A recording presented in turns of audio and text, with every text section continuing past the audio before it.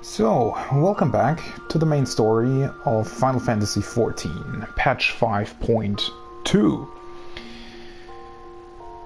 We're back after the break, and we did a bunch of Ruby Weapon this morning, and then continued with the main story, in where we so far learned about somebody who apparently has taken on the name Warrior of Light again, which is obviously a name that in the first isn't very highly regarded anymore, since the Warriors of Light are made responsible for the calamity or for the flood of light that happened 100 years ago. And we did see Artbird or someone either impersonating him or in his body, or maybe it's some kind of leftover part of his soul that is still in the first. We saw him at the end of patch 5.1, obviously. So I'm really looking forward to how this story unfolds further. The Ruby Weapon, so far we've done all the quests in patch 5.2. Obviously that's going to continue in 5.3, I'd imagine. We already know about the new thread, which is apparently called the Sapphire Weapon. But obviously that's 3 months down the line, so yeah. Let's get back to the main story then. Facing the Truth is what the next quest is called. And we have to speak to Alphino, and he's waiting in front of the Crystal Tower. Let's complete some benches first, just to get the items. Oh. Not what I want. My retainers are just gathering some of the rarer materials right now. It's always kind of great to have them in stock in case you really need them. I'm not really endgame crafting that much. It's mainly for my own personal benefit, crafting pots and food so that I don't have to pay for it.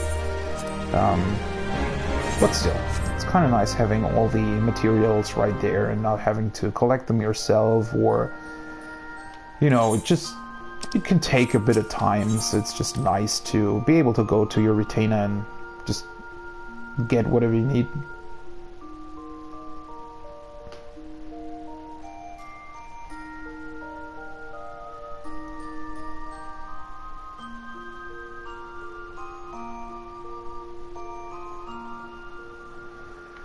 Alright, let's start with the rest of the 5.2 main story then. Let's get back to Alphino.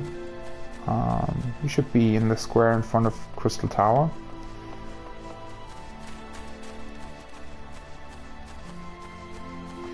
So the last thing that we did was we were talking to a few citizens of the Crystarium about the Warriors of Light.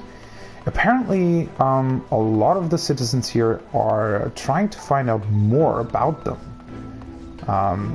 after we brought back the night. And apparently a lot of people have been reading through a lot of the books that were written about the Warriors of Light in the Cabinet of Curiosities here in the Crystarium. But so far it seems that most books aren't really accurate to what happened, or only tell the tale of the Warriors of Light from a very limited perspective. Let's see here. Those I spoke with at the orchard and the rookery were quite keen to hear what we have to say. For as much hope as they have for the future, the scars of the past weigh heavy on them still. Yeah, now our current plan is to actually round up everybody that's living in the Crystarium right now and tell them about what actually happened to the Warriors of Light.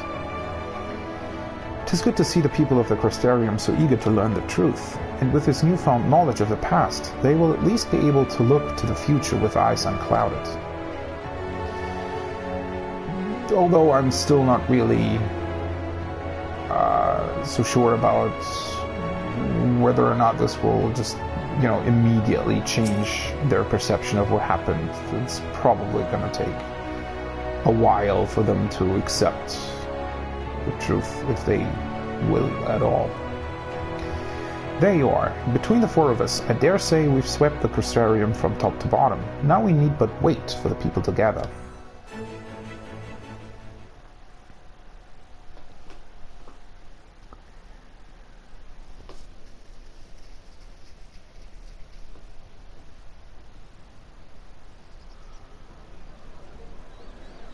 Whoa. That's a lot of people.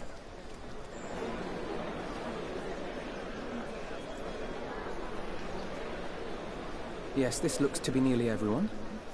Let us begin, shall we?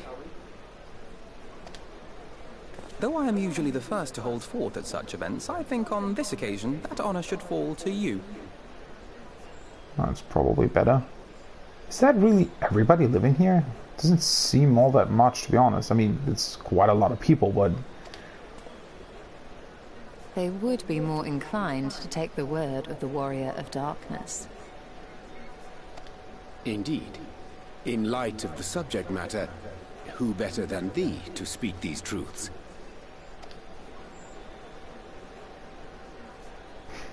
Facial animations. Alrighty then.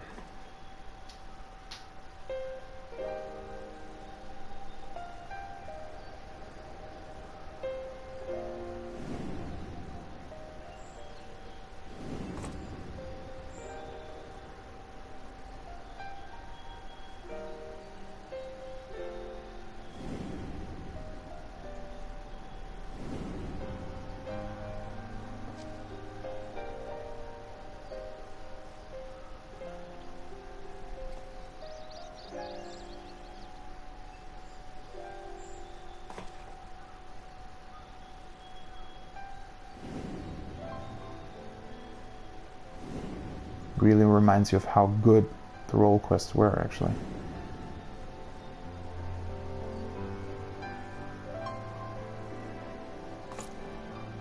Wicked White? The Warriors of Light did all that? So they never... I mean, they only ever wanted to help. And when everything they'd done turned to ash, they still carried on. They gave everything to stop the flood. First their lives, then their souls. And they managed it too, in the end. They saved us. And we cursed their names.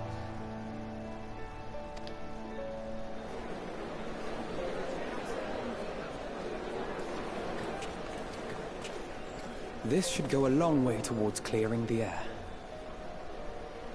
If everybody believes us. I mean, then again, we are the Warrior of Darkness to them, right? So that must carry some weight, I hope.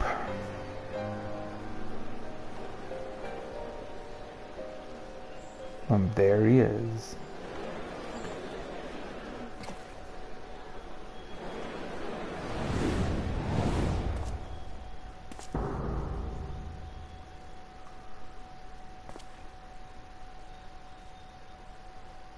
Impossible.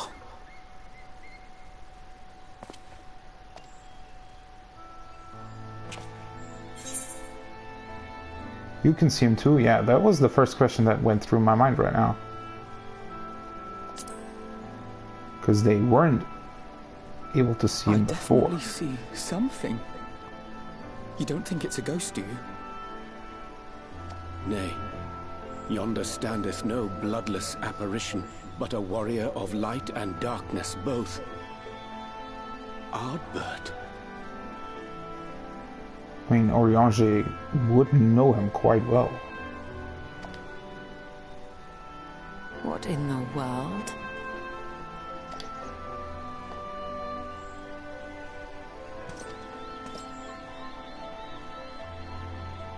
It's you! The one who slew the Eater! Oh, right, yeah. That it should be the Warrior of Darkness who brought the truth to light. You've saved me a fair bit of time. Though I have a few words of my own to say, if I may.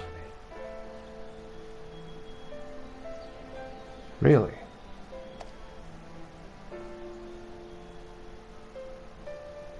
People of the Crystarium, I am Ardbert, one of those you know as a warrior of light. That's impossible. You should be dead. And 100 years old. That I should. But as the world has been given new life, so too have I. I know not why I, and I alone, have been gifted this chance. But I do know this. Only by the will of the star itself could such a miracle come to pass. So, it is Ardbert? The hero who stands before you now, the warrior of darkness, is not of this world. And the day will come when he must return to his home.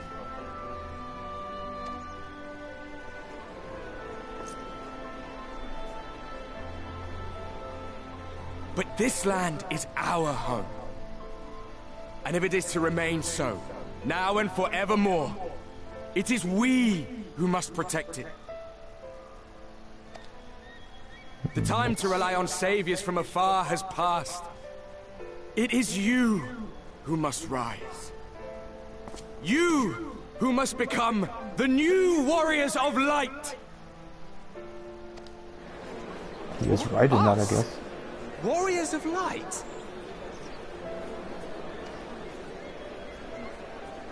Maybe a bit too early on your speech, though. None of us were born heroes, my friend. I was only ever a man with a thirst for adventure. But wherever my journeys took me, I was invariably confronted with the same choice. To lend what aid I could to those in need, or not. And I always chose the former. Any one of you could do the same. All you need is the will to help your fellow man, and the resolve to see it through.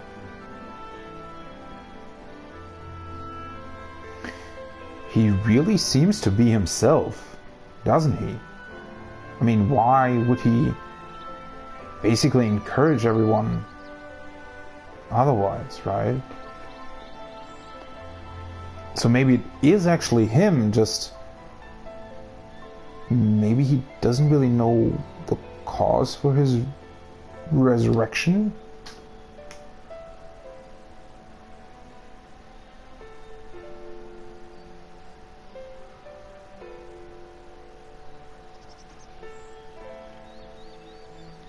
From thine own lips did we learn of Ardbert's fate, and by thy countenance I gather thou art not inclined to recant thy testimony.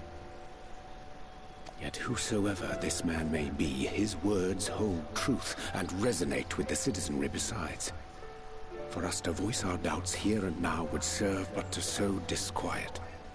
'Twere better we retired unto the ocular and there discuss this matter in private. That sounds like a great plan. I will stay here and watch.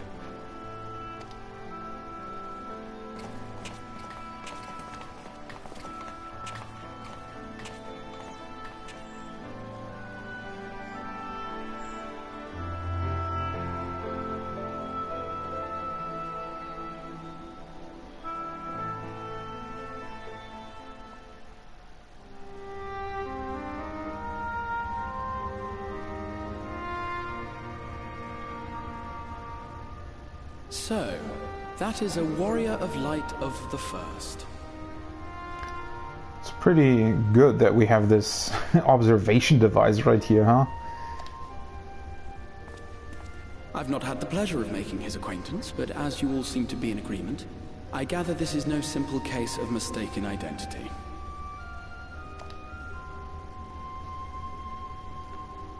As far as I was able to discern, that was indeed Ardbert. It has been a long time, but not that long. Could he truly have been resurrected as he claims? Right, you would know him, right?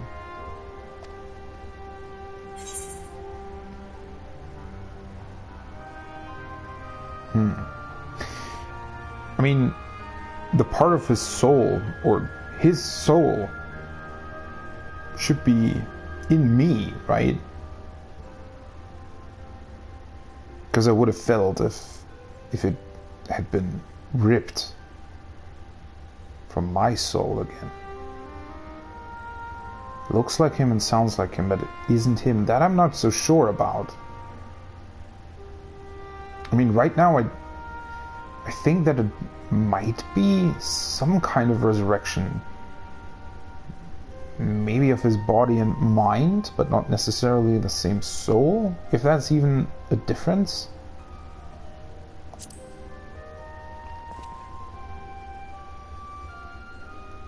Ardbert did entrust his very soul unto thee.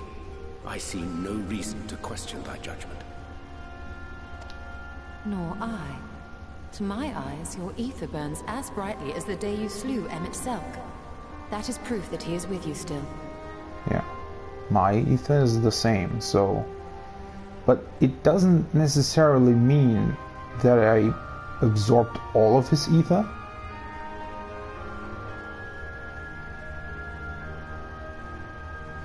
Wait a second. Whatever did we do to the Warriors of Darkness that came to the source? Menphilia took them with her again, right? Huh. Yet that which standeth now before the people is far more than a passing imitation. I am reminded of the cardinal virtues, though a sin-eater he is not. Which leaveth but one plausible explanation. It does. That he is an Ascian.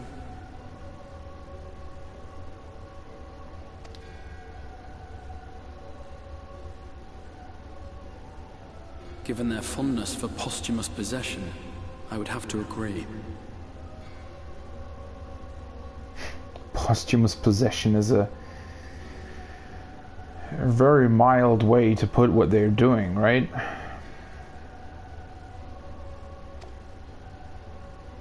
But who is he then? The Warriors of Light were laid to rest in Yulmore by those whom they had aided in life. At the time, some few still remembered them as heroes. Needless to say, 4 of them were subsequently exhumed to serve as the virtues. And if one knew where to look, Ardbert too would not have been difficult to find. Assuming then that this is indeed the work of an Ascian, my mind inevitably turns to the last remaining paragon to survive the Sundering. Elidibus?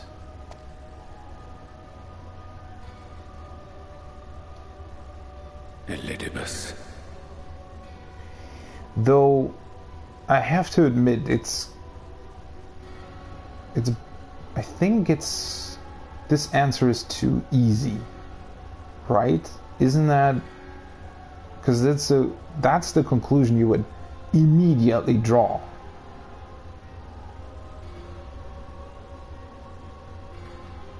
And by the way, have we ever found out what the other Ascians are doing? I mean, obviously, Elidibus is the only one that remains who survived the Sundering, but we know that they installed other Ascians on the shards to fulfill their bidding, or to see their plans to fruition, right? So there should be some more Ascians remaining that we don't really know of, right? Even if they aren't full Ascians in that sense. That Xenos hath reclaimed his own flesh is known. Thus evicted from his borrowed form, and cognizant no doubt of Emmett Selk's failure here in the first, it is quite possible the emissary chose Ardbert for his next vessel.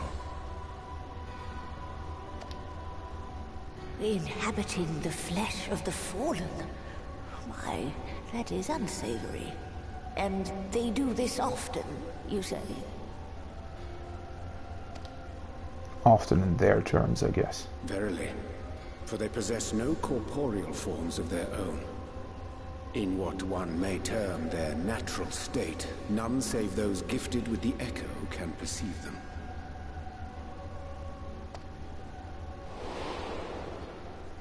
Indeed, when Elidibus intruded upon the waking sands, his presence did go unmarked by all save Minfilia and the Warrior of Light.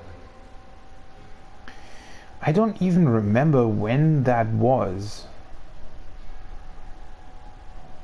Elidibus showing up, was that patch 2.3, I think?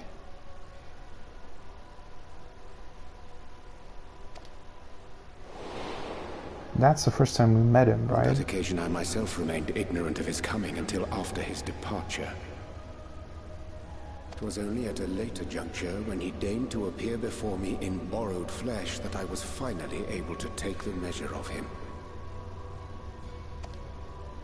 In such puppetry do the Ascians engage when they seek to influence the course of history. And they have gained much by it. Emet-Selch single-handedly built the Garlean Empire in this manner, while the Hebrea came close to conquering Eorzea, having taken possession of Thancred's living body. Yet it must needs be noted that the Ascians cannot avail themselves of all mortal vessels. For were they able to do so, none would serve as a better pawn than our own redoubtable champion.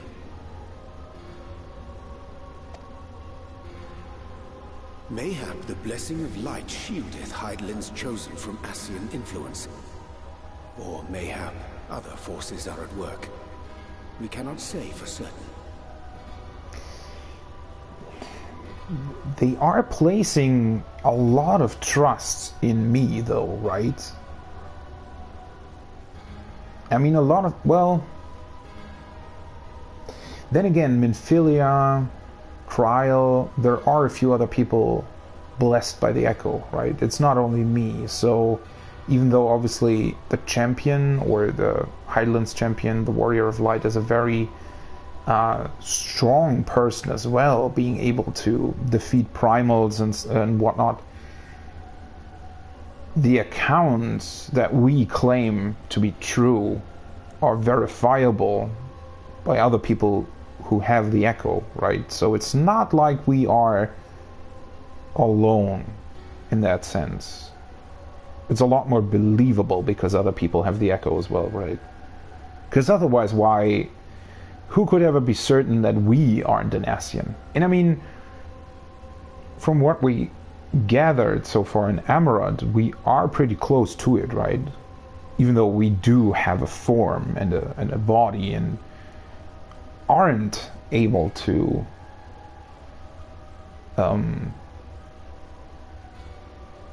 inhabit other bodies, I guess. Whatever the reason, I hope it holds true. I dare not contemplate what might come to pass otherwise. Is it not peculiar, then, that Ardbert's mortal remains should be susceptible, given that he was once a warrior of light? Or did the final departure of his soul make it possible, perhaps? That is indeed a very good observation.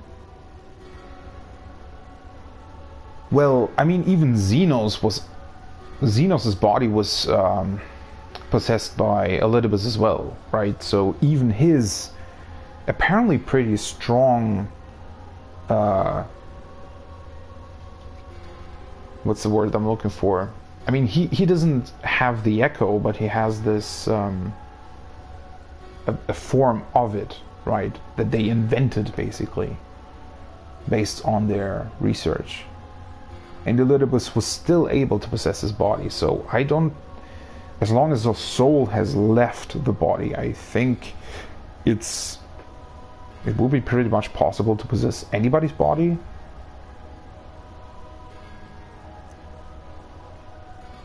Regardless, to hear an Ascian use him to call forth new warriors of light boggles the mind. And then again, the things he was saying right now, well, I mean, if he would be able to convince all the people still living on the First that he's doing, you know, that he's doing great things for them, that he's one to follow, one to admire, he would be able to control them quite well, and even maybe nudge them in a direction where the light would once again be able to come forth and threaten to destroy the First. So, yeah, controlling the masses is probably one of his best approaches at this point, right? Because one of the biggest reasons why Hulmore, and therefore Emmett Selk's plan failed, was because he wasn't able to conquer the Crystarium. He wasn't able to reach everybody that was still left. Only the people close to Hulmore. So maybe Elidibus's plan is to sort of eliminate that weakness and try to get on the good side of the people of Crystarium first, so that he can then manipulate them after he's gained their trust.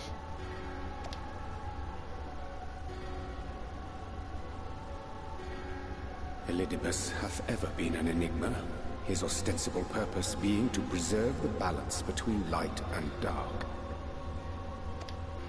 When he made overtures towards me, however, I was afforded a glimpse behind the mask of the self-appointed emissary.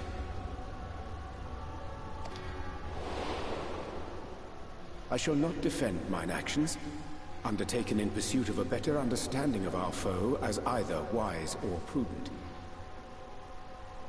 Nevertheless, what little I did glean may now prove useful.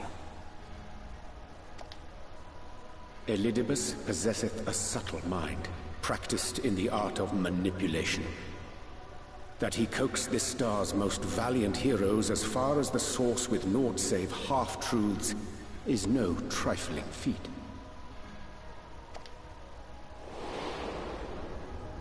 And now I believe he doth employ his skills once more to some as yet unknown end. Though naught is certain, should my suspicions prove true, we shall have need of all our wits if we are to uncover and thereafter thwart his plot. Agreed. 'Tis plain that simply speaking out against him will not avail us. At best, it would only serve to confuse the people.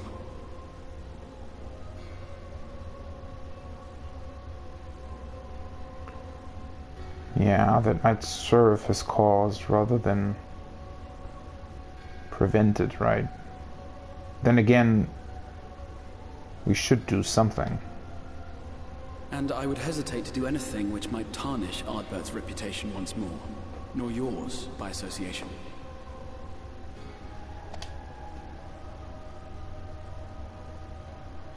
That being the case, it may be wise to keep a covert eye on this Ardbert's movements, as we attempt to discern his purpose and how best to mitigate his influence.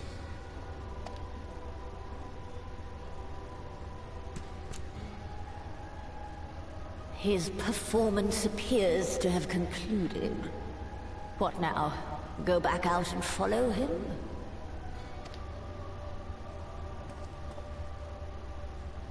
Twould appear Master Alphino already hath pursuit in mind, and I suspect one pair of eyes shall better serve our cause than half a dozen.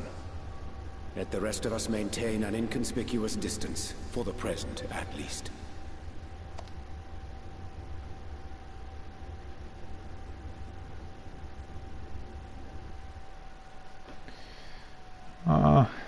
I don't know if it's the right idea for Alphino, of all people, to follow him.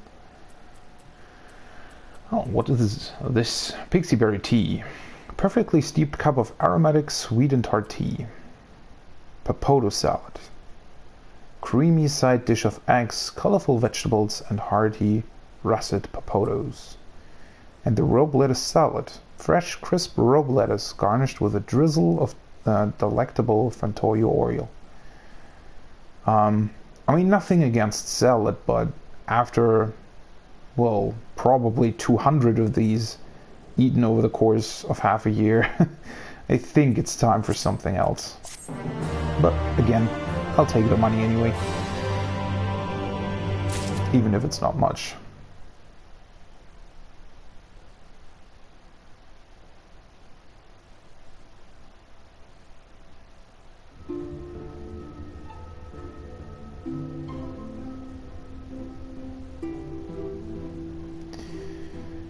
Well, what I am wondering though, if it is truly Elidibus, or I mean any other Ascian for that matter, we have proven that we're quite the threat to them, right? I mean, we did defeat both La Habrea and Emet-Selch, along with a few others, like Nabrialis. So, would it be so smart for Elidibus to appear basically right before us, without any real,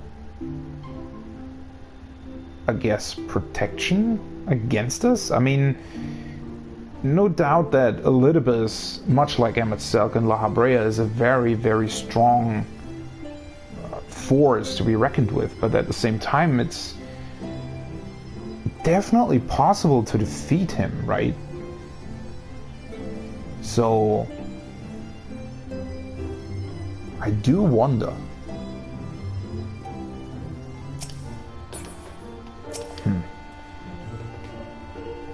We must not act until Ardbert hath made plain his plans.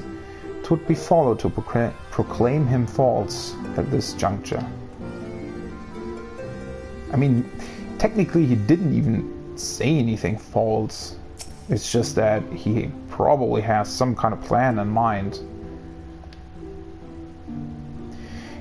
We were a hair's breadth from defeat when we faced Emet-Selch, and now we must contend with yet another Ascian. We must tread carefully. What a despicable practice, appropriating corpses. Such depravity eclipses any horrors I witnessed in the age of Wilbert. They must be stopped. Asleep disturbed. With furrowed brow, the Crystal Exarch deliberates your next move. We're going to Fano again? Oh, maybe to the Ronkins? You did well to dispel the falsehoods surrounding the Warriors of Light and their actions prior to the Flood, though I must say the reappearance of Ardbert, or rather one who appropriated his identity, was a rather curious development. Yeah, that was pretty... I mean, the timing of that... yeah. He is an impostor, of that there is no doubt, but to the masses he will appear as a hero returned from the grave. After the Warriors of Light were laid to rest in Ulmor, the people prayed fervently for the gods to deliver them from their plight. Pray that these fallen heroes be born again for their sacrifices. What bitter irony. I, for one, would like to know why Ardbert urged the people to become Warriors of Light themselves. Ere we take action, we must needs ascertain his intent. Let us pray that Master Alphino returneth soon with that most essential knowledge. For now, I think it's best to apprise Thancred and Reen for our efforts. When we do confront Ardbert, we shall no doubt have need of their strength. Agreed. I think it prudent we all take measures to prepare for what's to come. Beck, Luke and I will continue our research into how we might improve the spirit vessel, that it might be one day carry you home.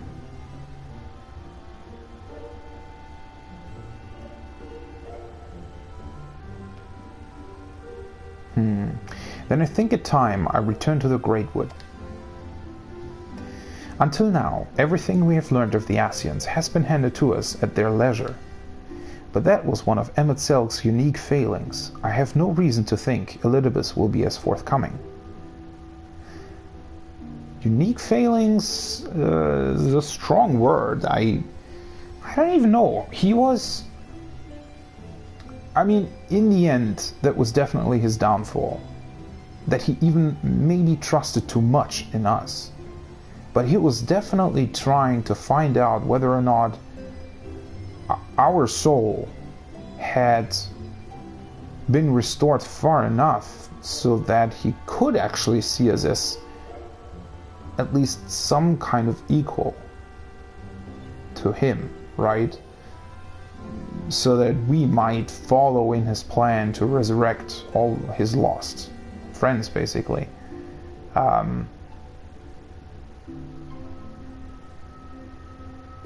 So it's not necessarily, I mean, looking back, it's definitely what caused his demise, but a failing? I don't know. Fortunately, I recently received word from Fano, and heretofore unexplored chambers have been discovered deep within the Kitana Revel. Almet believes the relics within tell of a great calamity that befell an ancient civilization, that of the Ascians, perhaps. They may lead us to the truths we seek.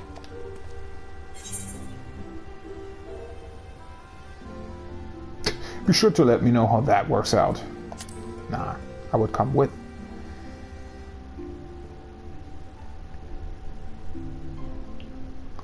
I wouldn't dream of going without you. When you are ready, make for Fano. Almet and her sisters will be expecting us. Then let us be about our tasks. Pray give my regards to the V's.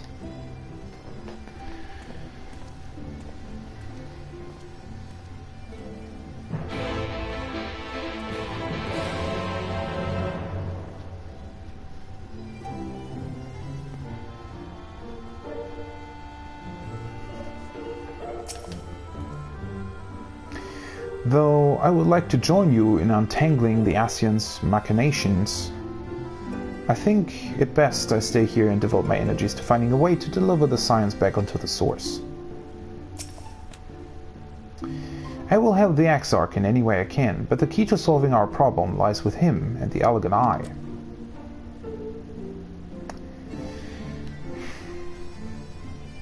I still don't know what to think of the Ascians. I mean, at this point, we know quite a lot about them. We don't know that much about the calamity that befell them. But we still know a lot more than before Shadowbringers, obviously. But even though we do, it seems it doesn't really... It hasn't led us to any real, I guess, new information, right? We do know everything that Emet-Selch told us and showed us, but first of all, obviously, that's from his perspective. But second of all, it was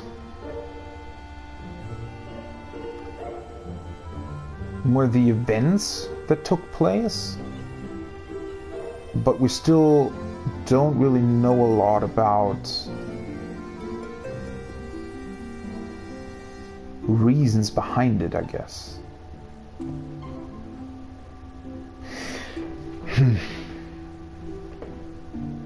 I don't really know how to put it into words, but at this point in time, it's somehow, it's a weird situation, in my opinion. It's just that we know a whole lot about what happened, right? We know about the calamity, about Amarod, we know how they lived, what the city looked like,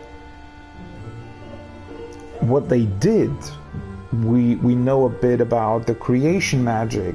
Again, we don't know a lot of the sort of background things that make that possible, or made that possible. But we do know quite a lot. But for whatever reason, we're still not...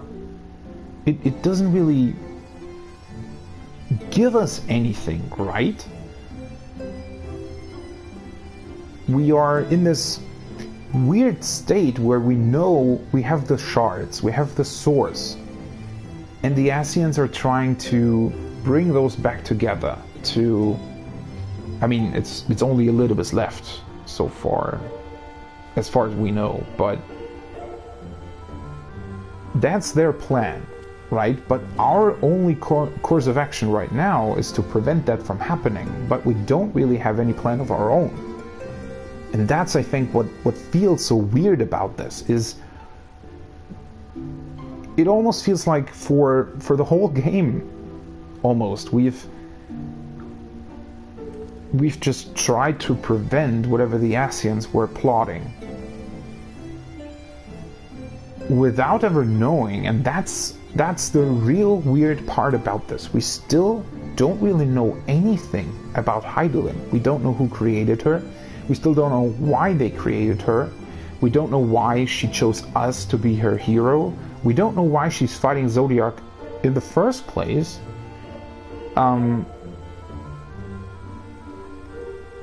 So everything from our side of the story is still missing, while we know a lot about the Ascian side of the story. But because our side is missing, it feels so weird, right? It feels like we are, well, I wouldn't say without a purpose, right? Because there is certainly some importance to stop the Ascians from doing what they're currently doing, because as a very immediate result of their actions, a lot of people would die. That's what we know, and that's what we're always trying to prevent, or always have been preventing in the past. But other than that, there's not much to it right now. We're still missing the essential piece of information for our side of the story. Why Hydaelyn is so intent on stopping Zodiark, and why that would be important, right? I mean, obviously the threat of losing lives because of calamities is a real threat. But let's just say, for argument's sake, that we would be able to find a way to fuse the shards with the source without losing lives. If that would theoretically be possible, wouldn't that be a way we should also be trying to pursue? Which goes back, and that is I guess a thought that I had after Shadowbringers concluded. We apparently now have some sort of vessel that is about to become the means for us to bring our friends back from the first to the source. Of course, there are only a couple of people, but in theory, couldn't we bring everybody that's living here to the source and then combine the source with the first? I mean, of course that would... There's still a threat of whatever calamity would have to happen in order for the two planets to fuse again, right? So there would still be a very great threat on the source where we could lose a lot of lives. That would still be a concern. But other than that, couldn't it theoretically be possible to do that? Then again, we're only able to do it because the Crystal Axer came back through time and built a crystal tower here. It wouldn't technically be possible to do that on the other shards, right? Because we would need the crystal tower to be there as well. Then again, the Crystal Tower on the source already opened a portal to the Void, the 13th shard. But that portal wasn't very stable, was it? But I mean, yeah, that's what I was trying to sort of convey, right? Those are some weird questions that keep popping up, and they do keep popping up because we don't really have any plan of our own. We're constantly just preventing the plans from the Asians. Never really. We've never really taken.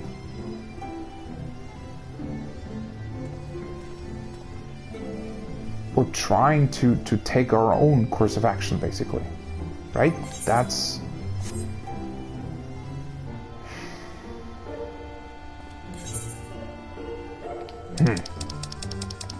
I don't know what to make of that, to be totally honest. Maybe we'll get answers right now, but I kind of doubt that we will. Maybe some more answers concerning the Asians, but at least to me, Heidelin's the greater mystery. The far greater mystery.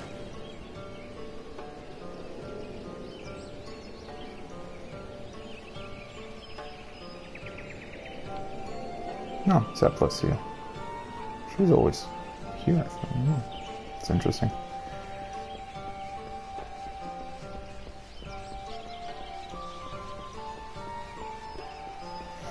Let's see here. Let us pray these new ruins are not as unwelcoming as the last. Yeah, I certainly hope so. The allies of Ronka. My, it feels as if an age has passed since you last graced us with your presence. I mean, it's been half a year, technically. You look as if you haven't seen us in an age. Is the passage of time really all that different for you elves?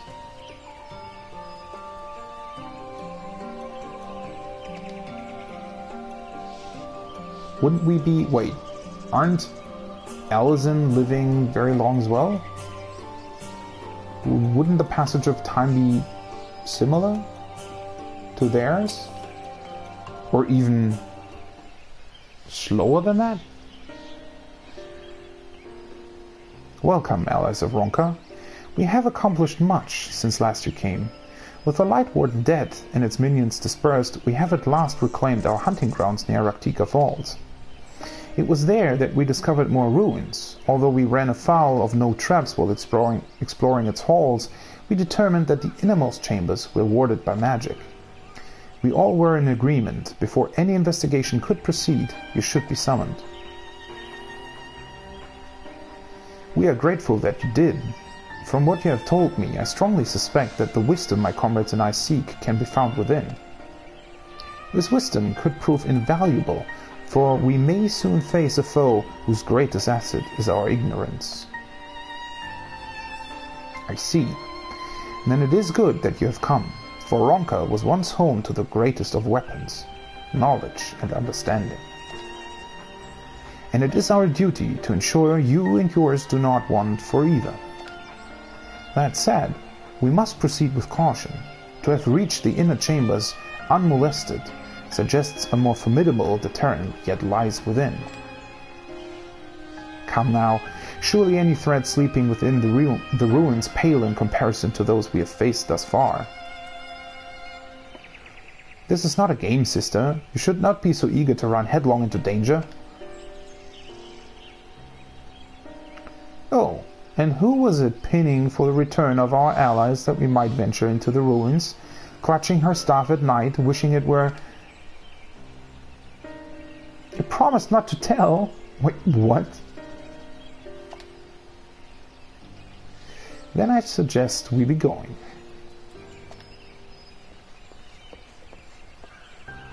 Get back here.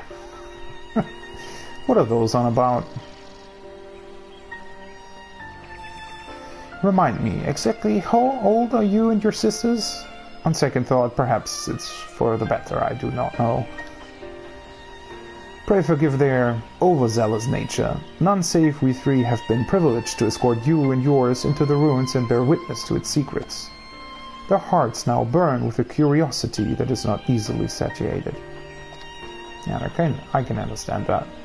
Please, you needn't apologize. As a seeker of knowledge myself, I understand full well their enthusiasm, and if not for your sedulous efforts to protect the ruins, we would not be afforded this opportunity. Speaking of which, I believe I have kept you away from the ruins long enough. Come, let us make for the Kitana Revel.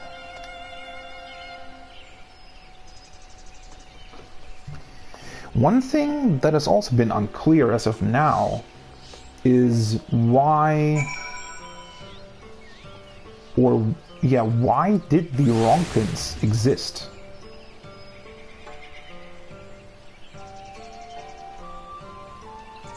Because they're very reminiscent of the Alligans, right? Even though their technology seems a bit more primitive, but they do remind you of them a whole lot, don't they? But we know that the Alligans were at least partly a product of Emet-Selch as well. So...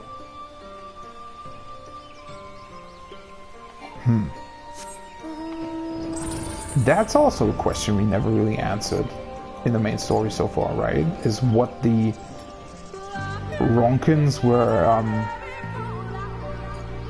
doing anyway, or why this great civilization perished? What they were standing for in the first place? Wait, is that the right... Yeah. Kitana Rebel. Oh, it's a single-player instance. Nice.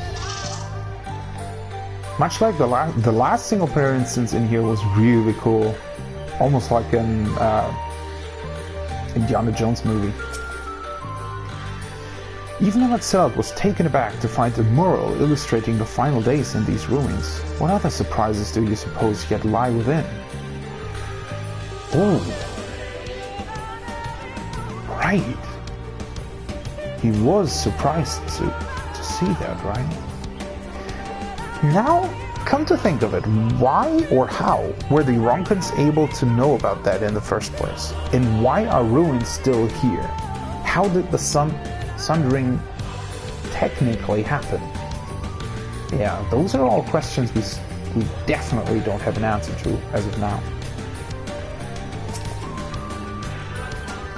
I feel oddly ill-equipped to venture inside, but with you here, I'm sure things will work out. Ready when you are. Then let's head inside, I guess. It is most strange for these halls to be left unguarded. Have care when breaking the seal on the chamber door. Danger surely awaits us on the other side. It is recommended that you set aside sufficient time to view these scenes in their entirety. Well then, this always means that the best part of the game is about to start. Duty calls. Asleep disturbed.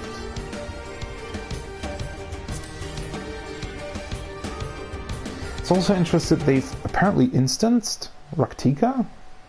Why? I feel that's a bit unnecessary.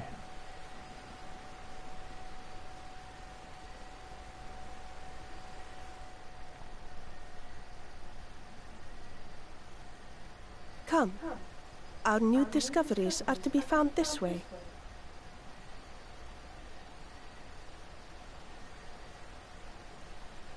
This is the boss arena from the Kitana Revel, right?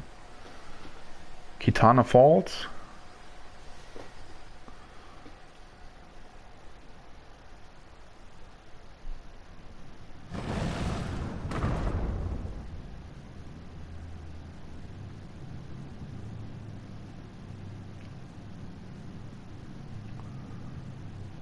The people of Ronka are known to have venerated animals, but these features do not match those of any indigenous species.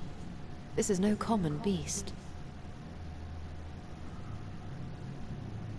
Doesn't that remind you of a dragon?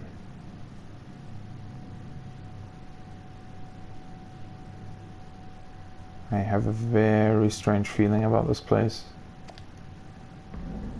Though that much is plain from its proportions. Lifelike, is it not? One could almost imagine it breathed. Don't say that too loud, please.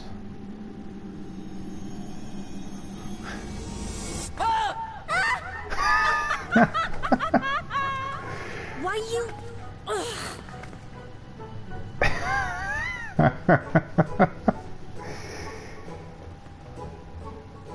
Oh god, all of the scenes in this patch so far have been really cool. This owl, by contrast, seems no different from the others we've seen.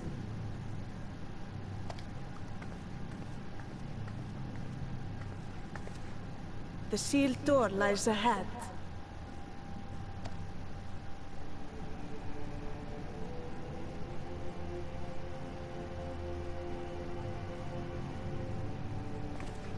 This is quite the place.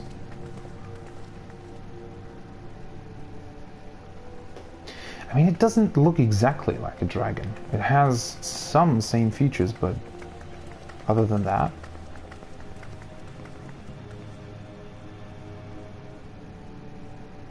As you see, one statue is missing. I expect we are meant to replace it as before.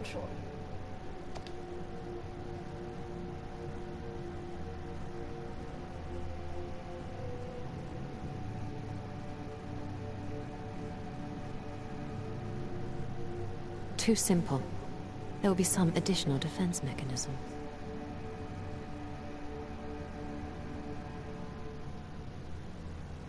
Then again... what does it look like? We have fought something like that before. Or is it... maybe it's just reminding me of some of the beasts we fought in Amarot?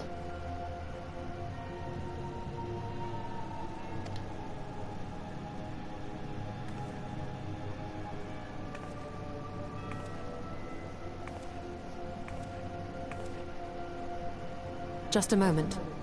There are words carved into the stone.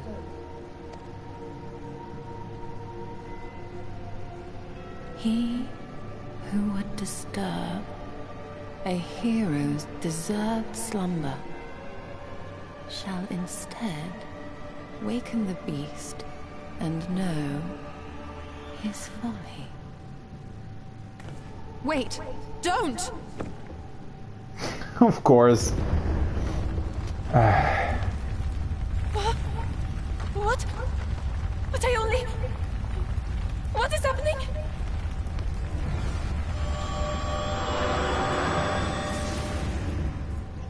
Ooh. Oh no, oh no, oh no, oh no, it lives! Why am I not surprised? Prepare yourselves. Yeah, I'm not really surprised either. What the what is that thing? What?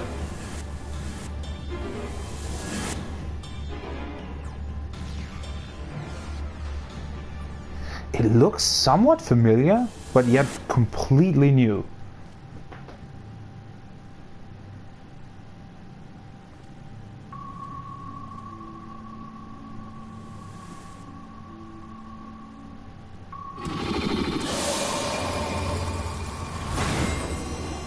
Whoa.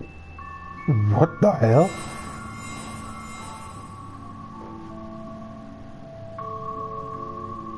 Oh, what are we playing a card game?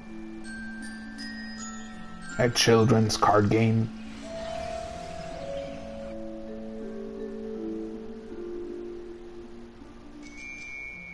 What is happening?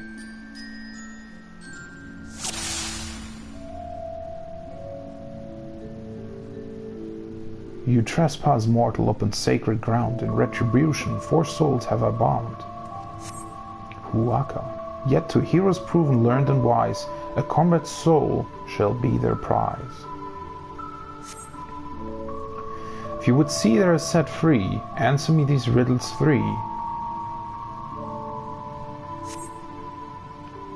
Deft of paw, with kin do I thee. Thought sought apart, betterment of the whole do our efforts describe. What? Curl statue, colibri statue, opo opo. This is much like the one trial we had to do to enter the ruins the last time. Betterment of the whole do our efforts discreet. Deft of paw, with kin do I thee. Thou sought apart, betterment of the whole do our efforts discreet. What am I? Oh god, my English isn't good enough to solve that.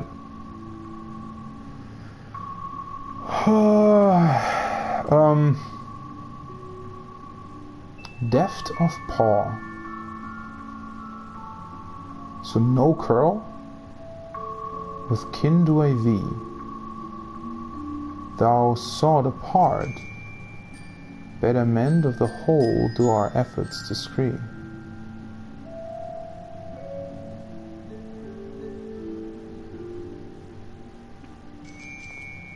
Oh god.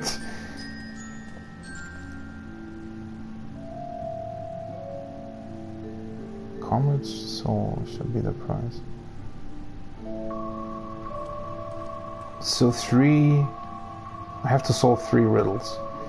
Deft of paw, with kin do I thee. With kin. Thou sought apart, betterment of the whole do our efforts discreet.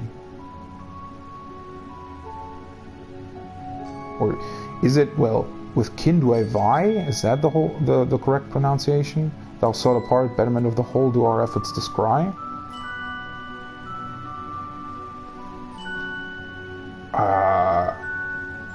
Deft of paw.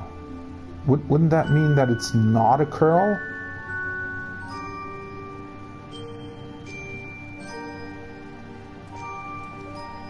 I don't really want to choose wrong, but I honestly don't know what that means.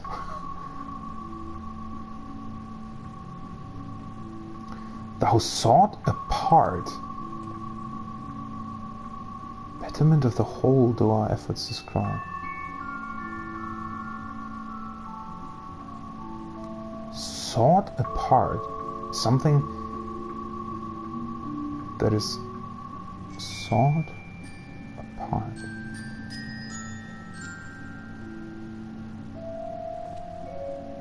Holy shit. It's probably wrong. Alas, 'twas the Opo. Keen and shrewd, its spirit exalts ingenuity, a virtue by which the Ronkans did prosperity pursue. For this mistake a single talisman I shall take.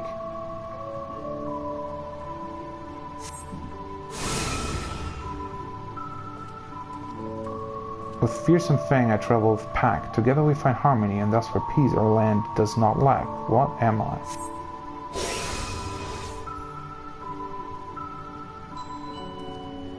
Serpent, wolf, owl. That's probably a wolf, right? With fearsome fang I travel with pack. Together we find harmony, and thus for peace our land does not lack. What am I? Yeah, well, that's easy. That's a wolf. The Opo Opo. So Opo Opos are kind of an ape thing, right? Deft of paw, so it wasn't the curl. That much I knew. Thou sought apart. Betterment of the whole do I efforts describe. I wouldn't have known that. I mean, this is pretty much a wolf, right? Indeed, 'twas the spirit of the wolf their doctrines praised, that they would know peace and harmony to the end of their days. The riddle's answer you did discern, and thus to you a soul returns. Oh, hi! On my belly do I crawl, by my strength does prosperity reign within our hall. What am I?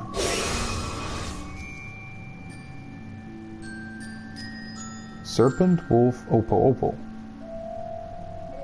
And she's helping me, I guess?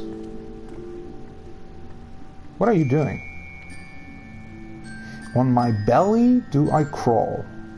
By my strength does prosperity reign within our hall. I mean, that would be the serpent, right? The serpent crawls on its belly.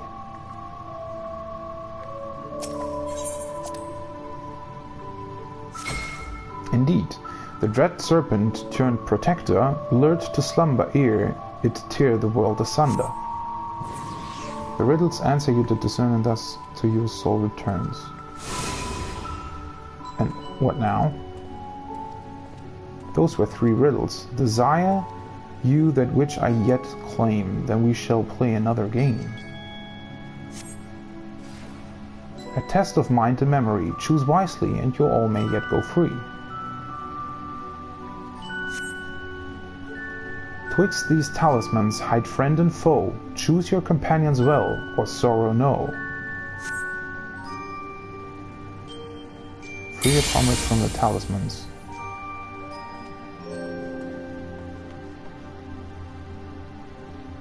So, am I playing memory? Is that what this is? Alright. Is there perhaps some meaning to their arrangement? I mean, they all look the same from the back. This has got a red mask on it. So I have to find the same one, I guess. Let's try this one. This is Ishtola, alright. The revealed pair of talismans failed to summon anything. Let's try this one then. Oh. So this is the same one. Do I have like only a select number of turns? Oh, well, that's not what I wanted.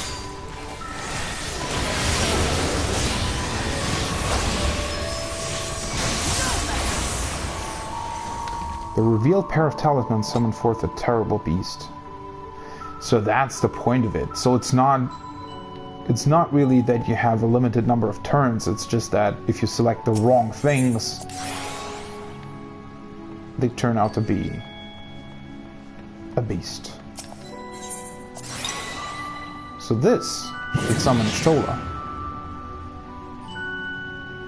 There you are.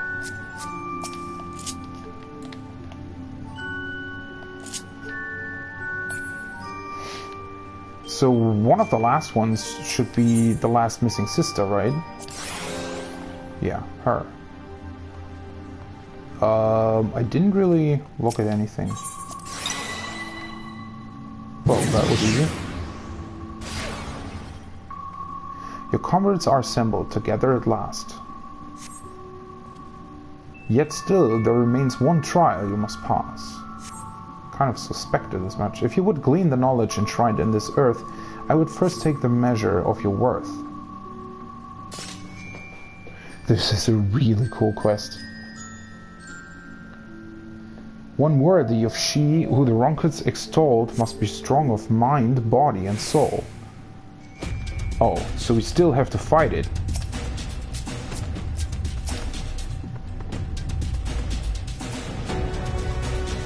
Well then, let's do that.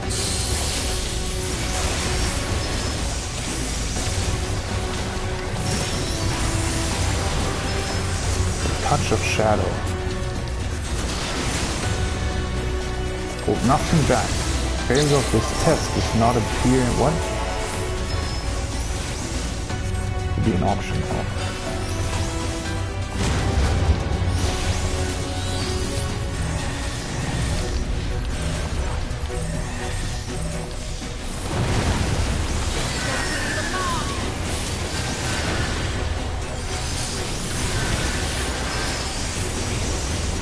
Summon. And what do you summon? I'm a fly? Wait, what? Oh, they have to free me?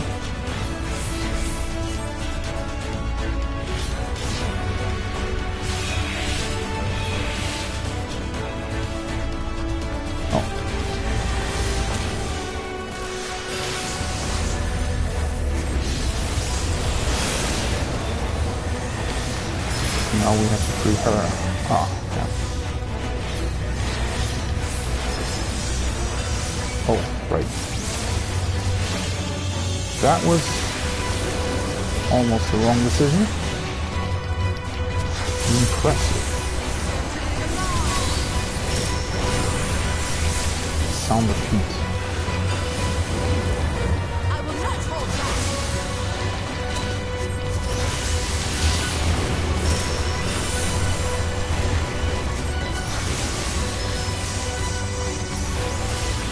You may think you have won, but we have only just begun. Have we now?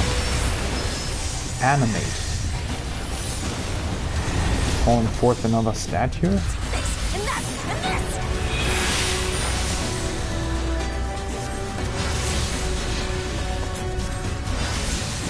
Holy hell.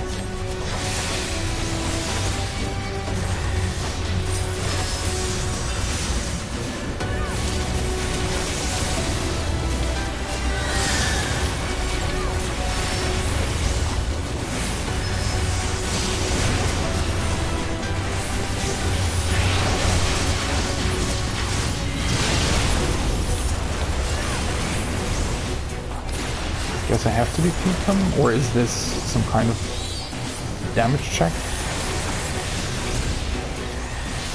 Guess so.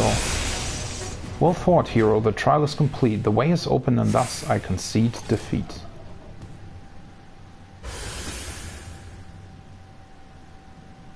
Well, this was fun. Not wholly unexpected, but an exhausting ordeal nevertheless.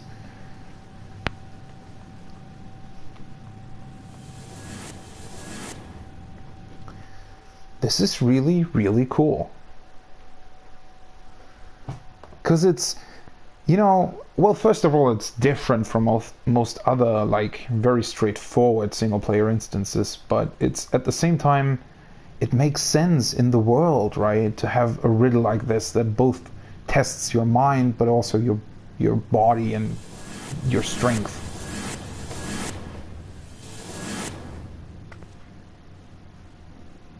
And now it's gone. 'Twould seem the magics have returned us. How polite. Yeah. Now, what have we learned? Ah, we were bound to run into a living statue eventually. And now we can open the door. Well, yeah, she's right about that.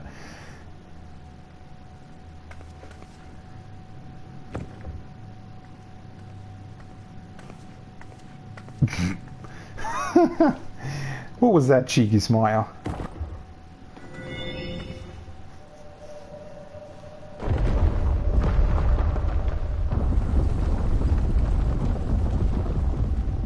He who would disturb a hero's deserved slumber. Yeah, so what hero are we exactly talking about here?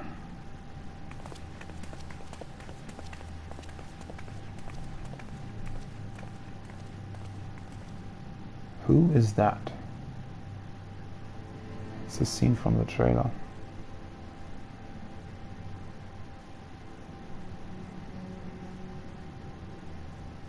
A tomb, just as I thought. Befitting a hero.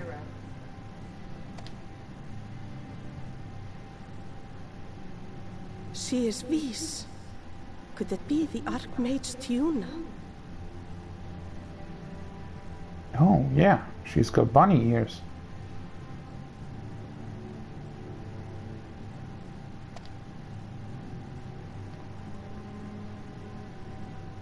A legendary hero of Ronka, as you surmised.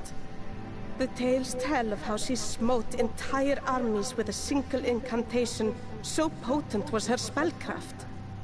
Though she ever fought in the name of peace. So the V's were protectors of Ronka, right? Even back then. Somehow I never really pictured that. I thought them no more than tales. To think she really existed. Well, I for one always believed.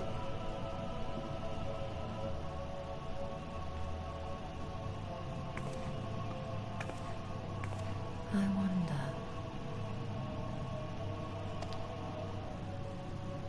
By the light of fallen stars, great power awakens.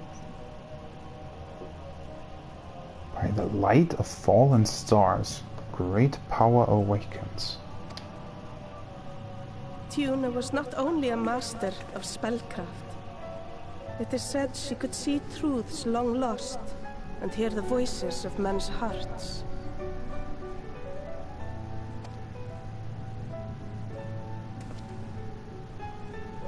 Naught less than the echo. Oh. In which case, none of this is mere coincidence.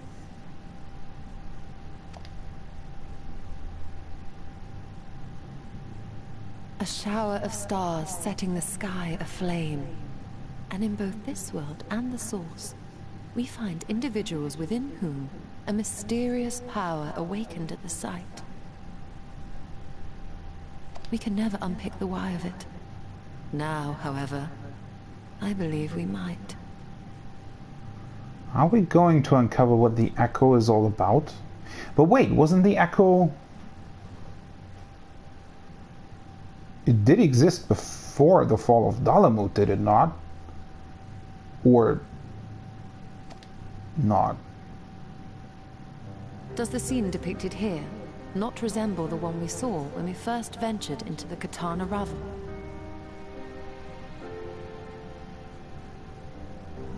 Well, a bit. Yeah, certainly. Moreover, does it not recall that which Emet-Selch invited us to witness in Amarot?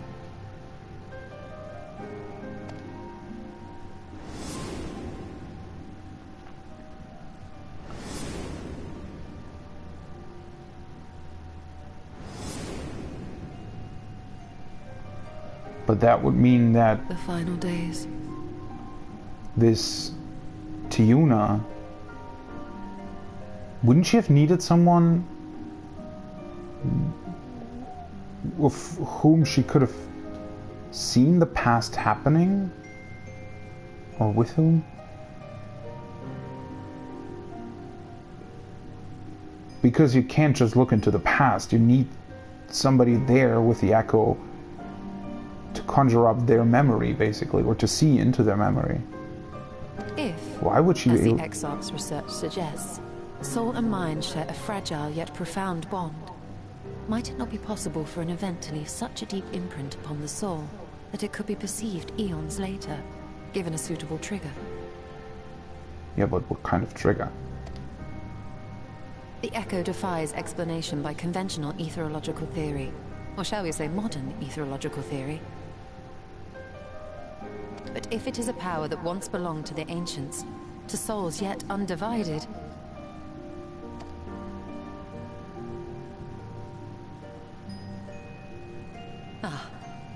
It would seem I have entered the realm of pure speculation, and I call myself a scholar. I shall refrain from making any further wild claims until such time as I have evidence.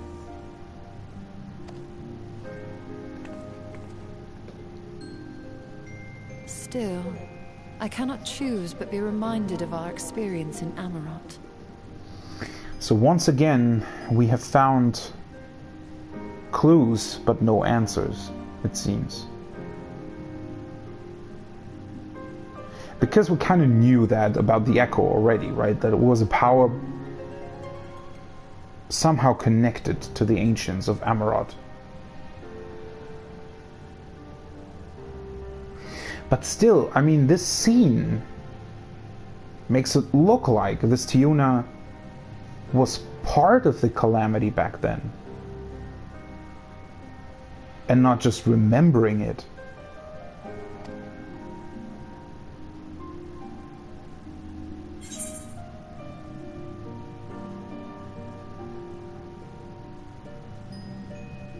You must recall Emet-Selch's dying request. Don't forget us. Don't forget that we once lived.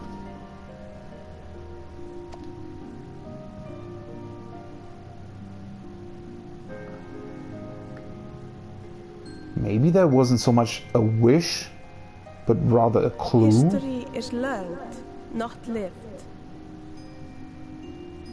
maybe he gave us a clue of how to find additional answers. I never really... That is something that I haven't thought about as of now.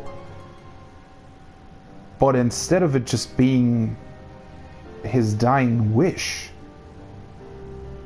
maybe instead it was a clue that would lead us to something that, in the end, would convince us of his cause. That would seem like Emet-Selch, wouldn't it? To do something like that? We have always protected the tales of Ronka, just as we have protected this place. But we are mindful of what our mothers taught us. We see the past through our own eyes, and speak of it with our own words. Thus do we come to understand it in our own way. But this is not the same as remembering. Your mothers were wise. Though we witnessed the final days, our impressions cannot fail to be colored by our own experiences and expectations. Those who lived through it would have perceived the event quite differently. We must bear in mind that it is no simple matter to keep the truth alive, or it will die with Emet-Selch and his kin.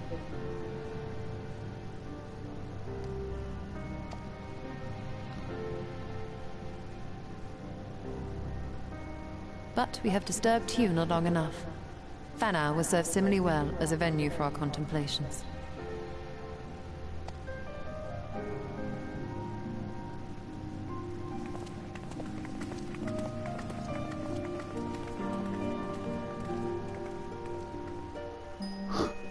And again, yeah, we always find all these very cool clues and possible leads to another truth, but in the end it always looks like we have more questions than actual answers, right? We learned nothing of the Ascians, but the potential link between the Echo and preternatural star showers is intriguing.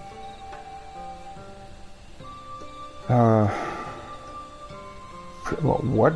Preternatural?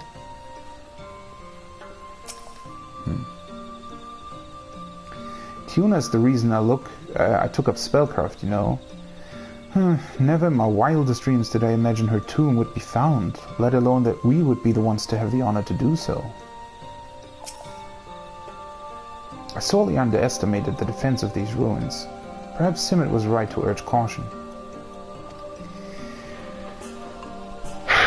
Alright, this might be just a really wild guess. But in the past, I've always thought about this whole story having something to do with our place in the universe itself. Because remember, the dragons, Midgardsormr and Omega, came from another star entirely.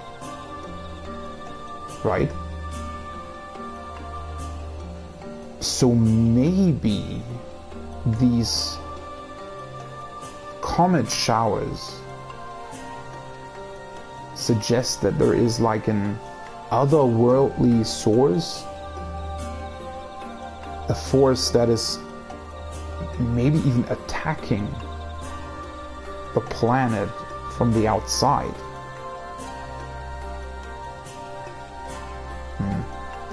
I don't know, that might be because it's been aliens all along, right? But some things or clues seem to suggest at least something like that. Which is... yeah, I absolutely don't know what to make of this. By your pensive expression, I take it the tomb has given you much to think about. That is, well, in time, the knowledge you have gleaned will lead to understanding, and thus arm you for what is to come. Before you leave, however, I would speak again of the teachings of our forebears, of histories learned, not lived. The legend of Tiuna and her exploits has been told countless times over the centuries. Yet, as it is handed from one generation to the next, the story changes. With each telling of the tale, there are new flourishes, details changed or lost. We can never truly know how she lived, for we were not there to see it. But we are here now to bear witness to your life. We have seen the change you have wrought, the echoes that will endure long after you are gone. And though it too will change in time, I swear to you, we shall do our best to preserve your story. Well, thank you very much. I hope you'll forgive me if I don't make an oath of my own, but I think it goes without saying we could never misspeak of your heroism.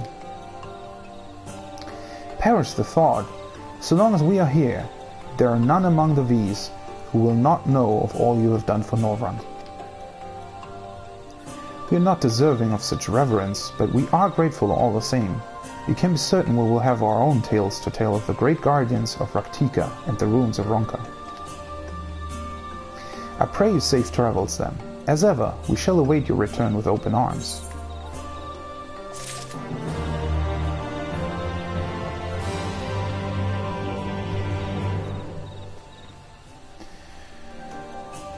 Well then, an old friend. By all rights, you should be departing for the Crystarium, but Ishtola does not seem ready to return.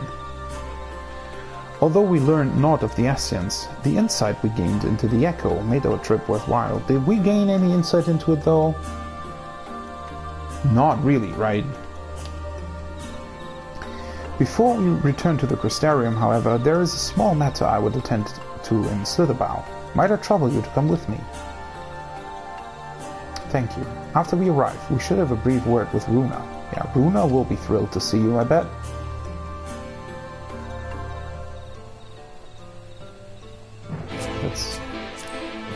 I don't need it right now. So long as we live, yeah. I don't think they have adventures we are not like to forget. Perhaps we should create a new mural in your honor and as a record for future generations. What do you think? That might actually be a good idea, because these murals, they are an incredible way of preserving history, I think. I mean, they are in the real world as well, right? I mean, think about the Egyptians, for example. Would we know anything about them and the pyramids and how they were built if they hadn't written it down in hieroglyphs everywhere? Wait, where am I? Where is this? Oh, yeah, almost there.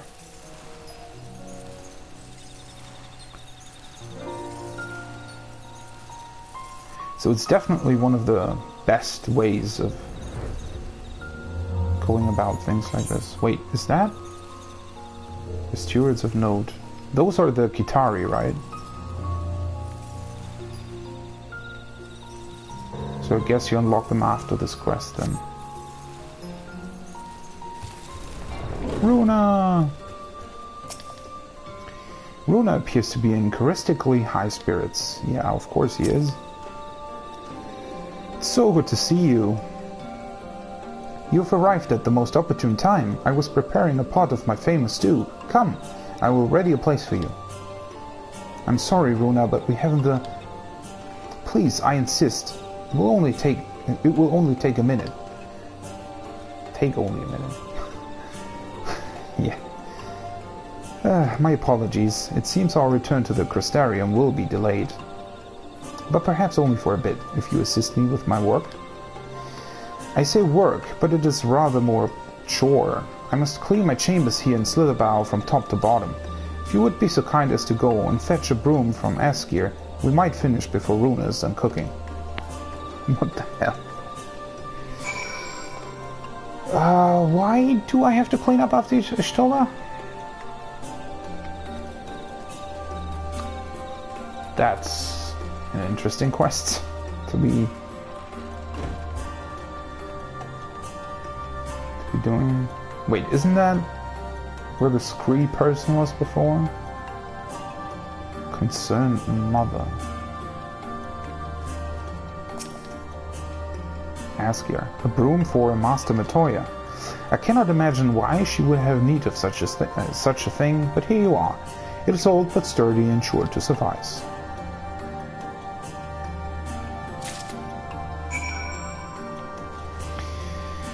Well then, let's clean up Ishtola's chambers. I do hope that she has already packed up all of her underwear for her sake. Alright, that sounded weird.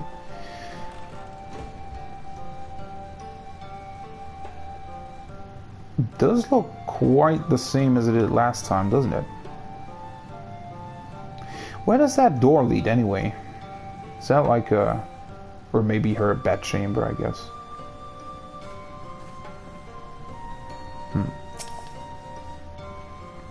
I trust Askia was able to find a broom for us. Indeed he did. Can't you just enchant it? Like Master Matoya? Well worn, good. This would prove difficult otherwise. Though I must say, I think I did rather well for not having a broom thus far.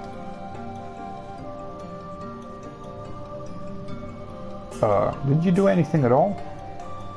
Yes, well, you weren't buried beneath a veritable avalanche of books when you entered, were you? Right, anyway, it is time I finished cleaning with the help of that broom. So there were even more books lying about, I guess. Matoya's tune. She is indeed enchanting them. Or it, rather.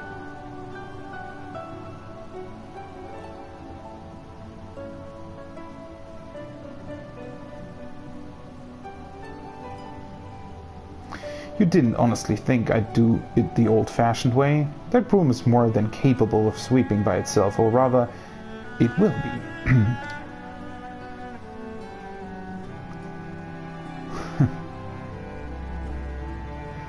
Time to rise, to swish and sweep. A tidy chamber you must keep. To this task you shall be bound, until no dust is to be found.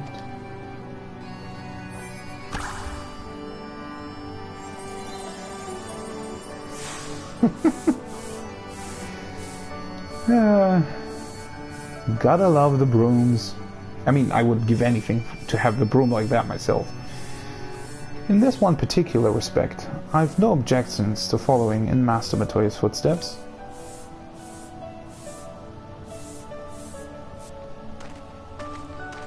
Yeah.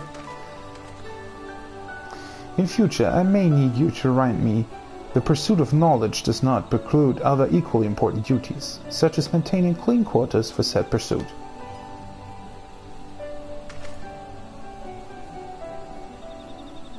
I will dearly miss this place.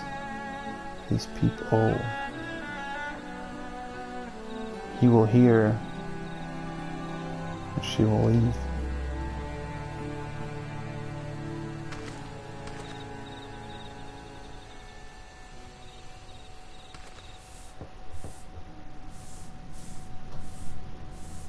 Master Matoya, pardon the interruption, but the stew is ready.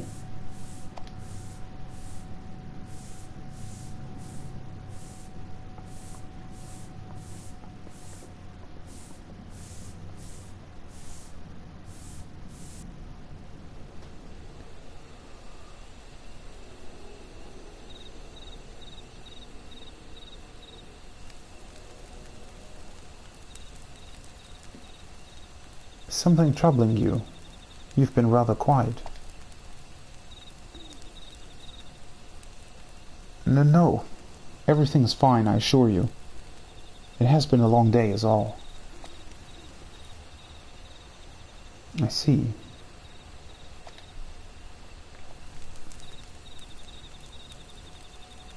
Stola, thank goodness you're still here.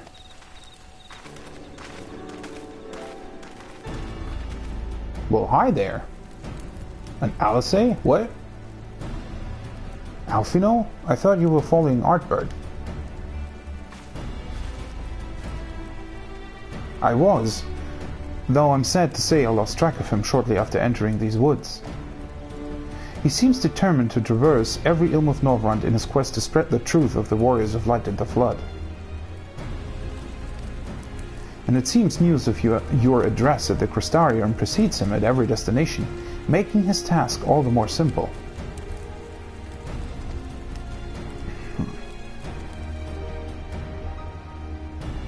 It remains to be seen to what end he encourages the people to become Warriors of Light themselves. I mean, the term Warrior of Light is quite a weird one, isn't it?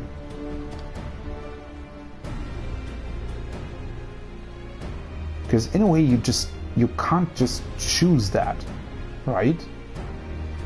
But there is no denying that his words have struck a chord with many.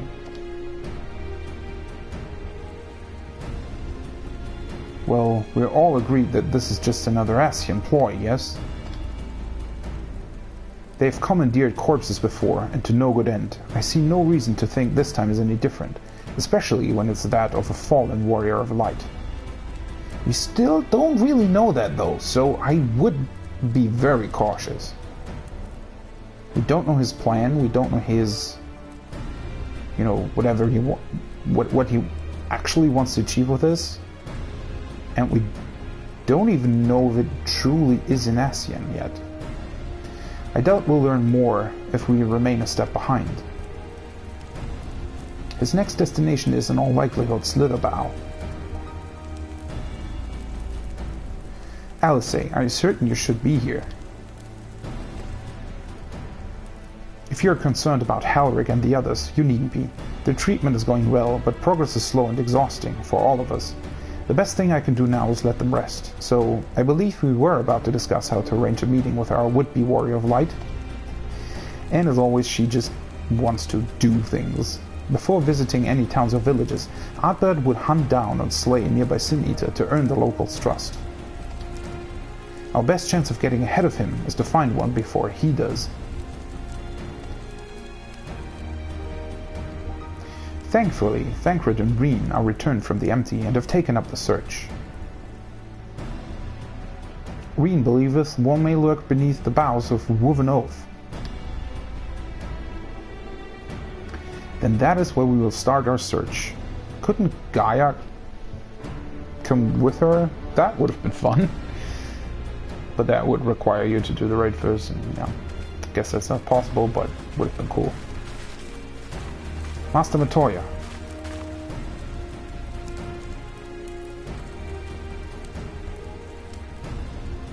A warm bowl of stew will be awaiting your return. I look forward to it.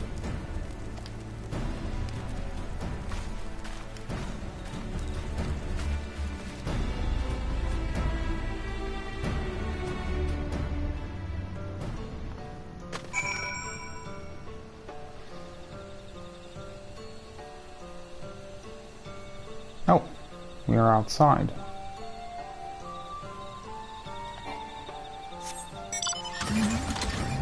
So Reen found the Sin Eater, has she?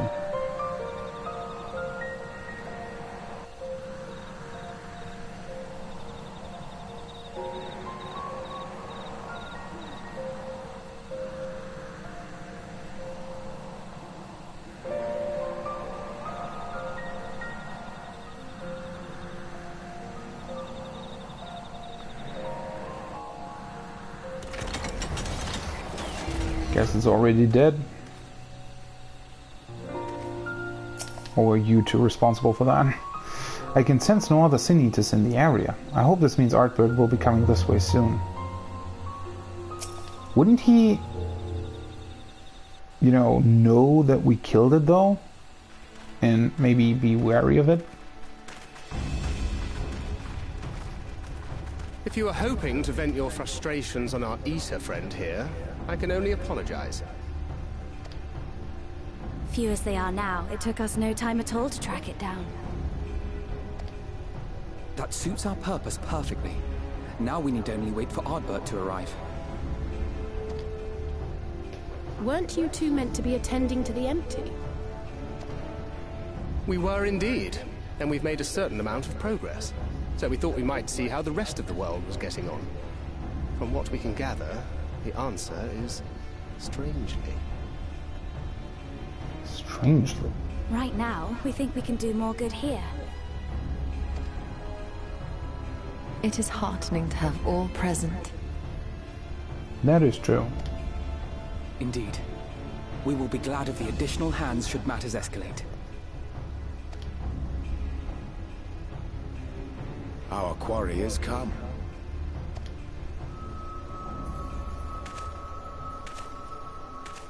Hello there, my friend. It seems I've lost this particular race.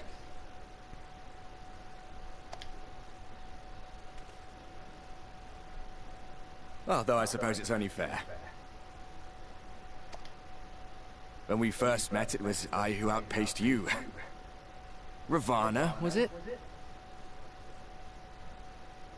That is true.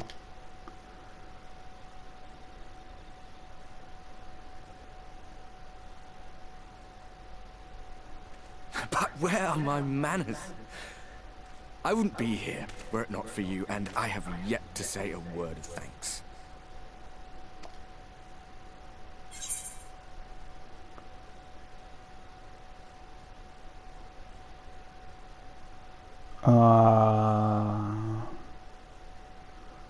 Let's not give away Seto. Let's try the fist first.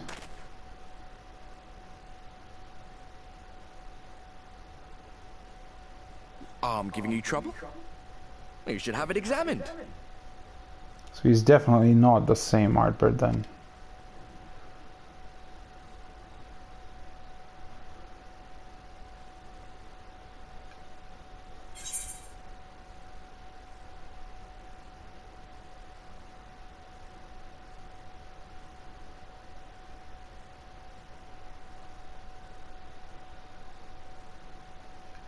I thought you were supposed to be good at this.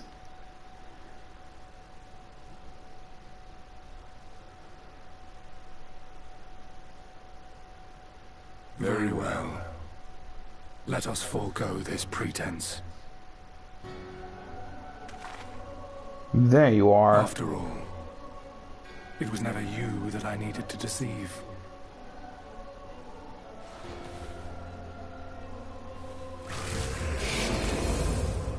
Elidibus.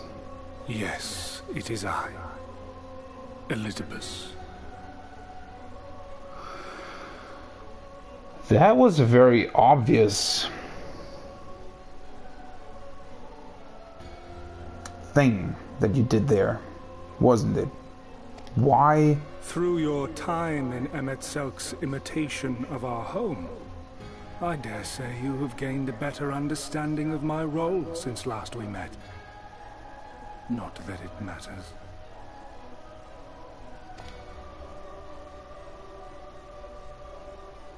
We understand your role, emissary, but not your goal. What is it that you seek to achieve?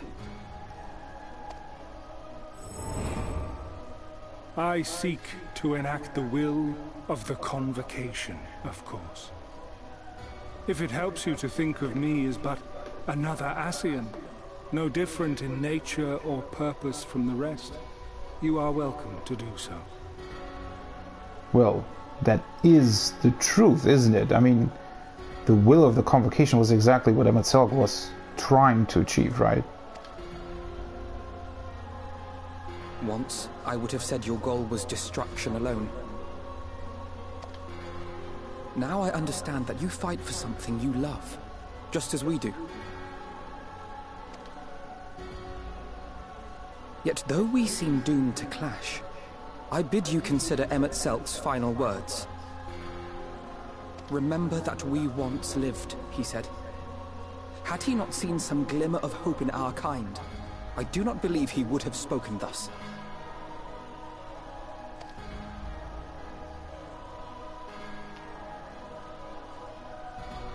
None better understood your plight than he. His words must surely be worthy of your consideration. I don't know. I don't think Elizabeth is very fond of Emmett Silk.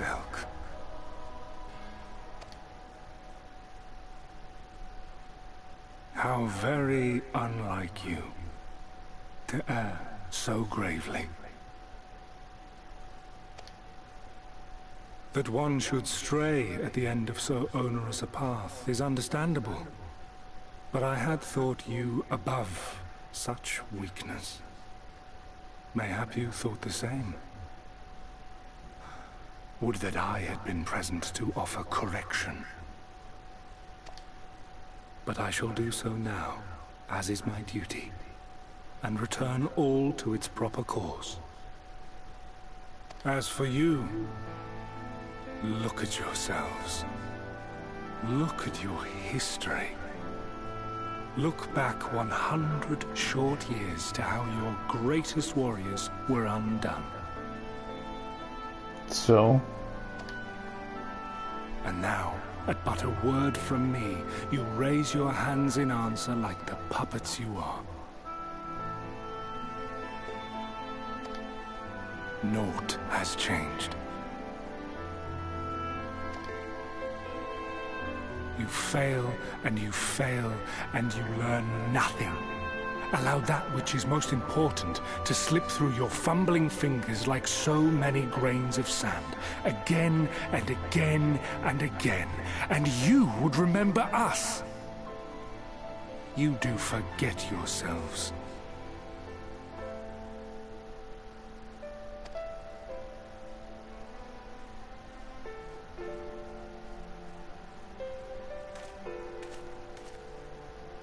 There is no common ground to be found between you and I, nor do I require any.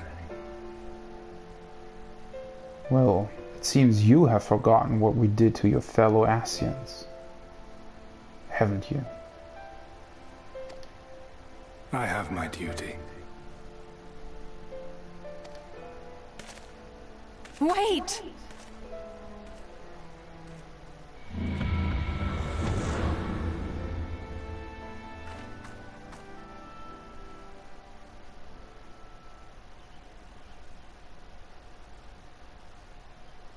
Well, we have confirmed the identity of our foe at least, and 'tis safe to say his objective is the rejoining.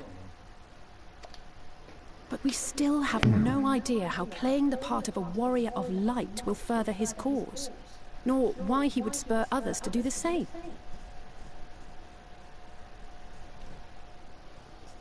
Well...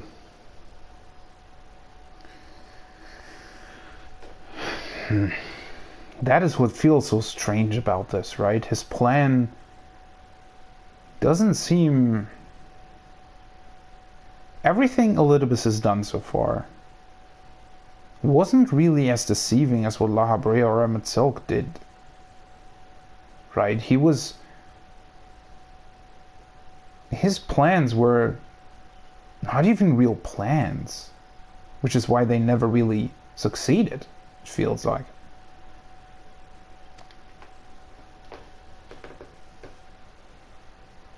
Another visit to the Tempest may shed some light upon these mysteries. Whether we are to exchange words or blows with Elidibus at our next meeting, the fact remains, we know too little. That is true. Ere our paths cross again, I would learn more of the world that once was, and of Elidibus himself. In this, we would be best served going directly to his home, much as Emmett Selk came to ours. Though I see the wisdom in thy suggestion, the Amarot we visited is but a phantom born of Emmett Selk's memory. I fear it will teach us little that we do not already know. I quite agree. Yet the ruins of the actual city remain unexplored. Given the vastness of the Tempest, I should not be surprised were there more such structures like to those in which the Ondo reside.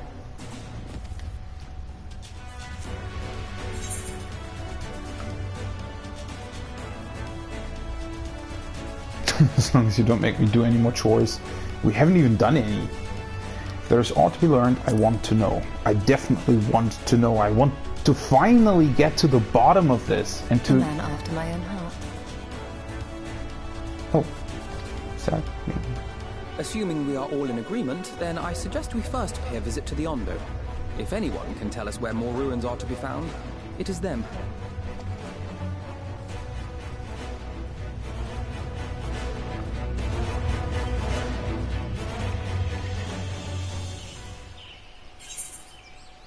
Because once again, this almost seems to lead to nothing, right? I mean, apart from the fact that we are going to look at more ruins, but what is Elizabeth's plan? Are we just to clash over and over again until one of us is dead? And that's it?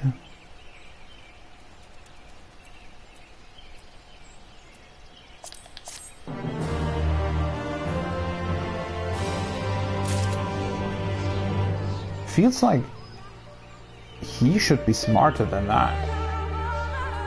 And it also feels like there should finally be a different answer than just fighting each other. Would that I had found the words to deny Elidibus. We're so much more than he believes us to be, and yet... Well, yeah, that's his fault, but that's also our own fault for not being more than what we are. Am I the only one who sees the irony in Artbird calling us puppets? Yeah, that is quite ironic. Then again, I mean, that's sort of the point of this whole story, it almost feels like. The same with what Emmett Selk did. Wouldn't it be way more beneficial to all of us if we would work together, or at least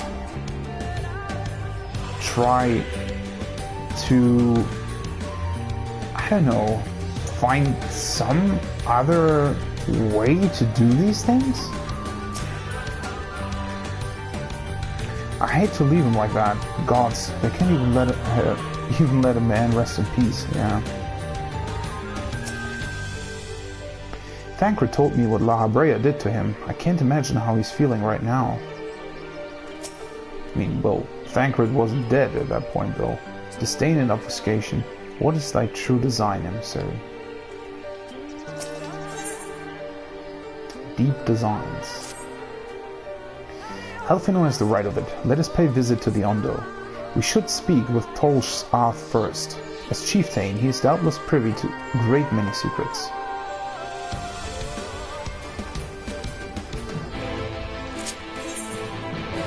Let's do that then. The Ondo Cups. Did we actually unlock the side quest, by the way? Should have checked maybe, but I mean, I don't really want to do that anyway right now. Although, come to think of it, it's a gathering beast tribe, right? So you probably need to be gatherer in order to unlock it. Which I probably could have done that right away, I guess.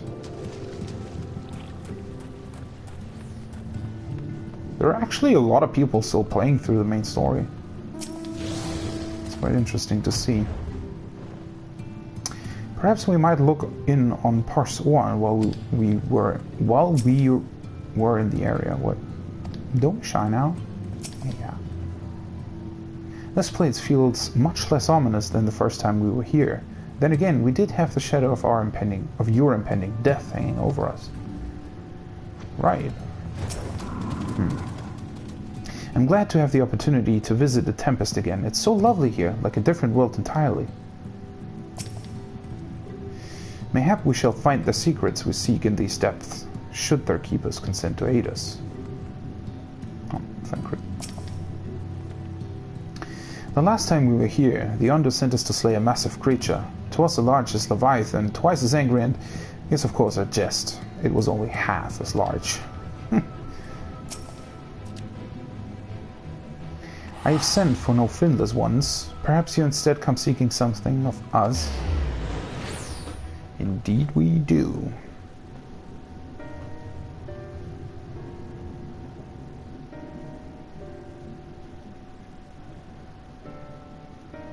Ruins which your kind have yet to explore. I see.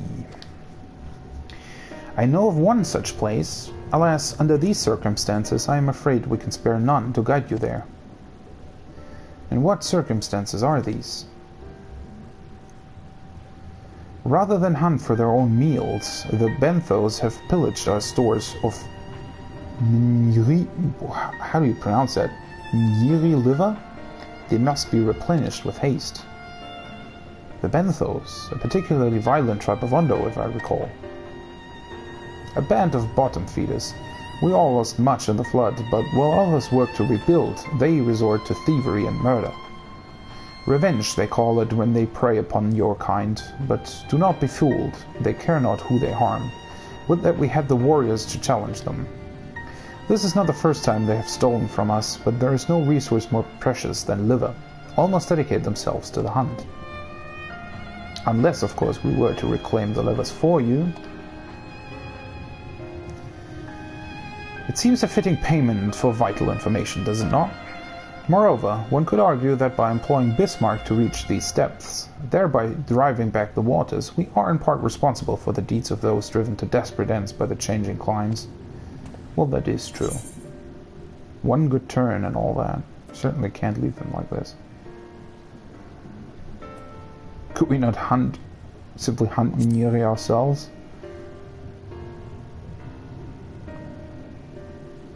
We might, but that wouldn't discourage the Benthos from stealing from the Ondo again, now would it? But that's true. Reclaiming the stores it is, then.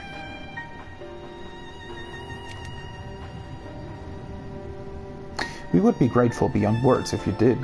The Benthos have surely taken the livers back to the Flounder's floor, but be warned, there will be no shortage of guards waiting to spear intruders. Then we will have care not to draw their attention, shall we? Right, that's where the Flounder's floor is, where apparently you could get stuck when talking to Reed.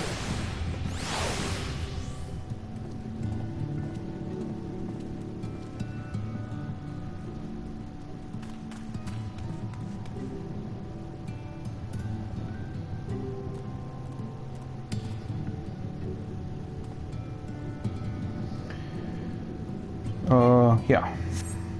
Retrieve the Nyiri livers from the Flounder's floor. Where is that, by the way? Oh. Wait, was I? Where is that? Did I visit that at any point in time? I don't even remember if I've ever been there.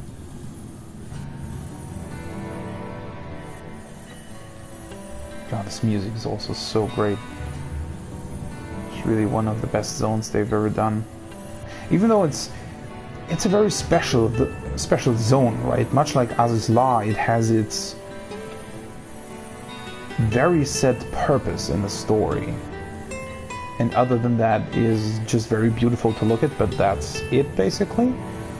But it's much more beautiful and much more calming than Azizla. This is a place you really like to return to after you've done the story, right? Whereas Azizla, well, being a very cool place, at the same time feels very ominous. Wait, Alphino? Nervous? Me? Not at all. It's a bit dark though, isn't it? Definitely not haunted though. Certainly not. Alright then. So, wait, I haven't been to this place before, right? Did it even exist before this patch? Well, it must have. Right?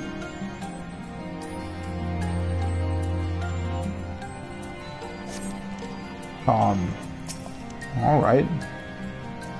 They're not much of a threat one-on-one, but Tor's Arth was right about their numbers. So we might fight them all, we'll be here a fortnight. This place looks incredible though.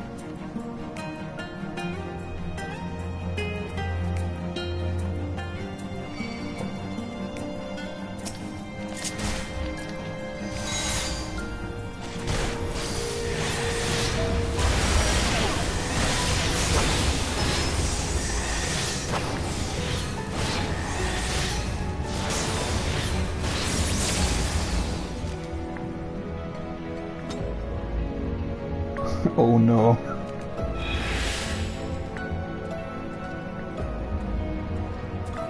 People are using the auto dictionary in lewd ways, which is always fun. By the way, this is just, it's so funny to me that you can actually do that, and it actually puts together very interesting sentences, to say the least. If I were a bandit leader, I'd surely keep my spoils deep within my stronghold. Yeah, this looks so cool.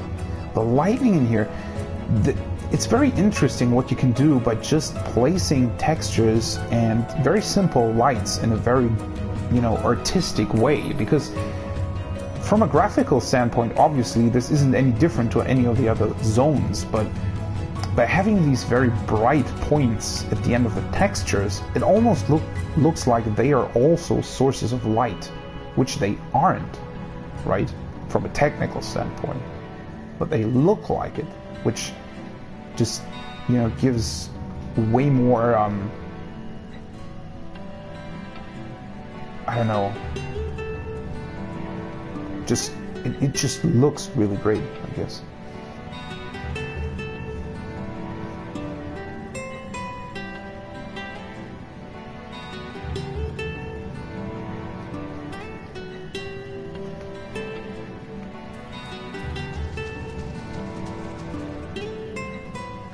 Wait. How do I... Can I even go that way? I don't... Nah, I can't. I have to go through the whole cave, which is probably the point. I mean, I could just fly there, but... I kind of want to look at this place. Is it true? Was this place here before? If it was, then there was never any point in going here, I guess.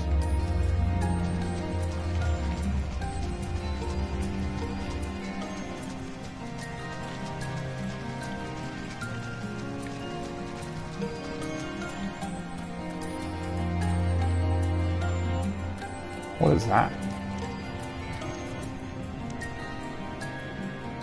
Interesting. Interesting plants. You can see Amaranth from here.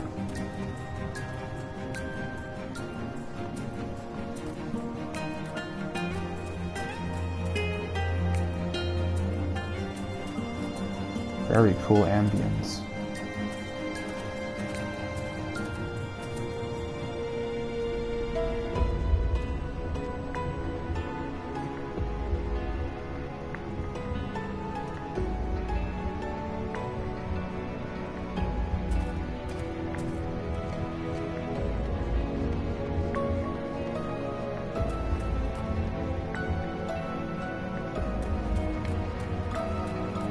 Shouldn't Oriange be somewhere in this area? Guess not.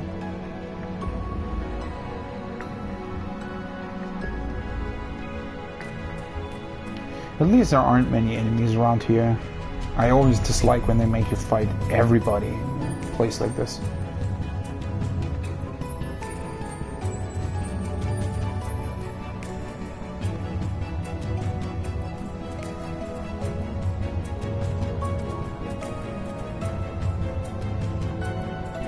Wait, what's the way forward? Oh, there. I'm kind of... I'm just reading Novice Network for whatever reason. It's not even that interesting anymore, but... I was slightly distracted.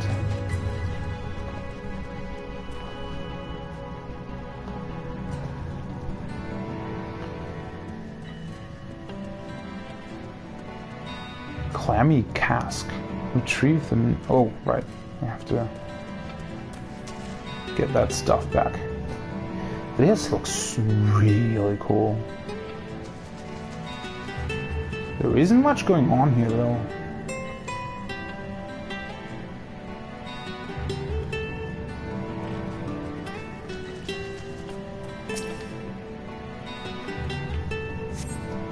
Oh, Thancred is over there. On cursory sniff, you detect the faint aroma of fresh oranges, a far cry from the rather memorable scent of Manure liver. Alright. So there's still water underneath.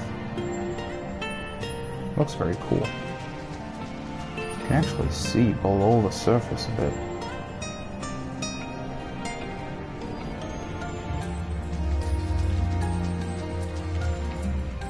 Bristly back. Thrusting your hand into each sack in turn, you find that all are filled with wheat down to the bottom. You also find that raw wheat is unpleasantly pointy. These aren't the livers, but they're certainly stolen from somewhere, unless wheat has started growing on the seafloor since I last checked.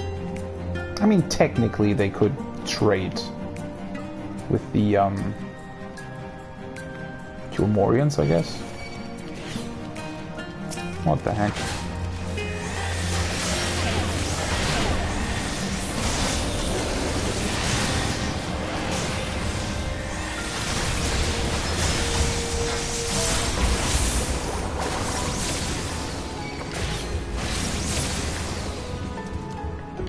Bye-bye. Should be attacking. Oh, there he is. Orange. What is he doing? Bedraggled box. Bedraggled? These boxes are filled with assorted vegetables. Liver is not a vegetable. Well, I knew that much.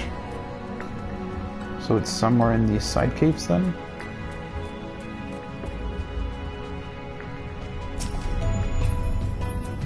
Reen scaled the wall with remarkable swiftness. Thank her, Totoro. Oh right, she's here too. She's over there then.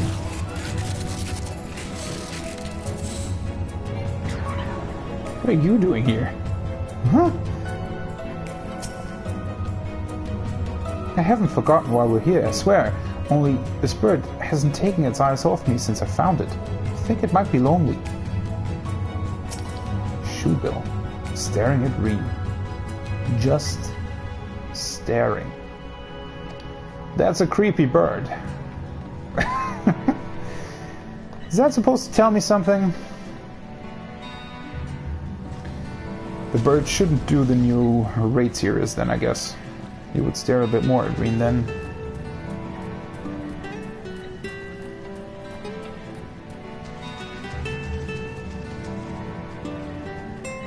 What's going on here? So these must be the livers.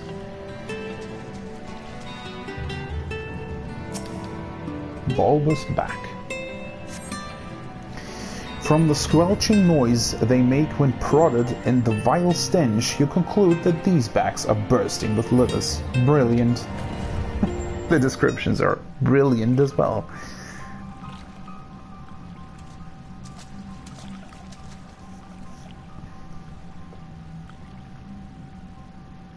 Are those them? Indeed they are. Perhaps you've deduced this already, but it seems the Benthos have been raiding Colusian's storehouses as well as those of the Ondo. Oranges, pumpkins, wheat. But we can discuss this after we see the livers safely back to Tolsh's Ath.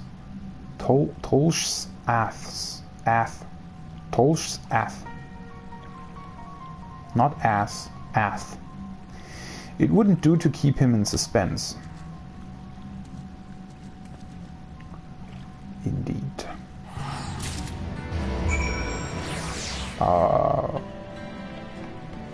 You just have to get back, I assume. So, has everybody else returned as well? I guess so, right? Let's see if Reen has taken the bird with her. Wait, we can exit here, right? Yeah.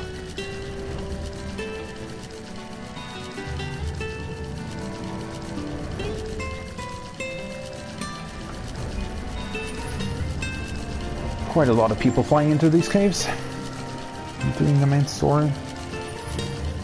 We still don't really know what this place is anyway, right? But it still looks so different from the rest of the Amarotine structures. I don't know. This somehow still reminds me of like an alien ship that might appear in Star Trek or something. It does look very different from the rest of the architecture, right? Especially these tall buildings here. It doesn't really resemble anything in Emerald.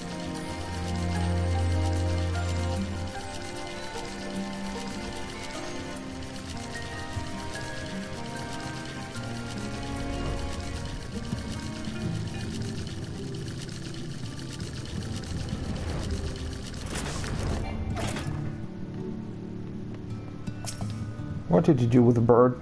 I know it sounds strange, but there really was a bird in those caves. I mean, yeah, I saw it. Did you happen to see a bird while you were in the caves? Reen insists that there was one, but how? Maybe they brought him? Probably. Maybe they got the bird too? Maybe they wanted to eat it or something? To venture ashore and steal from the Colusians entaileth unconscionable risk, yet there is no denying the truth of your eyes. So the Benthos have been stealing supplies from the Colusians. I have a feeling that there is more to this. I'm glad you had better luck than I did. I spent the whole time fighting one Benthos after another. Well, at least you did clear the way a bit. I'm relieved to see you unspeared.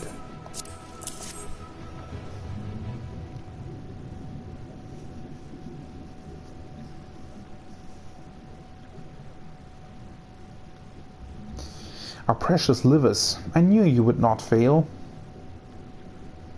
We also found all manner of foodstuffs from Colusia in the Flounder's floor. Tell me, Taurus Arth, does that seem odd to you? It is brazen, to be sure. I'm reminded of rumors I've heard recently concerning a rash of thefts from Colusian warehouses. The perpetrators enter in the dead of night and are gone before anyone has realized what has happened. The Hugh Moran army has been investigating, but thus far to no avail. Perhaps the reason they have struggled is so that they're quarries of the sea. The true question then is what we mean to do about it. Much as I would like to proceed to the ruins without further delay, we cannot allow the Benthos to carry on as they are. Can't?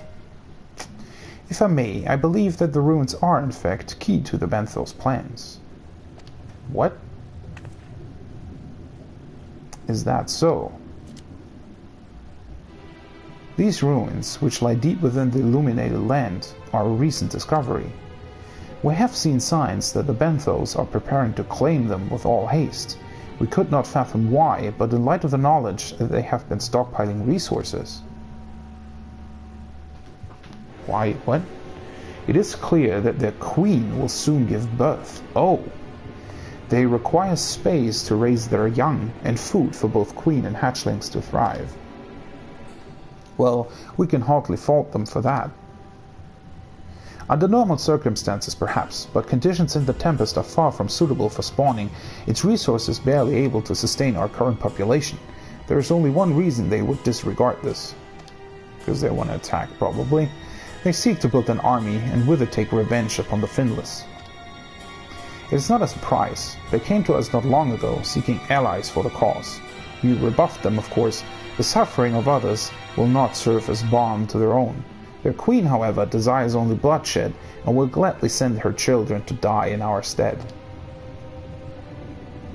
If they are planning to wage war, that changes matters considerably. Indeed. Why do the beast tribes always have to get in our way?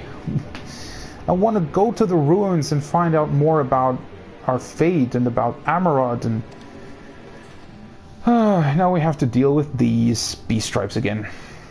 I doubt that this can be resolved without violence, but perhaps with a show of force we can convince them to see reason before the die is cast. I would rather not risk your people in the attempt. If we travel to the illuminated land, is there a way we might identify the ruins ourselves? Yes. Once you reach its depth, go deeper still. You will see a monstrous structure there upon the sea floor. That you have come to us now is the will of the Ancient Ones. They have guided you here that you may drive out the usurpers, those who seek to use their magnificent creations with vile purpose. I have no doubt that they will show you the way forward. I'm afraid that the dead do not speak quite so clearly. Nevertheless, we shall try not to disappoint. If what we seek lies deeper still beyond Amarod, I would call upon the assistance of another. Wait, what? Who?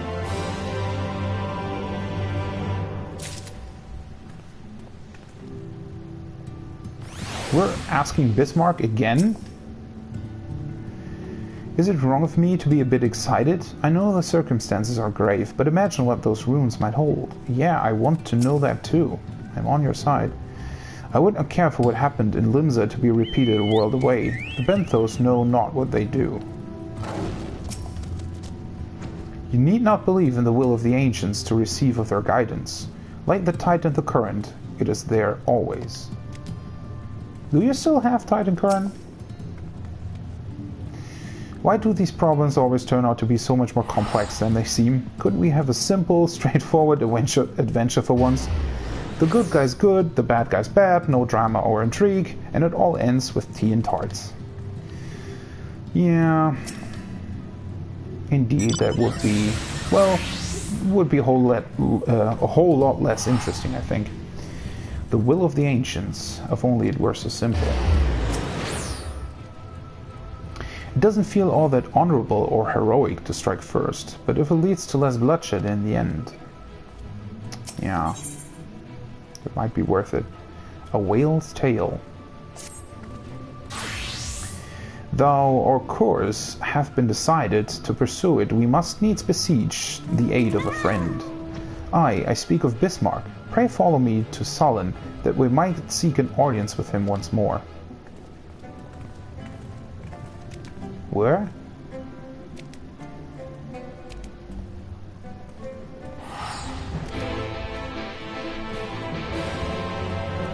Solon, that's the place in Lakeland, isn't it? Yeah.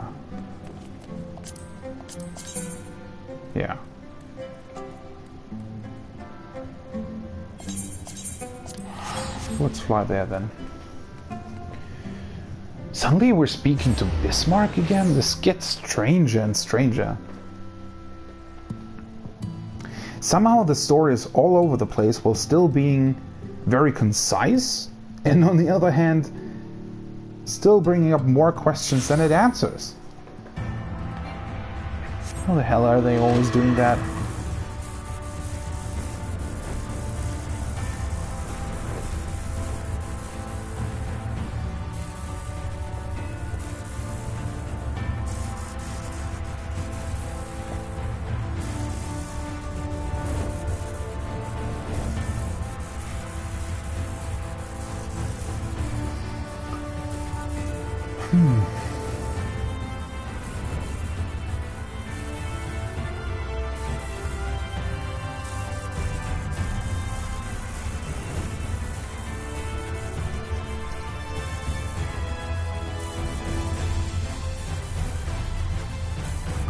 The thirstless shore.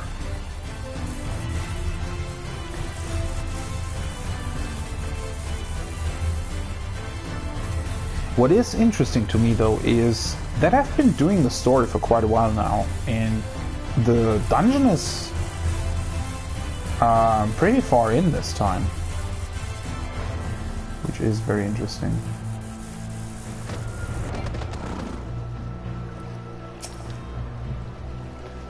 Let's talk to Bismarck then. Maybe he's actually got some answers. Oh, sorry. Didn't sleep very long. From here we press onward to the Isle of Ken. I myself shall proceed on foot. You've perfected your technique then. What technique? What? Just so, the water will be as glass beneath my feet, and provided perch is fragile yet true. Watch closely. Oh god. Really? Oh, I certainly shall. I don't think that it'll be successful. Forgive me, but would it not be easier to perfect your swimming technique? Aye, 'twould be a pity if you drowned, truly. Oh, hush. I'm sure it'll be brilliant. You are. Let's see.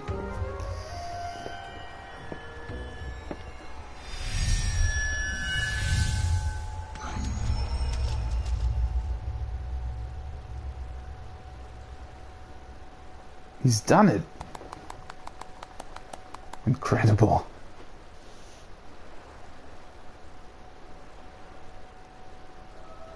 Can you walk all the way though?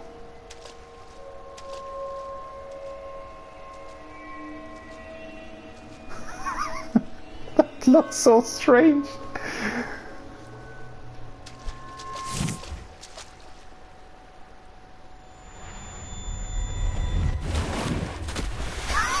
Of course.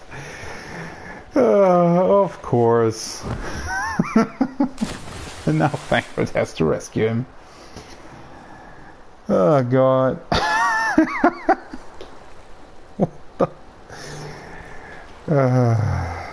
But mine apologies. The technique requireth oh god, the purest of focus, and mine 'twas lacking. To perfect this magic, I went so far as to deal with the Fuath, and with their aid, mine efforts finally met with success, albeit on a single occasion. Right, they can actually do that.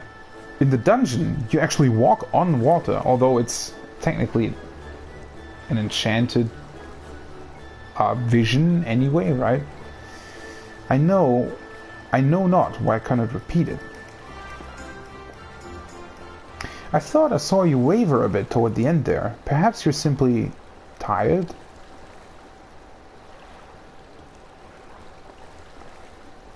Thancred?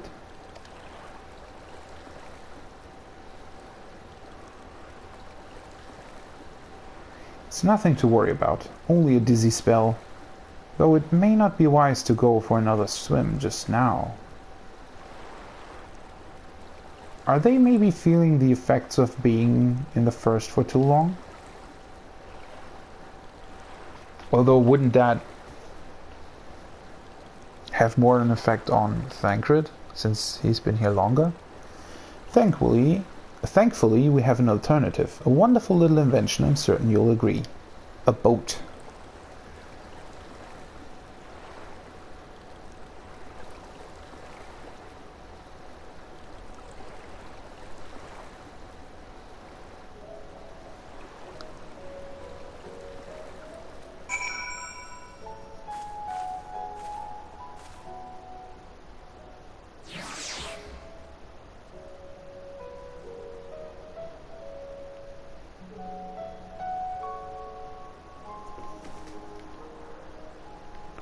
Well, that went not as smoothly as Urianger would have hoped, I guess. Do you think those two are really alright? Perhaps we should take a moment to rest. Before you make some quip about H catching up with me, you'd be out of breath too if you had to drag Urianger out of the sea without so much as a warm-up. There, yeah, that's probably true. What sort of dealings with a Fuad, I wonder? I must admit, I'd been keen to attempt walking water myself, though I know what Alcé would say. I'll stick to swimming, thank you very much. I will petition Bismarck's aid on our behalf. Let us pray my diplomacy proveth more effective than mine experimental magics. Yeah. I mean, if it isn't successful, we'll just call upon our sapling once more. No, wait, we are this. Wait. You speak with the voice of the king, little neighbors. I will not deny you. As before, if you seek what sleeps beneath the sea, I will be your guide. Thy kindness is as boundless as the depth, serene one. Before we depart, however, I would ask a favor. After our last flight, I found many creatures clinging to me. I am itchy. Remove them, and I will take you below. What the? With all haste shall it be done. Of course, we can't just ask him for help. Now we have to scratch his back. So, did he agree? Aye, though I agreed to do a favor in kind. Regrettably, 'tis not one I possess the power to grant. Bismarck hath asked us to cleanse his underbelly of barnacles. That's a sentence. Alas, one must needs dive beneath the surface to do so. Even if I could master the power to walk upon it, it would avail me not. Oh, for heaven's sake, is that all? Marcus and I are more than capable of that. With the Kojin's blessing, we'll have done with it in moments, and better that than standing here and listening to this nonsense. I'll take the right, you'll the left. Now go. Yeah. I mean, she is right, though. It's probably better to get this over with quickly. I am in your debt. It's the expression. Oh, man. What the hell? None of us is much of a match for Alice when she's like this, aside from Ishtola, perhaps. Mine apologies. This venture hath not proceeded as smoothly as I had hoped. Well, it's not that big of a deal. It's a minor miracle that we accomplish anything at all, wouldn't you say? Well, yeah. Most definitely. Yes, I'm perfectly well recovered. Thank you. I was just asking. I think Thancred's embarrassed. God damn it. Let's get this over with.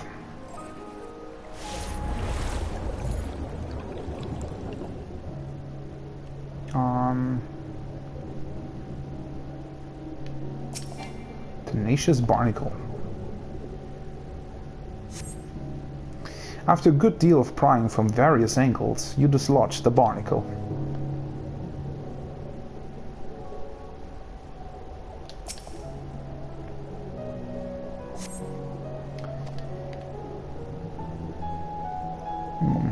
At least it doesn't take that long.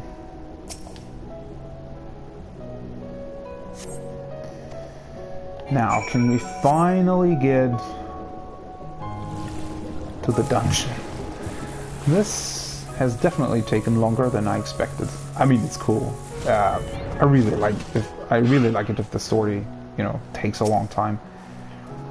Well, that was disgusting. I pray we'll not be required to attend to any other matters of personal hygiene. Thine efforts are most sincerely appreciated. I will inform Bismarck that we may depart without further delay.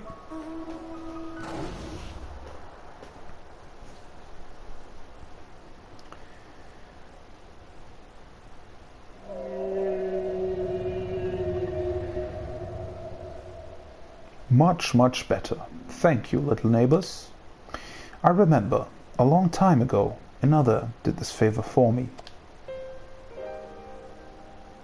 After the flood, when I chose this spot for my slumber, he came and made a home on my back. Ken was his name.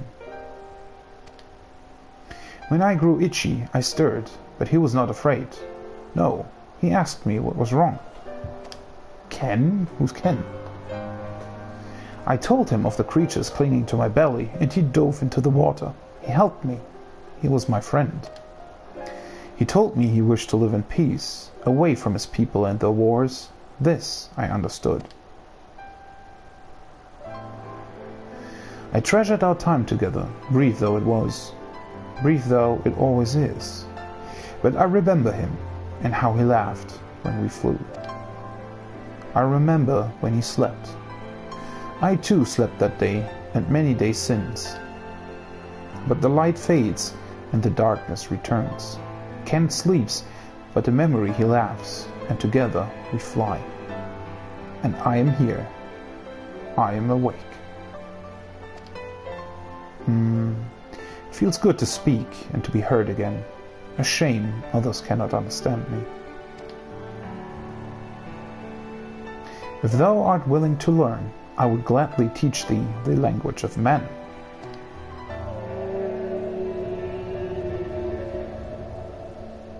Thank you, little friend, but it is time I grant you your request. But first, I will take flight to cleanse my body and prepare. The dive will be swift, and I would not have you struck by errant debris.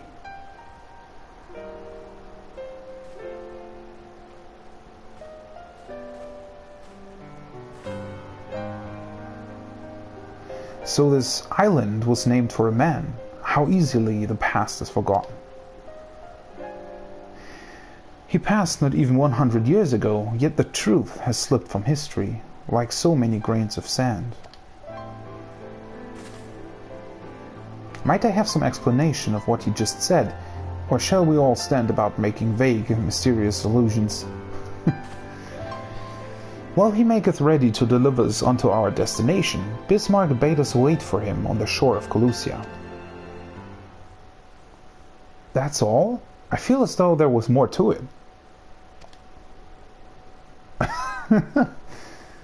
Yeah, you explained that, Urianger. Indeed there was, but it hath no bearing on the task at hand. I should be glad to share the rest with you anon. Fine, later then.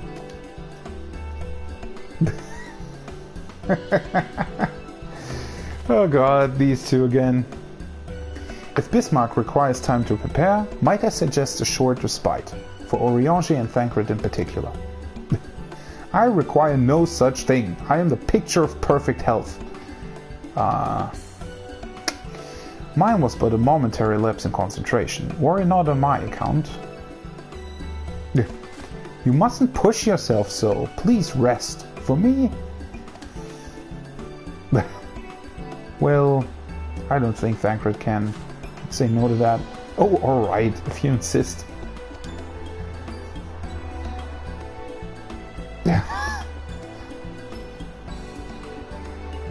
Wait, what? Me too? You too. You've been running yourself ragged. But I feel fine. Yes, ma'am.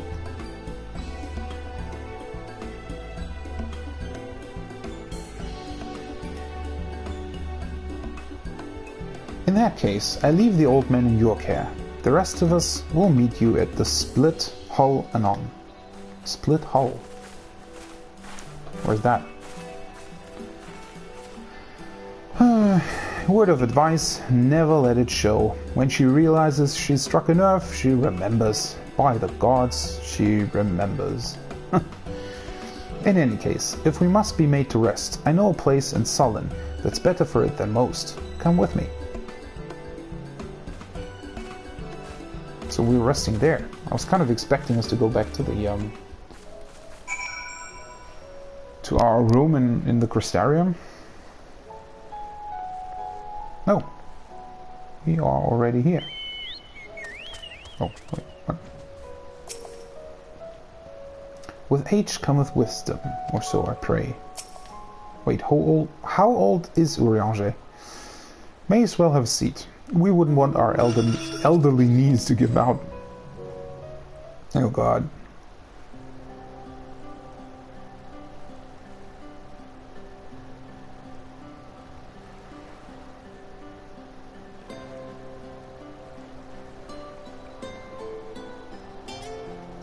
To hear her speak, you'd think I'm on my deathbed. By the 12, I wish that girl wouldn't worry so much. Thy countenance belies thy words, Master Thancred. I'm sure I don't know what you mean. Let the record show that I am here under protest. Though I can't say I mind the view. Very quiet water. And if the abundance of anglers is any indication, even an amateur might land an impressive catch. Shall we try our hands at it? We're going fishing? What? Help! Someone quickly... Of course, we can't just rest. It's Nightshade. We was attacked on the road from the Castarium. Barely escaped with me life. I suppose we might have predicted this. No time to rest then. I mean, at this point, I really do want to get on with it. You mean you'll help? For free? Thank you. If I recall correctly, Nightshade is a local band of outlaws. Wait, didn't we meet them before? I doubt they'll trouble us overmuch, no more than they already have by interrupting our relaxation at any rate.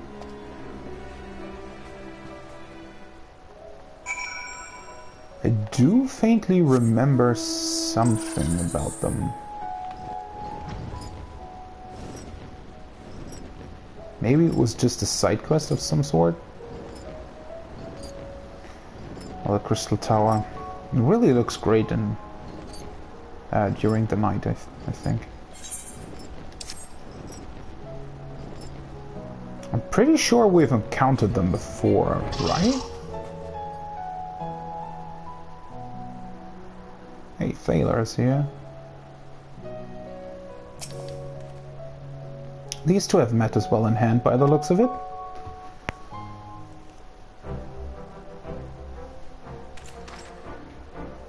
I'll not forget this kindness. May we meet again.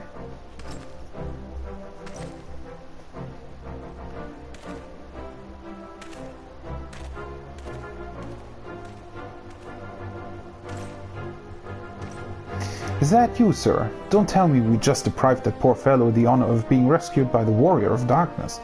We had no idea you were in the area. Fancy us meeting again so soon, eh?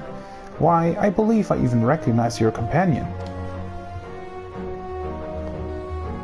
Ah, yes, from the infirmary. You had a message for the Crystal Exarch, did you not? It's good to see you back on your feet, and on patrol, no less. Oh, it's nothing as official as all that. Strictly speaking, we're off duty. But as we had a free moment, we thought we'd give a few of the last traveled roads a look. The guard doesn't have enough hands to patrol them regularly, you see. That's admirable. There are few so devoted to their duty, in Lakeland or beyond.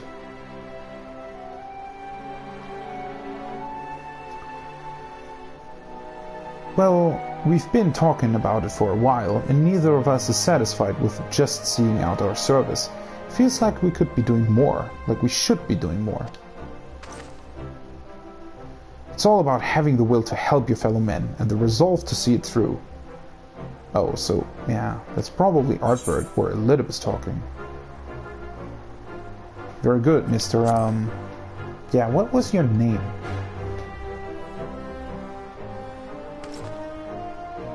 Sorry, sir, I got a bit overexcited the other day. Couldn't get my words out. The name's Von Art, sir. I'm with the guard, but I don't just want to protect Lakeland. I want to protect the lot, just like the Warriors of Light.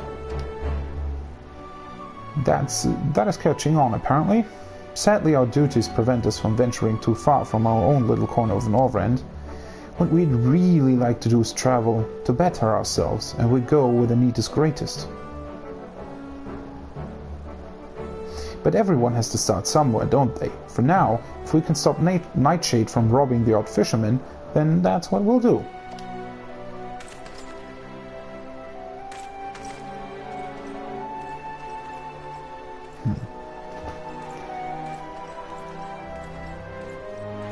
You do kind of wonder what Elidibus' plan was in, you know, rallying them that much. Well, well. Future heroes on the first, do you think?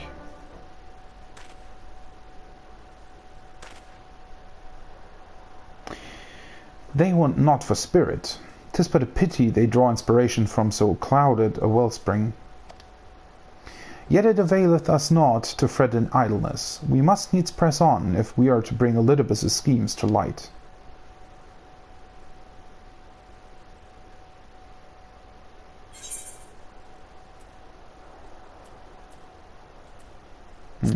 Probably want that crit rate.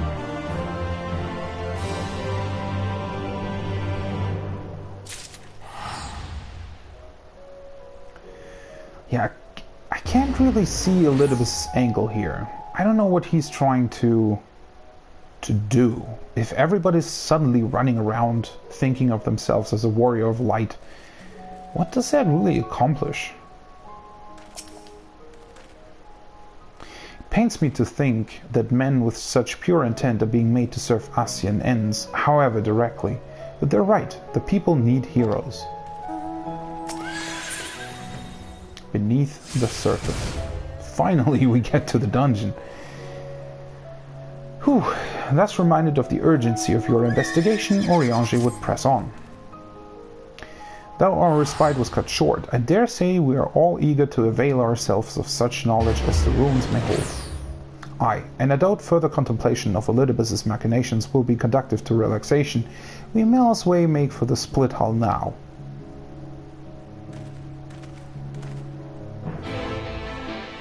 The split hull? What? Why don't I recognize that name?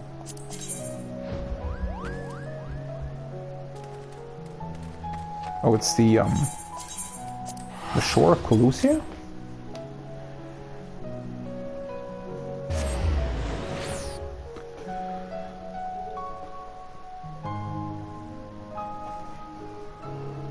I have to admit, this last part dragged on just a little bit too much. Because there were just a lot of side stories going on. I mean, I get that they are important to the plot overall. Like our encounter right now with the guards, obviously, you know, showing us that Elidibus's stories have caught on.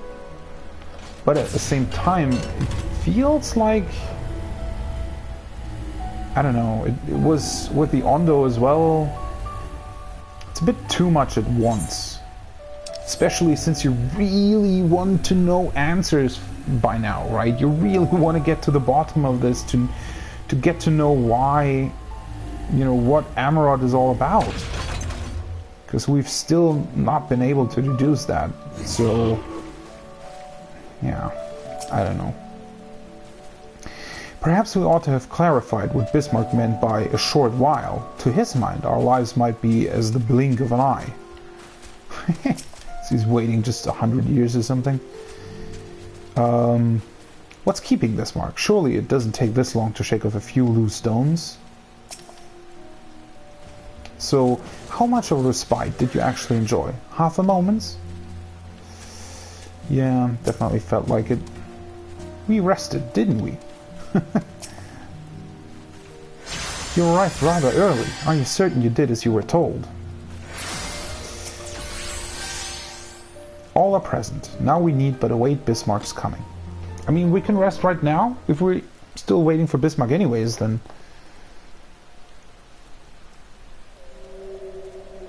There he is.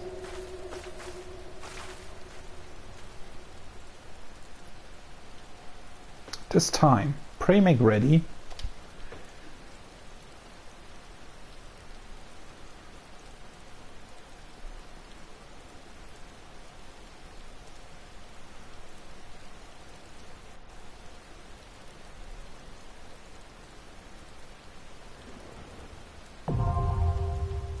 Anamnesis and I... Wait, what?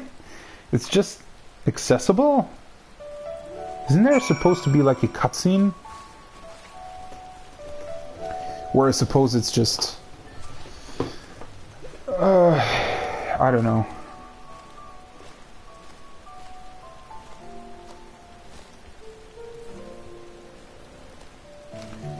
Well, let's see here. We must hope that whatever slumbers in the depth will help to shed some light upon Elidibus's recent activities. But once again, we're only talking about his activities. I want to know what Heidelin is all about. Unlike Amarot, the ruins which we now seek are no illusion. There is no knowing what awaiteth below. I like to think my skills have improved in some small way since the last time we fought together. I won't let you down. What are we waiting for? Alice is eager to rush in. We can't be certain that the benthos are all we'll find down there. Stay alert. And Alphino, of course.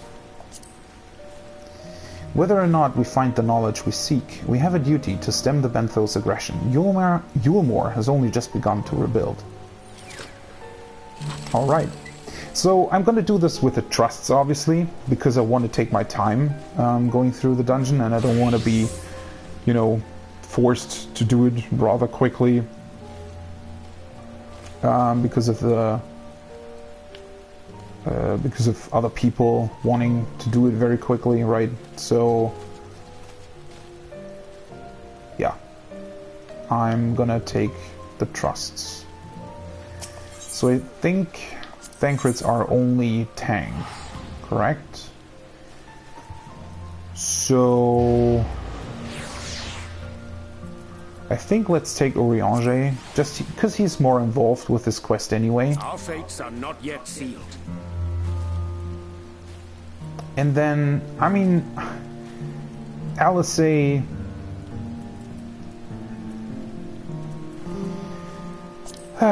let's go with Ishtola though. I want to have the experienced guard here. Not have the others rush in and do things they aren't supposed to. Finally, something to kill. Something to do other than rest and clean Bismarck and look after some stolen goods from the Ondo.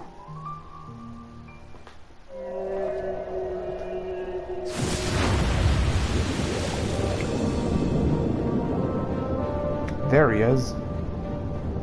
Oh, he even has his eyes open. I never noticed that before. Anamnesis and Ida.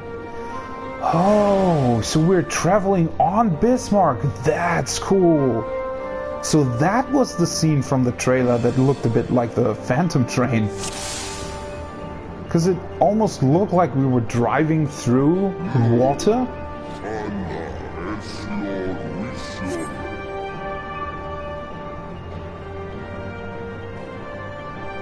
So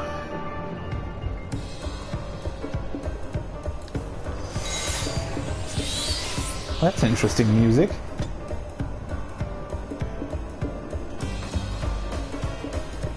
What the hell? What is this music?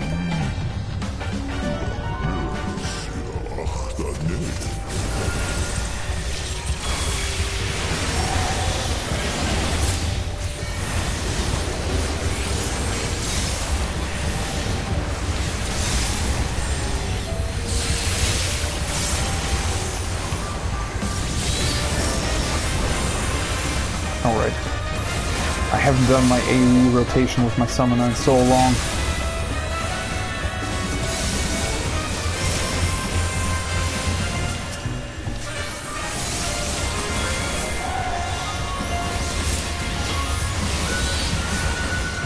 Are you all right?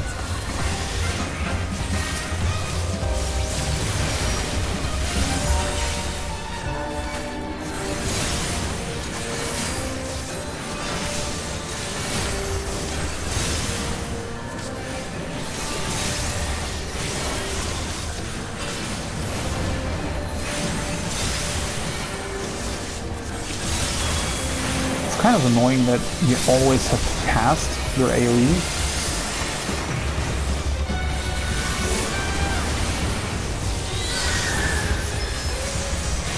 This is definitely an interesting musical choice though.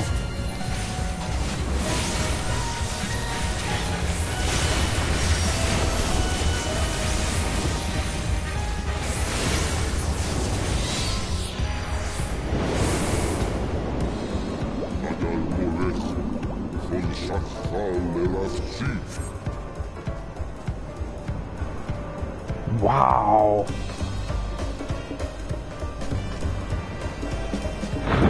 Wow, that's...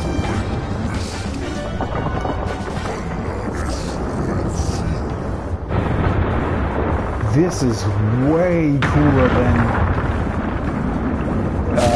than the beginning of what is wait, what? Ugh.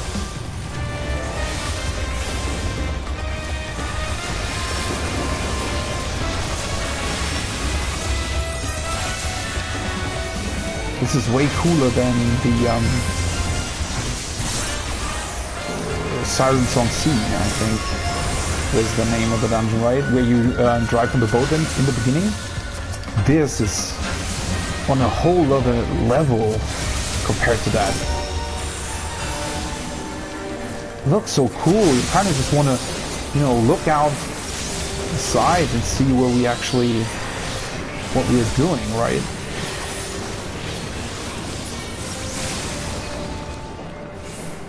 Such a cool animation.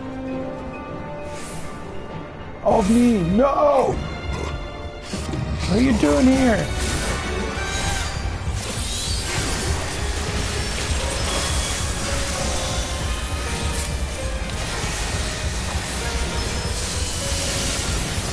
Rock hard. Trench yoga. Looks rather weird from the top. Did Ogni look like that?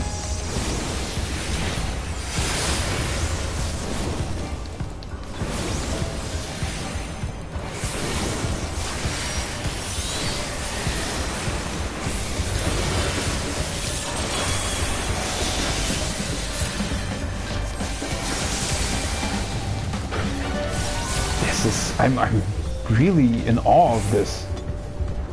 The detail on the rocks is quite something.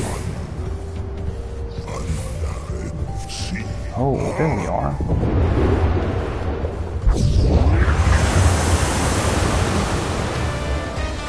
This time we actually see him in action. Well, this is rather convenient.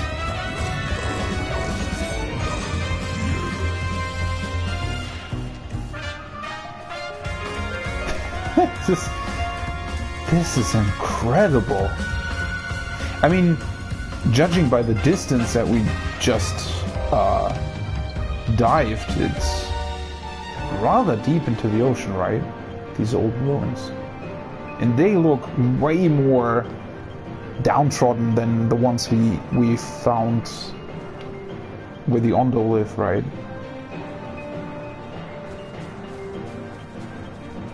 Although the Garden of Recollection, I guess technically they're still not destroyed. There's just like a layer of, you know, water creatures and stuff clinging to it, I guess. But underneath, I'd imagine the buildings would be quite pristine.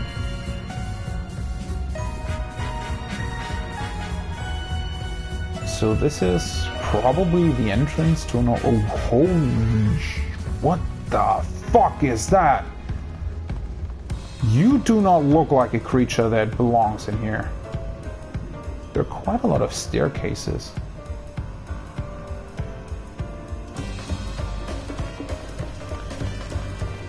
What are you? Unknown. Ugh. What the hell? What even is his face? It's got multiple eyes. Never have I seen the like. We're fated to happen upon strange abominations, apparently. Seems to be the case. What is that supposed to be, even? It almost looks like there's another creature on top of it, right? Well then. Whatever you have in store for us, I guess.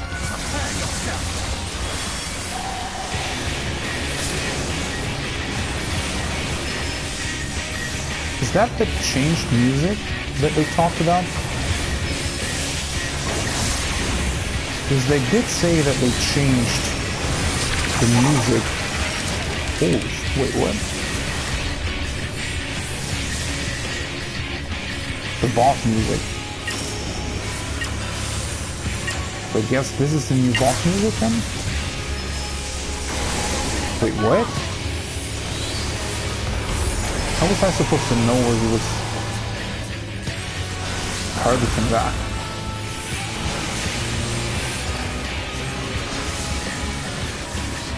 Inscrutability. He's losing health rather quickly though.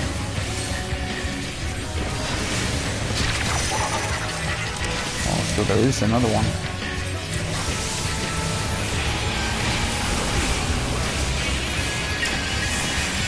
Wait, so the other one is attacking right now? How? Alright, how are you supposed to...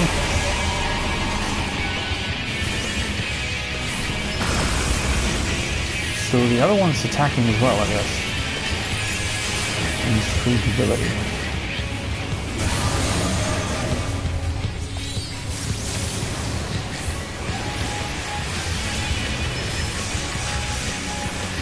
So he apparently has to tank both, right? Clear out.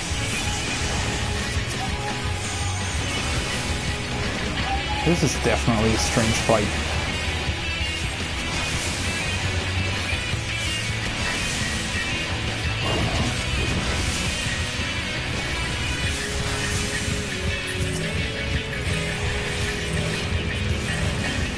Wait, what? Is the other one playing weirdness? Oh, he's doing this thing again, I guess?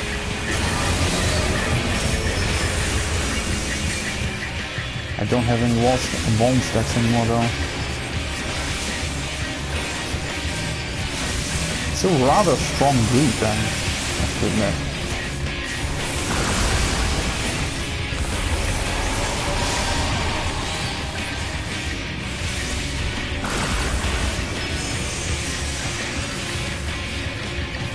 It's sort of, I'm half expecting something else to happen.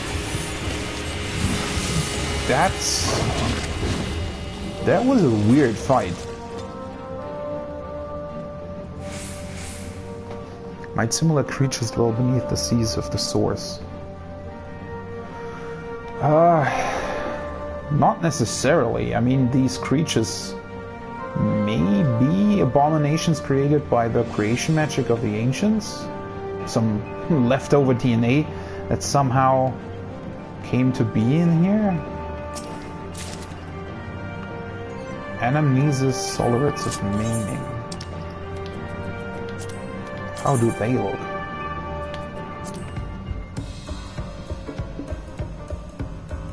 It's kind of a cool design and you can dye them, but I'm fairly certain that this exists already in game, doesn't it?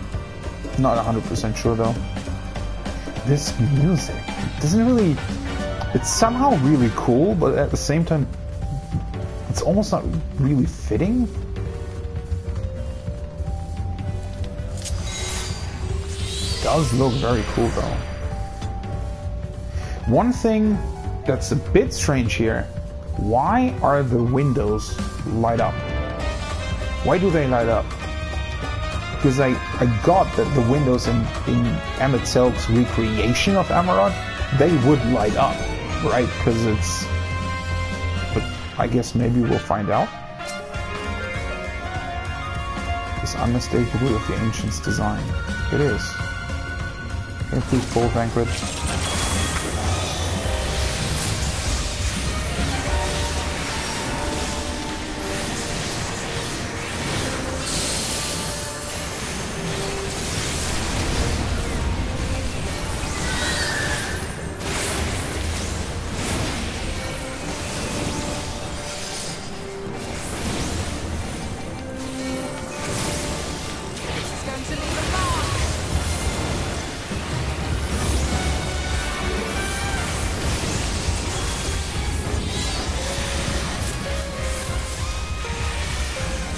should have used my rune 2, rune 4. It's also quite strange that the sea is only reclaimed like part of it, right? At the top it almost looks like it was cleaned.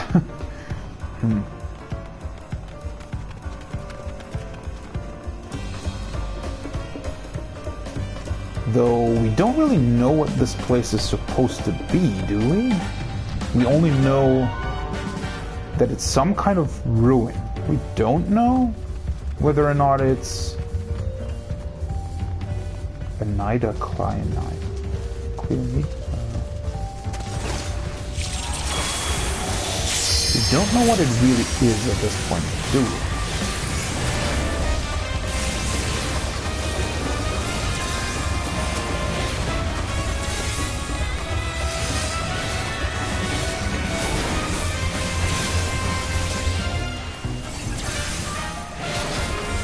Wait,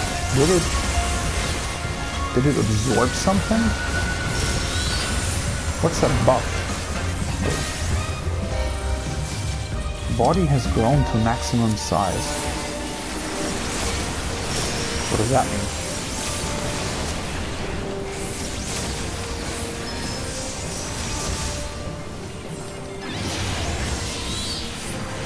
Was it because we're leeches? Oh. I didn't really expect them to be here already.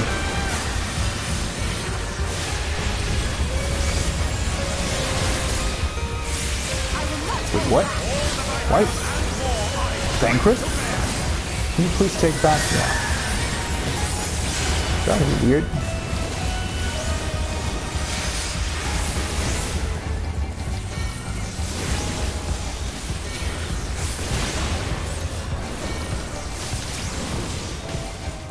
So I guess this whole thing about the Ondo being here and them using this as a place for their queen is probably more of an excuse to have something to fight in here, so that they could have a dungeon, I assume.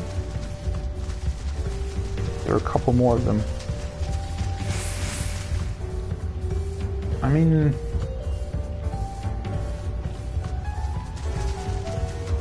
I don't know, or maybe the Ondo did something to light the place. Because it's rather like, why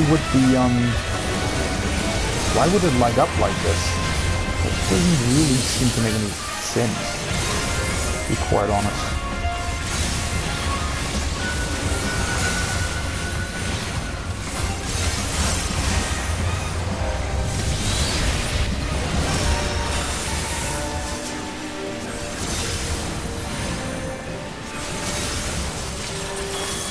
Yeah, probably should have used the limit break. Although it's not really all that important, I'm probably doing more damage without using them.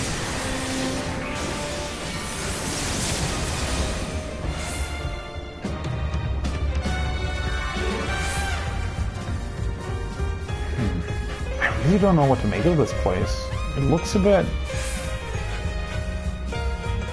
weird. Is it supposed to be an academy of sorts? I guess so. Appearance of healing. Let's just do this. Wait, that's too small. Hold it. No. Oh, of course they're running in my direction.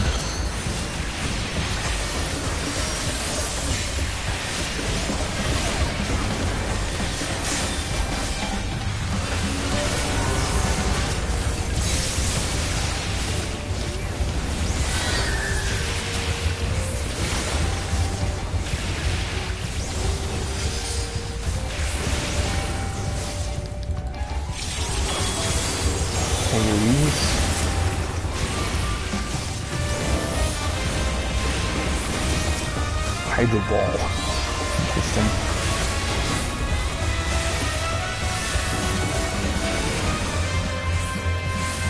For some reason, I don't really like the summoner AoE rotation very much. It's weird somehow, with Outburst being casted and you not being able to really insta-cast. There needs to be like a Ruin 2 version of Outburst, I feel like.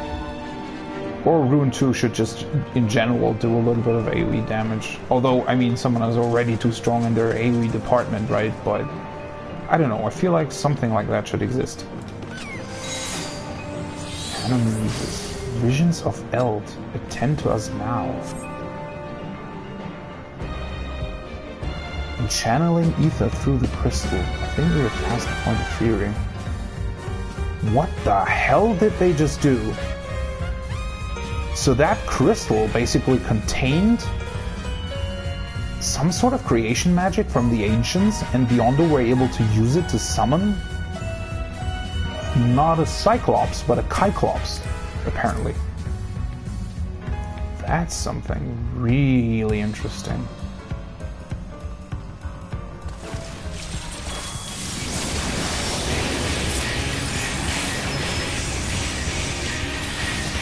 Not completely sure if I'm a fan of this new boss game. I mean, it's certainly better than just having them use the old, you know, theme that we knew the whole time. But this, I don't know. Terrible blade. Additional ether into the floor.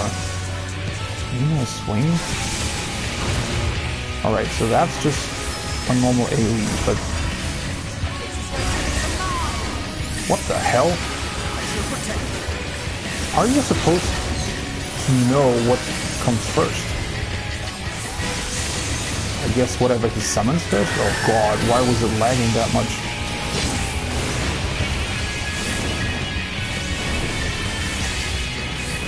Final verse. They seem to have very small amounts of HP, or did they maybe buff the trusts? I don't know. So he's summoning the hammer first, and then the blade. So the hammer is gonna go first then?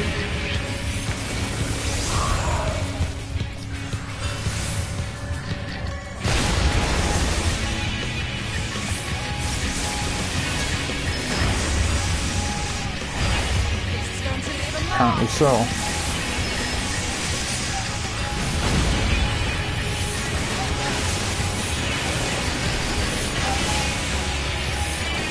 That's definitely the remix that they used in the trailer.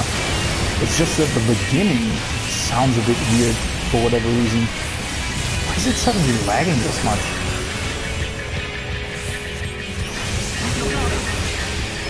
So this time the blades first.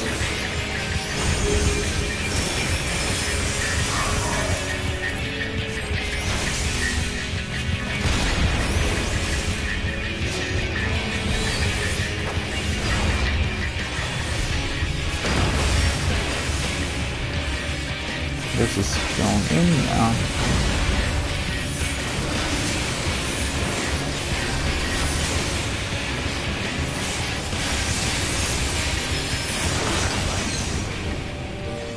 Because that was rather fast.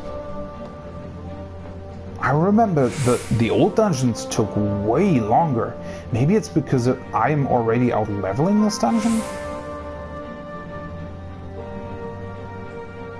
But it seems like it's tuned weirdly.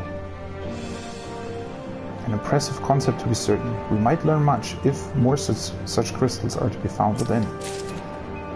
Probably will. Wait. Ahead of healing.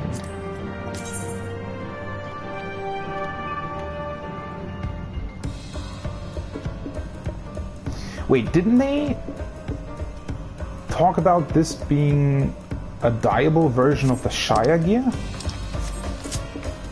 I heard something like that somewhere. And why is this...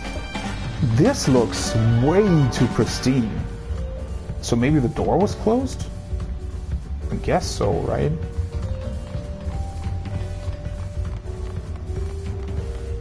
Why this? This could take a lifetime to study. I guess it could. So does that mean that all of these are really like creatures? And I guess you can pull out the you can, you know, pull it out like this and it'll show even more. So this looks like a scene out of Star Wars or something. A bit, at least. This is truly something. And it has the same, like, it's, you know, scaled to the Emeraltines, I think, right? Vanguard, can you please tank?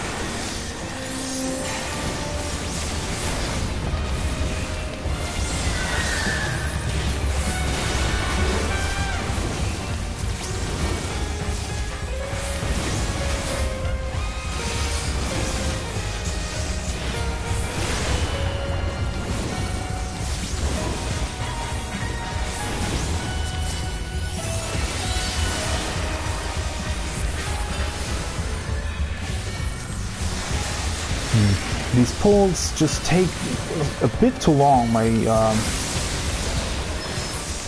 dogs are always running out. This is just... what is this supposed to be? They're like jars? And it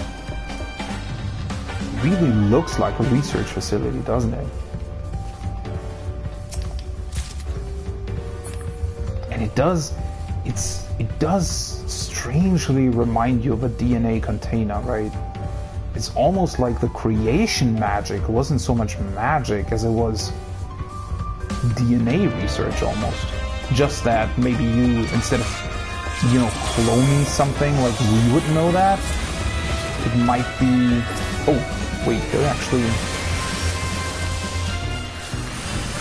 I didn't catch that at first.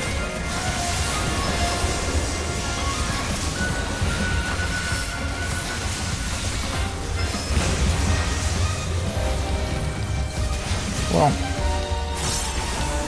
no matter.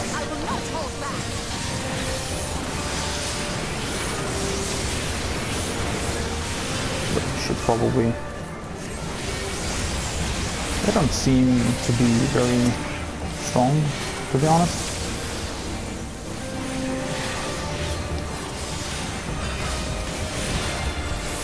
Kind of easy.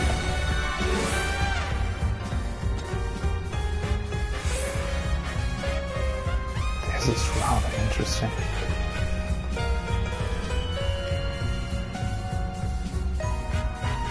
It's really cool though. I mean, the music is definitely sort of following the same rhythm and theme as the one in the other Oneida dungeon that we did.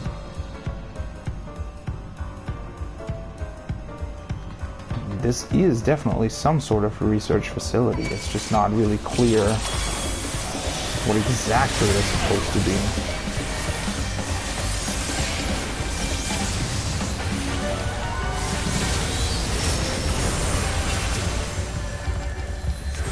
There are quite a lot of enemies here.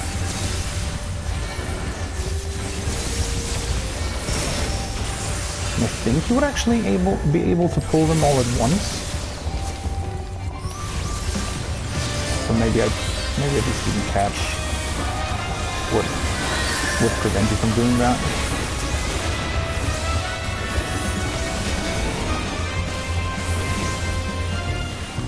That was probably kind of a wasted Phoenix.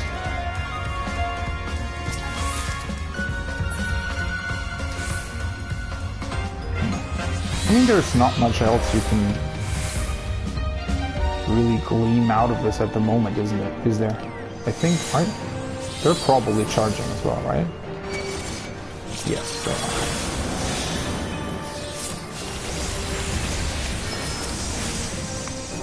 Oh, holy shit.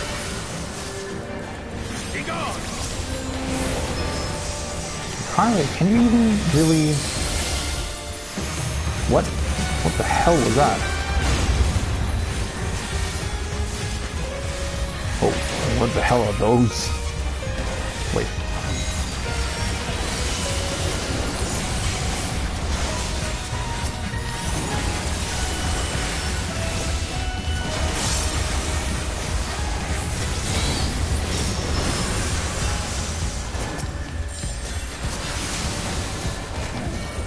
It's a bit annoying the way Thancred pulls them together, because I'm not really able to hit all of them.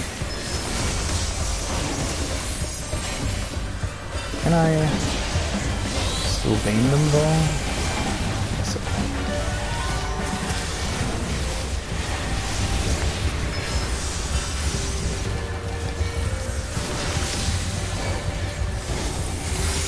We even had another limit break, I just noticed.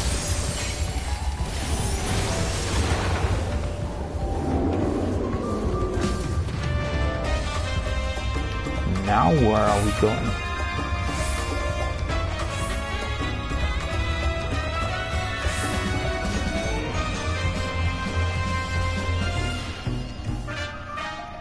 Wait.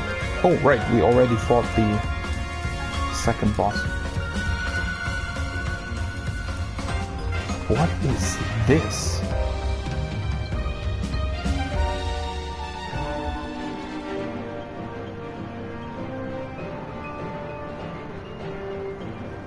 Are these sort of giant containers for very powerful beings? Is that what this is? And then I guess this is just the king of the Ondo, or no, what's the name of the other ones? Bethans? Yeah, he is.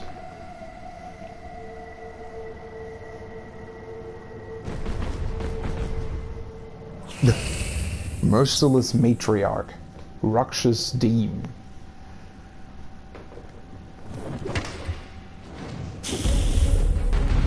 But yeah, interestingly enough, most of the enemies you fight in here are not made by the ancients or the Amaratines, but rather they're just Ondo or fish. She plants. Oh. So that's the mother, not the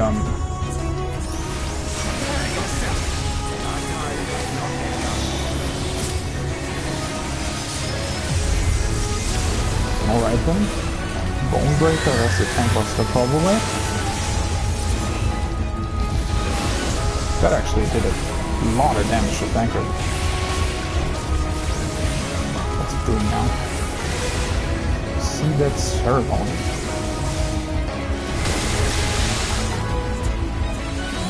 Depth grip.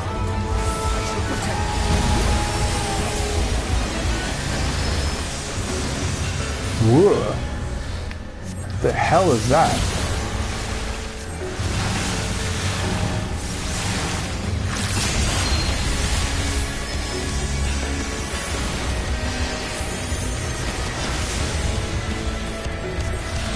Notice unnatural ripples emanating from a grate. So you have to stand on the grates then?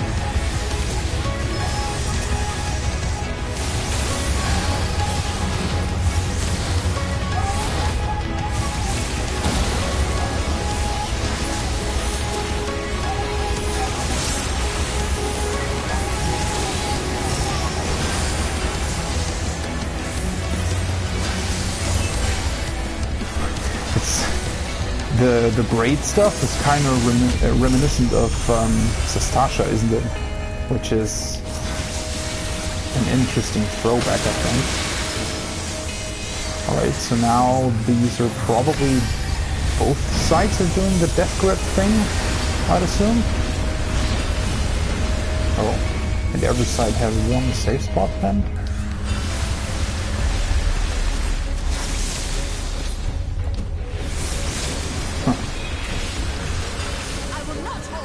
That was interesting. Oh, wait.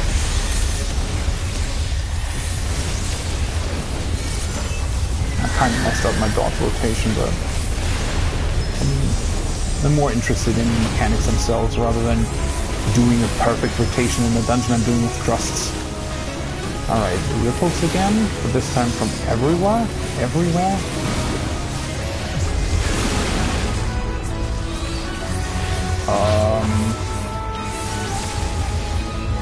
Wait. I think I need to go here.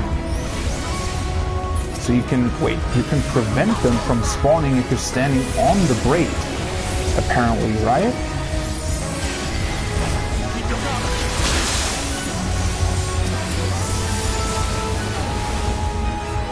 It definitely looked like it. So instead of closing the grates, like you did in Sestasha, you are actually, you're just standing on the grate in order to prevent them from spawning. Which is definitely a fun little thing. She does seem to have quite a lot more health than the other bosses, though. Which is also interesting. You would assume that they are kind of tuned equally.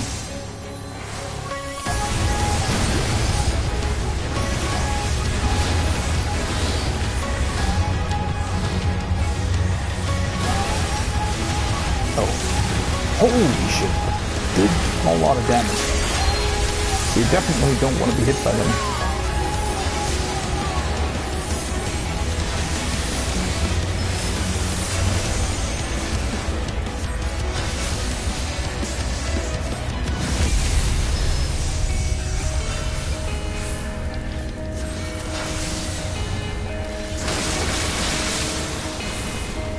So this again. Gonna have to run from one side to the other. Probably should have LB'd at some point, but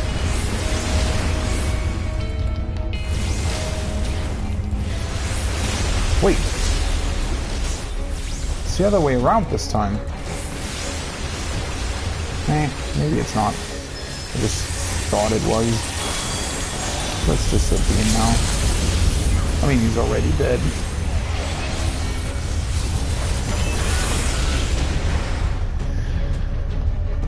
Very, very interesting. I don't really know if I like this dungeon.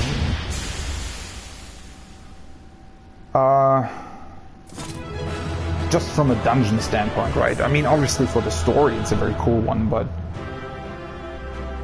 I don't know, the boss design, enemy placement, I mean the enemy placement is not really the problem. The start was incredible. The start looked really, really cool. But the end was a bit underwhelming, I felt like.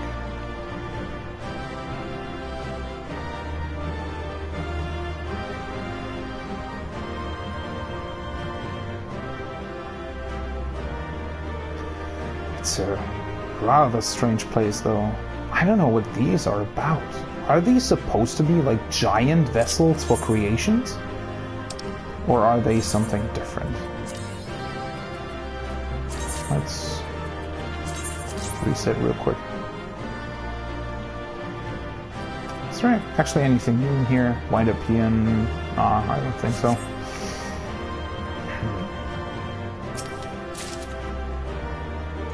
Hose of Scouting. What is this supposed to be? Yeah, I mean, overall the dungeon... The mechanics themselves were definitely interesting. Overall it was... I don't know, a bit underwhelming. Then again, the importance of this dungeon is what counts, and not really the mechanics of the bosses now. Although for expert roulette, I mean, yeah, I guess I'll have to see how this dungeon fares in expert roulette, right? Because going through it slowly like this is definitely a whole different experience than, you know, speedrunning it basically for tomes.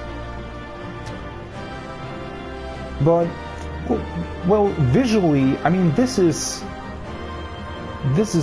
very intriguing, right? But still, I feel like visually the first part with Bismarck diving through the water was definitely the highlight of this dungeon.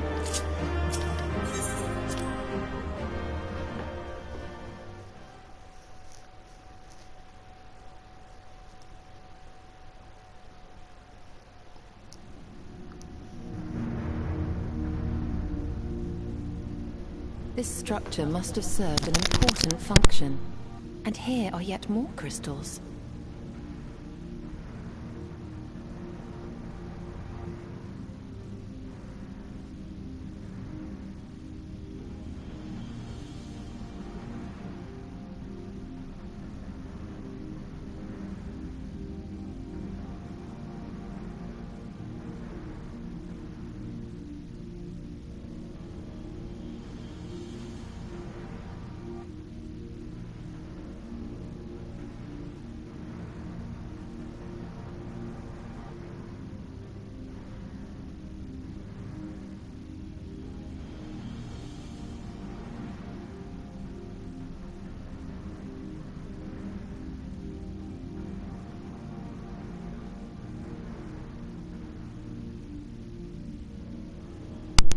I'm rather sorry. That was an unforeseen break. Let's continue. This structure may have served an important function, and here are yet more crystals. Yeah, it did indeed. I too noted the crystal repository on the way. The Benthos seem to employ them in their spellcasting. By the way, I just noticed, I mean, it's somehow plainly obvious, right? But the way they're storing these creatures in these crystals, isn't that exactly what we are trying to achieve? To bring the science back to the source? Somehow we found the one place that has the exact functionality that we need right here. Which is kind of lucky, I guess.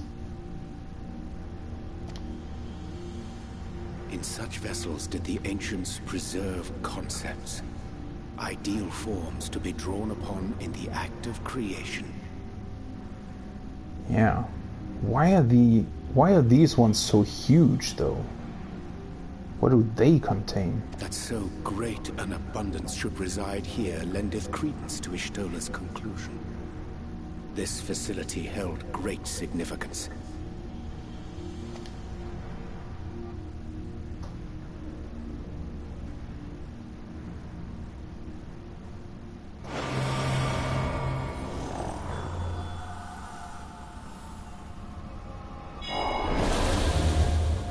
What the hell? Oh.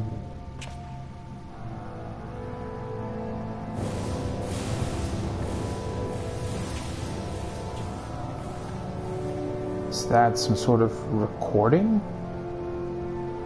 Or are they actually... do they know that we are here?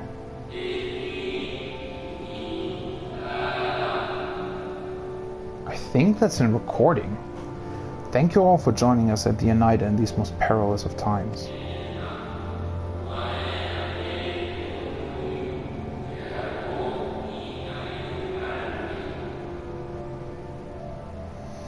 By the summoning of Zodiark have we been granted a reprieve. Yet, immutable as the laws he has woven may seem, they will not serve to forestall our doom.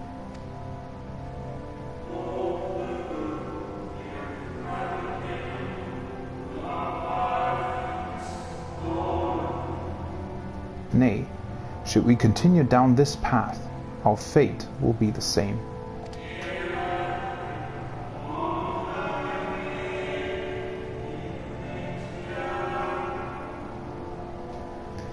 I said as much to the convocation, of course, but the stubborn fools turned a deaf ear to my warnings. That sounds way more aggressive than anything else we've heard from the Amaranthines so far. So these are the ones probably following or at least supporting whatever the 14th member of the convocation had in mind, right? And they obviously, or they seem to know that whatever they did in summoning Zodiark wasn't really stopping anything, right? I mean, that's something that has kind of eluded me. And I don't know why, but it's almost... I just really had this... I don't know. I mean, think about it. They did these great sacrifices, right, for Zodiark to... Because so far, if I look at the story of Shadowbringers, it really felt like they had the right idea, even if their way of doing it wasn't necessarily the right choice. But the idea of sacrificing half the people to rescue the other half, that's not a bad one. With the only problem being that it didn't really end up in anything. Although, well, wait, then again, it didn't really end up in anything because Hydaelyn stopped it, right? Or destroyed Zodiark. So whatever they tried in rebuilding the planet after Zodiark, after they sacrificed themselves to Zodiark, and he was, you know, trying to rebuild the planet for whatever reason, Hydaelyn then stopped him. But there's still so much we don't really know about this. But then, what he is talking about just now, is that true? Because if Hydaelyn wouldn't have existed, if Zodiark would have been able to follow through with what he was supposed to be doing, wouldn't they have been theoretically able to rescue at least part of their race, or part of them?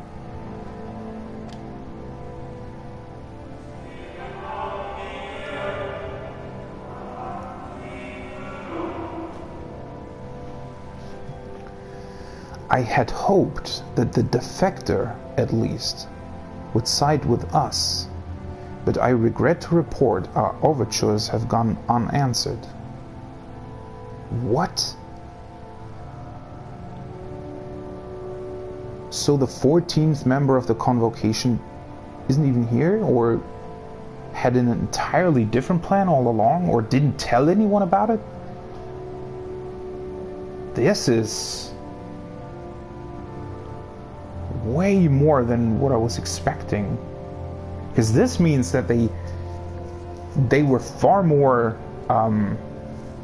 what should I say, far more they had far more different, or way more different opinions on this matter than we were led to believe, I think.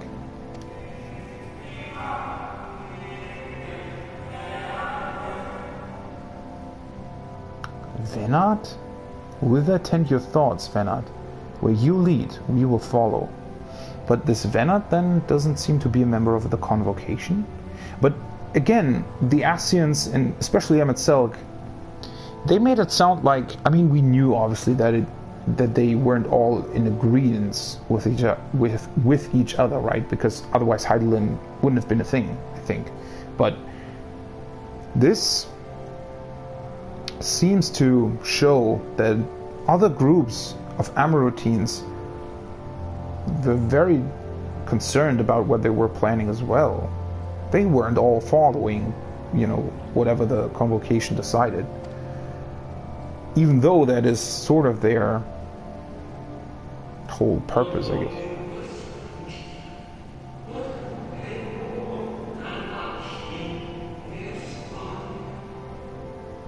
Who is this Venat guy, though?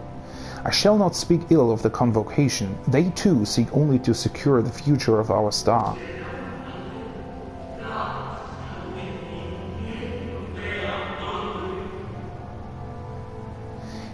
Yet it is plain they will not countenance a permanent solution. That being the case, we must ask ourselves a simple question. Are we prepared to pursue our chosen course, even should it mean suffering the eternal condemnation of our brethren? They will not countenance a permanent solution. I mean, that wasn't the plan, though, right? Zodiark wasn't supposed to be a permanent solution. At least I don't think it was supposed to be.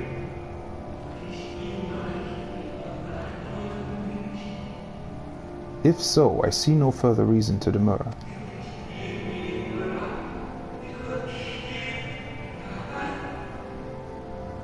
What the hell? Let us bring forth the light that shall ever after keep the darkness in check. So what? Wait. Is he the 14th member of the Convocation, or is he not? Is this an entirely different... Are they summoning Hydaelyn? Out of what? What? Why? What? That sounded like they were trying to summon Hydaelyn to keep the darkness in check, but... So, it was they who first summoned Hydaelyn. But how were there possible... How... What? Because, I mean, Zodiark. Remember, Zodiark was summoned by sacrificing half of all existing Amroteans, right? And these guys here were just able to summon Hydaelyn? That doesn't seem right. Their discussion did seem to imply as much, yes. I cannot say I have ever heard of this Venar before. Venar? That's what he's pronounced. Yeah, I haven't either. For a certainty, Emet-Selch never uttered the name, speak though he did of the schism which Zodiark's advent wrought upon mankind. Some were of the viewpoint that his power must needs be restrained, and to that end did they call forth she who would serve as his shackles. Why would his power need to be constrained, though? Because maybe they weren't actually able to control their creation magic as much as they wanted to? I don't really get the connection here. Why? Because I definitely agree that you should probably have some sort of backup, right? In case Zodiark went berserk or something. But their point right now was that Zodiark wouldn't really help them. He wouldn't really do what the Convocation tried to achieve, right? In the end. He wouldn't really help them. It would still be their demise, basically. But why then summon Hydaelyn? That seems so pointless as well. If they already knew that Zodiark wasn't really... that they were still running into the same destiny, basically, why summon Hydaelyn then?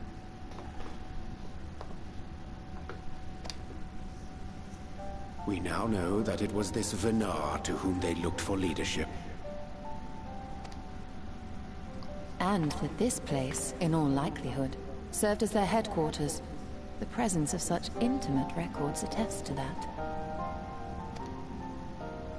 I would hear what else they have to tell us. All of it. Did anyone see the source of the image? Well, that giant stone back there, or whatever it is. It's almost like a giant Delagan tombstone, isn't it? Only, obviously, that it isn't Delagan. The device there? Then let us see what other secrets it holds.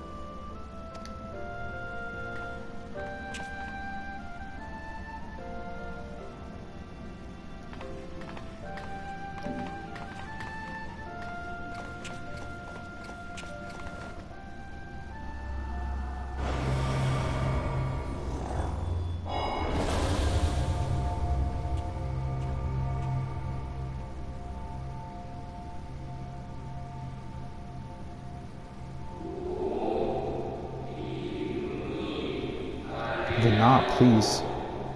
Why must it be you?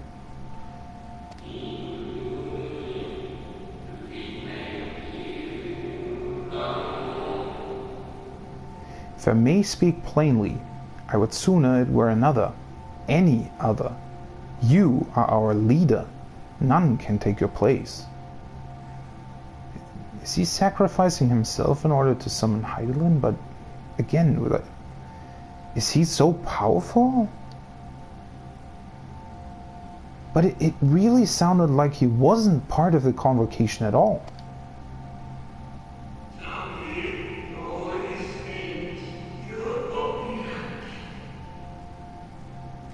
You know as well as I that but few support our cause. far fewer than they who place their faith in Zodiark.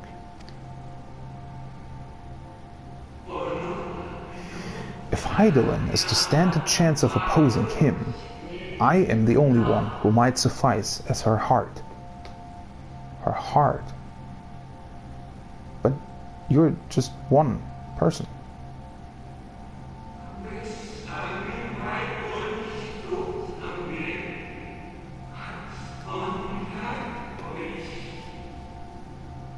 Rest assured, however, I shall not vanish from this world. The form I take shall ever remain my choice.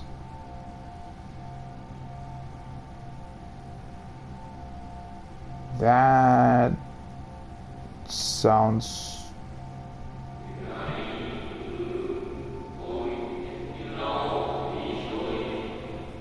Is he talking about what I think that he's talking about? Then I will press you no more. Only know this, you will be sorely missed. There's still so much context missing to this. Holy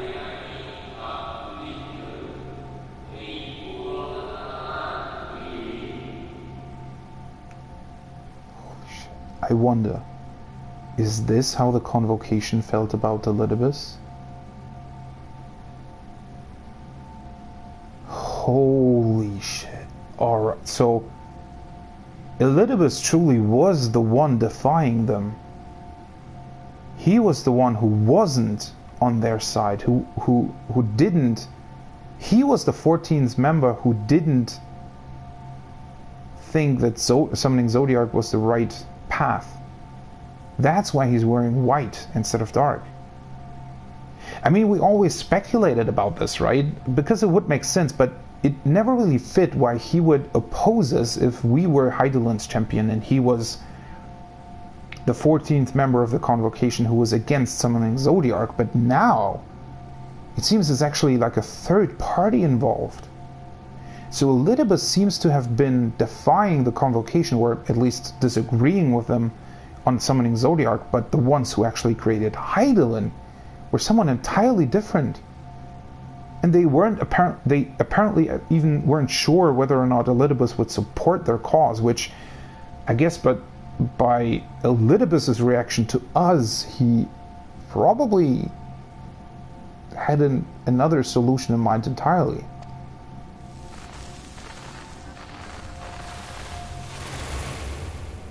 Whatever does that mean?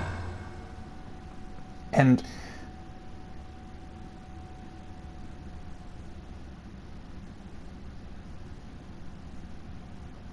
what? Yeah, exactly. Forgive me, but did that not strongly imply that Elidibus sacrificed himself to become Zodiark's heart?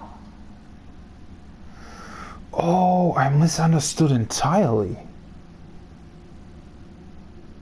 Yeah, that would also make a lot of sense. So he wasn't the one defying them, but he was, or is, Zodiark's heart. Oh, alright, now I see where this is going. So this Varney guy,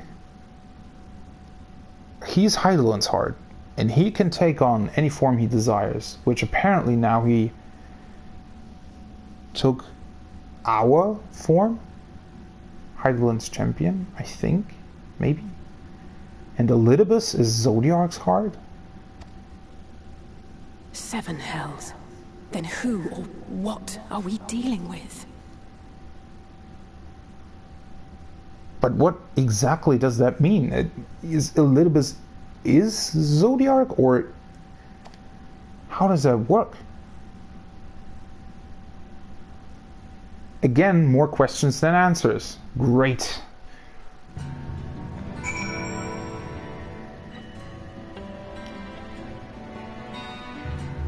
What the ever-living fuck does that mean? Holy shit, this game just constantly explodes your brain while you're playing through the story, I feel like.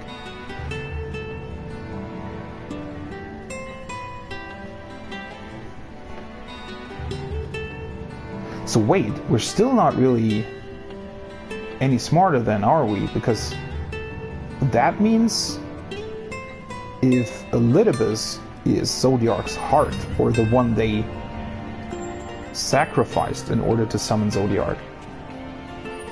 But wait, how? So that implies, because so far, from just judging by the dialogue that we've heard during the Shadowbringers main story, it sounded like they actually immediately sacrificed half of their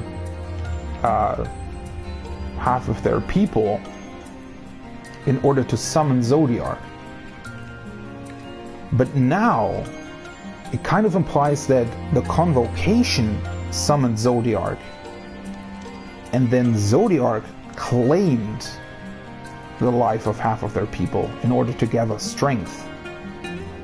And I suppose that also means that Elidibus was the one sort of controlling him, or then using that power in order to restore the planet?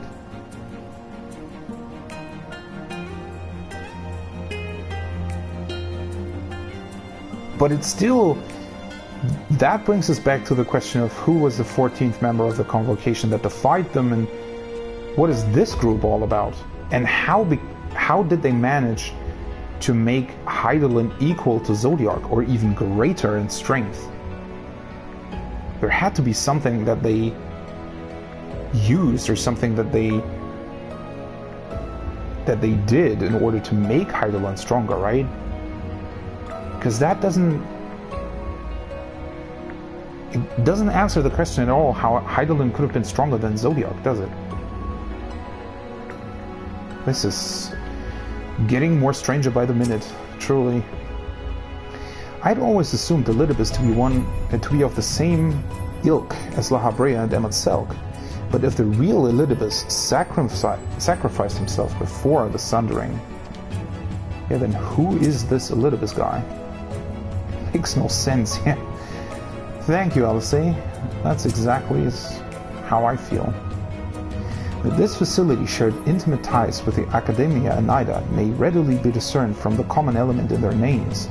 Based on mine observations, 'tis like that the forms housed here were conveyed onto the Academia only when required, and thence returned for safekeeping. Right, so this is the place where they stored... I'm just gonna call it their DNA stuff from their creations, right? The blueprints. And the Academia, basically, they were doing research or creating new things, thinking about whatever they needed, and once they actually created something useful, they then brought it here for safekeeping. Once they created it and it proved itself worthy of being created, I guess. Yet such procedural miniature are of largely academic interest, I concede. 'Tis unto the parties which did frequent these institutions that our thoughts should rightly turn, specifically the followers of Benah and the Convocation of 14. To say naught of the matter of Elidibus. Yeah. And there I was thinking Immortal was bad. Would someone explain to me how we're meant to kill a being who doesn't technically exist? I mean, he does exist in some form.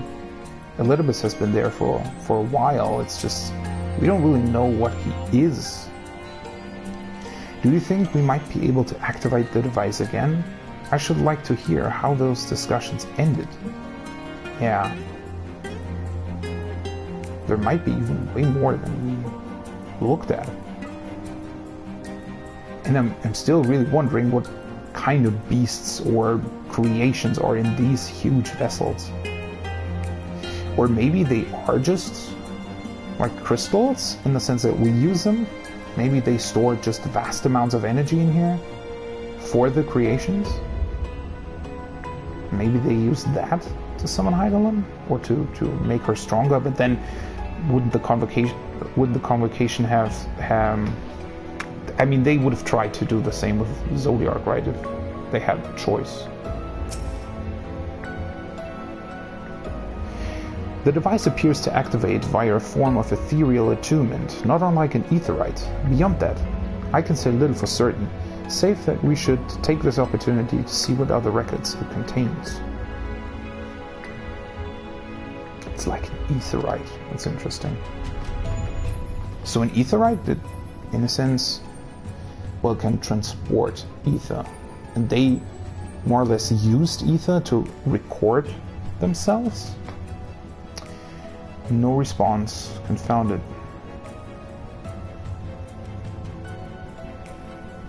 If I may, my lady, the panel did formerly emit a soft yet perceptible glow. That is... wait, what?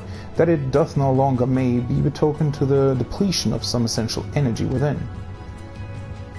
Given how long it has lain dormant, I think it fortunate it functioned at all. Yeah, it provided us exactly with enough information that we answered some questions, but so little that we still have way more questions that lie unanswered, which always seems to be the case.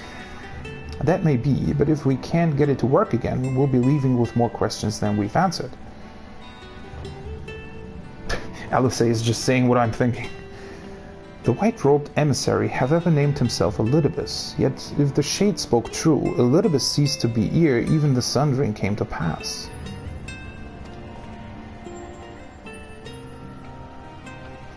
This calls to mind the truth that Emet-Selch did once reveal in passing, that the names by which we know our foes are not those given to Ascians at birth. Rather, they are titles of office afforded to individuals of merit at such time as the role becometh vacant.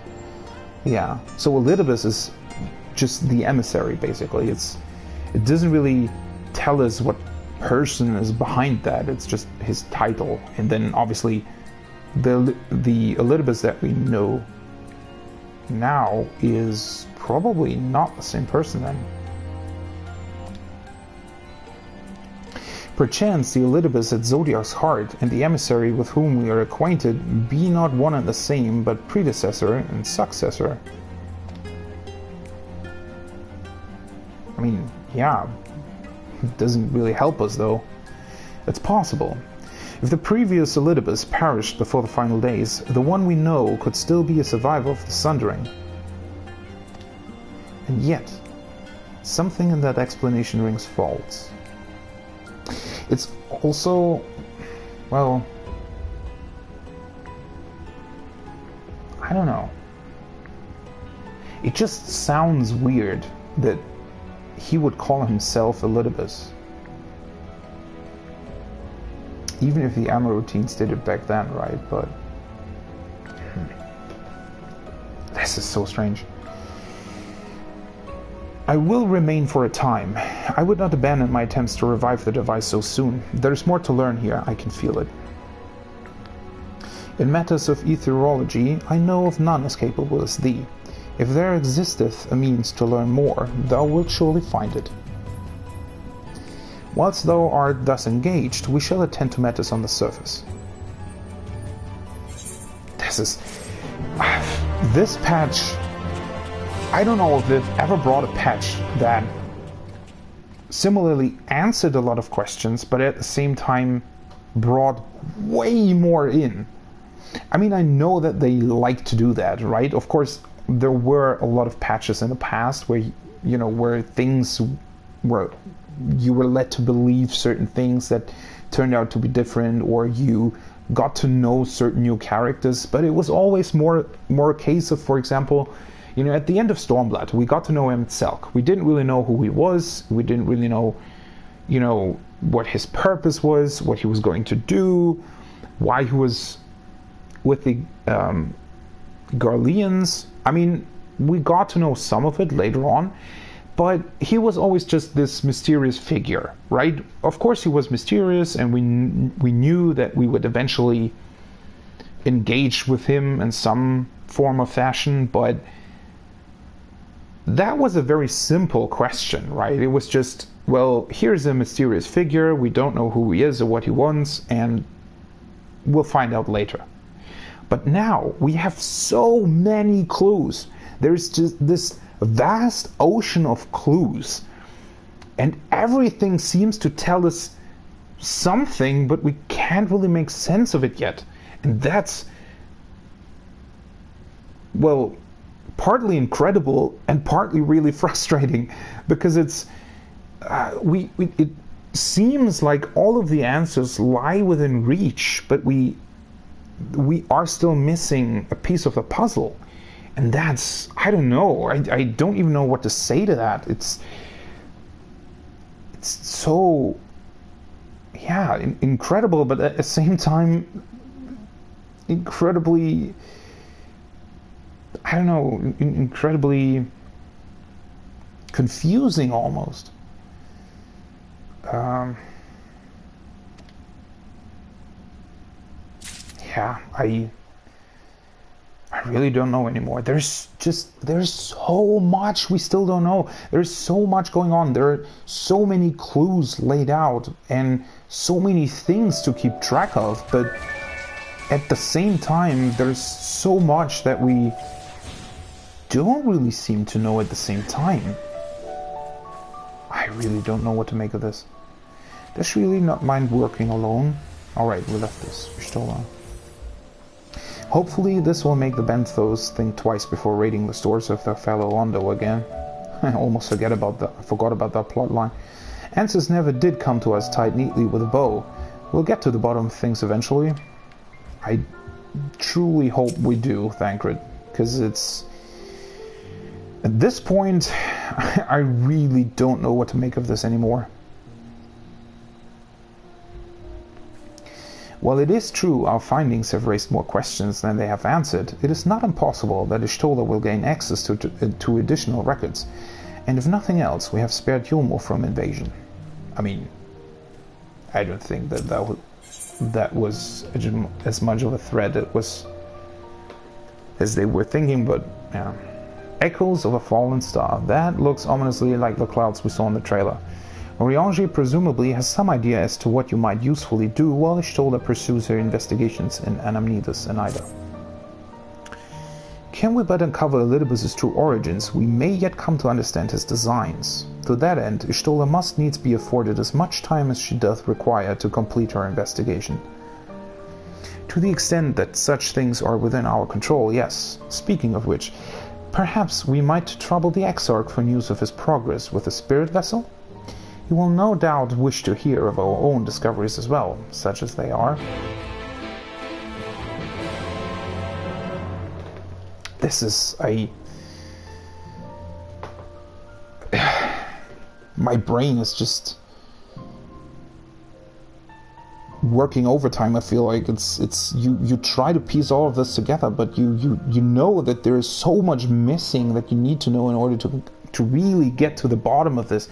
And the problem is all of these clues make it so that you can speculate basically infinitely, right? There's an infinite ocean of speculations that you can access right now, but nothing really has any basis to it.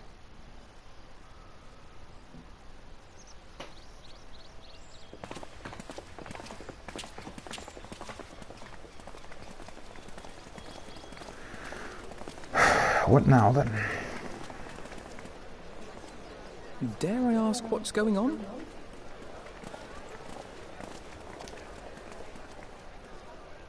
Ah, excellent timing. For me, in any case. We have a problem. Of course we do. The vast majority of those gathered here are presently in the employ of the Guard or else one of the facets, and no longer wish to be so. Oh. Wait, so that was Elidibus's plan? That... Alright. In principle, all are free to change vocation at any time. But a city does require a certain number of people in these positions if it is to continue to function. For the moment, I have asked them to postpone their resignation until such time as replacements can be found.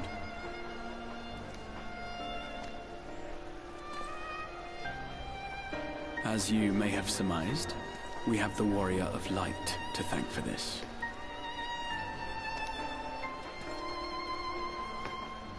It's you! The Warrior of Darkness! Seems to be very persuasive, Elizabeth. You understand, don't you? Someone's going to have to look after this place once you're gone. We just want to be ready to do our bit when the time comes. Yeah, but why can't you do that in the guard? And not only here, but everywhere. Which is why we've got to get out there and lend a hand to those in need. That's what you did, isn't it? Even if it was just little things at the start. You helped people.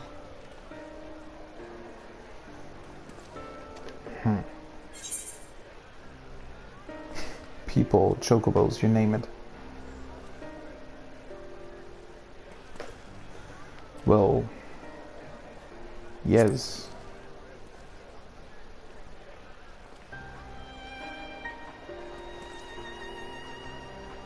And we're trying to do the same. We may have our sky back, but there's no shortage of people who still need help. If we follow in your footsteps, then I choose to believe we too can be heroes one day. Even warriors of light.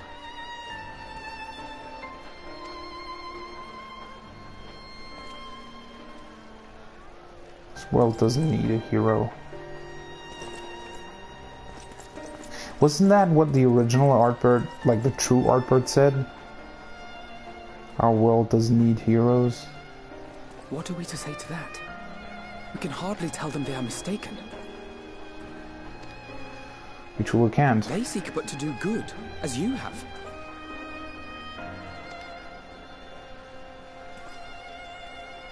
But no more can we stand idly by and suffer a paragon's scheme to proceed unchallenged. Is that really what he wants, though? That seems like a very... not a very well thought out plan. Because while it presents a problem right now that is true, wouldn't the people quickly realize that not everyone can be a warrior of light? I mean, that would maybe stir unrest for a while, or it would, I don't know, discourage people, but at the same time, I mean, there isn't really any real imminent threat to this world right now, is there? So, even though this might present a problem right now, it wouldn't really be all that problematic. I mean, yes, it does present a challenge, but that's Elidibus's grand scheme? Seems rather weak in my eyes.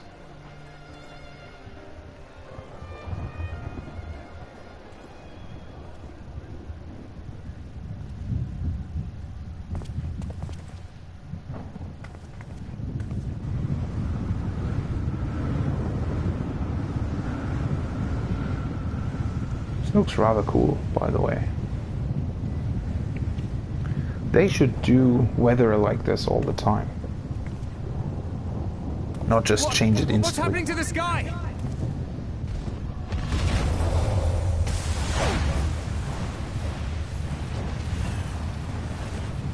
What the... Is that real?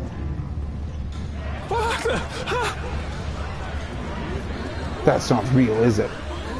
Wicked light. Oh no.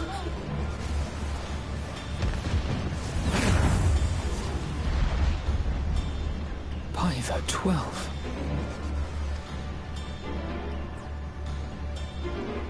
A star shower.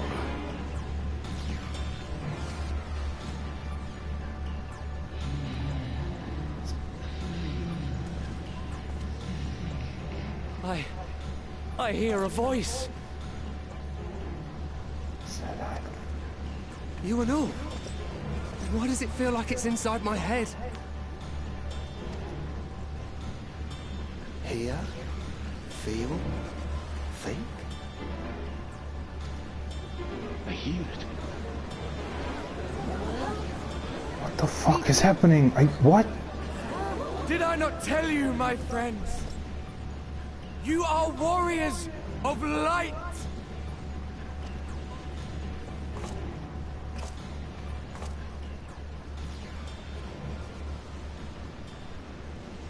You're back!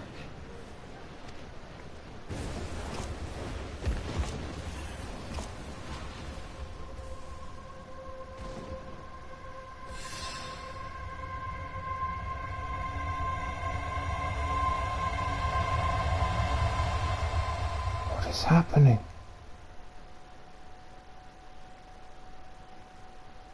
That was just a vision, right?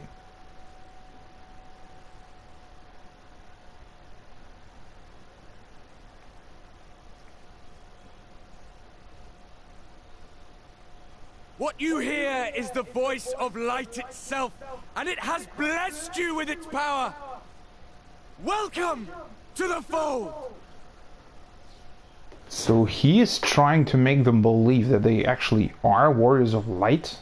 What the hell? I'm a warrior of light. I've been chosen?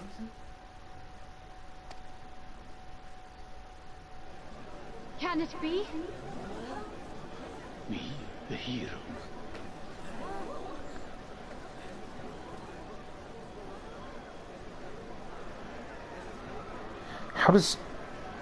Why does he know about Highland's words, though?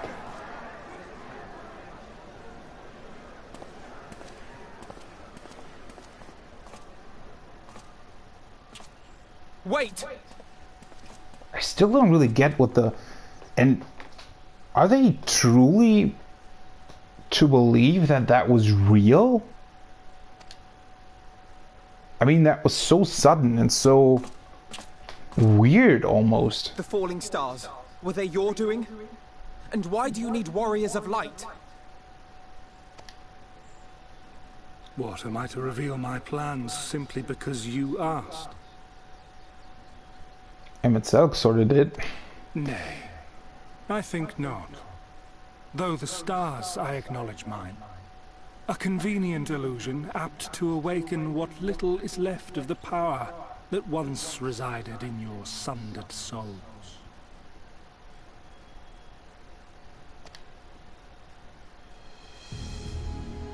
What does that mean? That which you and yours call the Echo. So he's trying to give everyone the Echo? And an echo it is, of a symphony, but a fraction of what men in their completeness once possessed.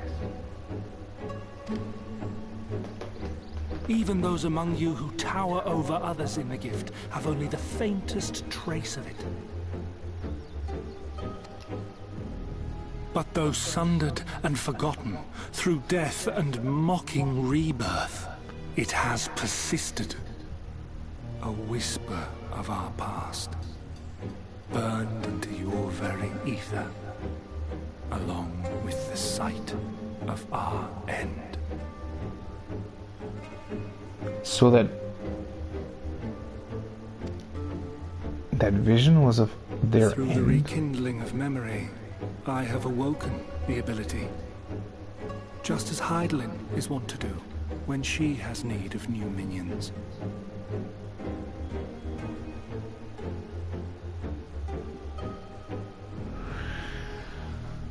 So the Echo is awakened by memory. And maybe because we have fought in Cartano, where Dalamud fell, but wouldn't that have technically...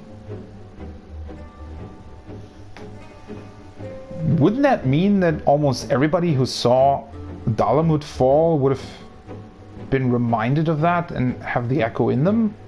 Or maybe it just... This doesn't really answer that. Answer anything for that matter. The Echo hath ever been thought a gift from Hydaelyn, a boon granted solely to her chosen. Yet thou wouldst claim she merely awakeneth the power that men should hearken unto. I mean, does it matter though? Isn't that sort of the same thing? Whether or not somebody has been bestowed with the Echo by Hydaelyn, or somebody has been awakened to the Echo by Hydaelyn, does it make a difference in the end? If the intention behind it, or the goal of Hydaelyn is the same, then why would it matter how it works? Although it is interesting that it... Is that what the Garleans found, maybe, and what they did to Xenos? Did they uncover a way of activating the Echo in people? So maybe they showed them like this meteor shower a couple of times to rekindle their memory and awaken the Echo like that? Her voice. Given the perceived simultaneity of her call and the awakening of her chosen's capacity to hear it, it is only natural that we thus attributed the source of the gift. Yet if, in truth, the Echo is a prerequisite for hearing her voice... So it's the other way around, basically, than what to... call it,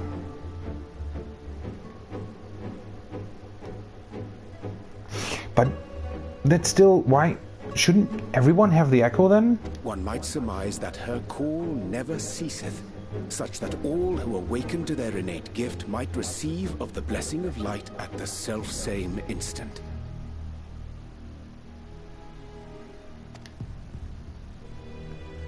In sooth, we bore witness to this but moments ago.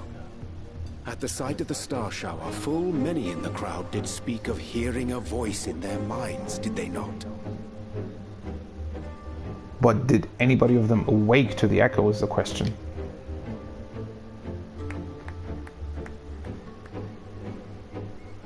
Just so. And whenever Hydaelyn has need of new servants, she is quick to pluck comets from the heavens or create illusions of the same. What the hell? Is he suggesting that Hydaelyn brought forth the 7th Umbral Calamity and Dalamus Fall in order to awaken more servants for her?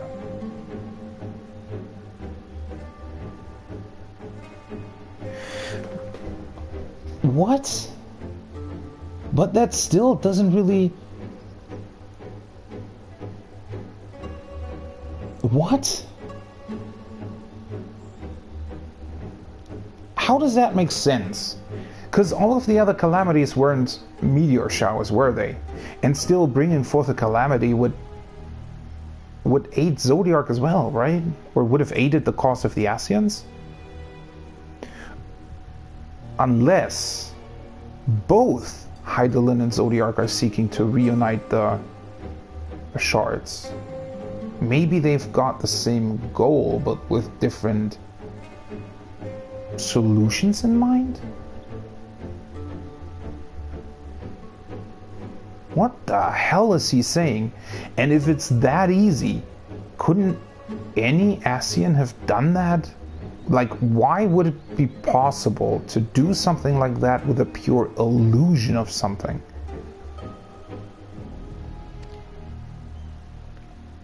Why then didst thou conjure this vision, full knowing that thine age-old foe would thus claim those awakened to the gift? And also, why would Hydaelyn, I mean, or is Hydaelyn so weak that she can't really do anything else? But what is Minfilia then? What? Foe? You must be mistaken. As you see, I am a warrior of light.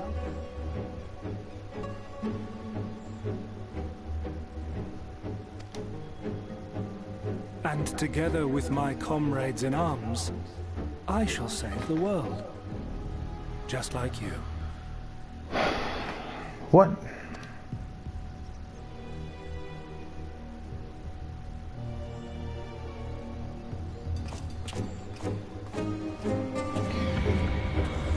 What the fuck? And then you just go? What the hell is that supposed to mean? What are you trying to rescue? You are no warrior of light. You're not trying to do anything. You're just... I don't know. What the heck is this about?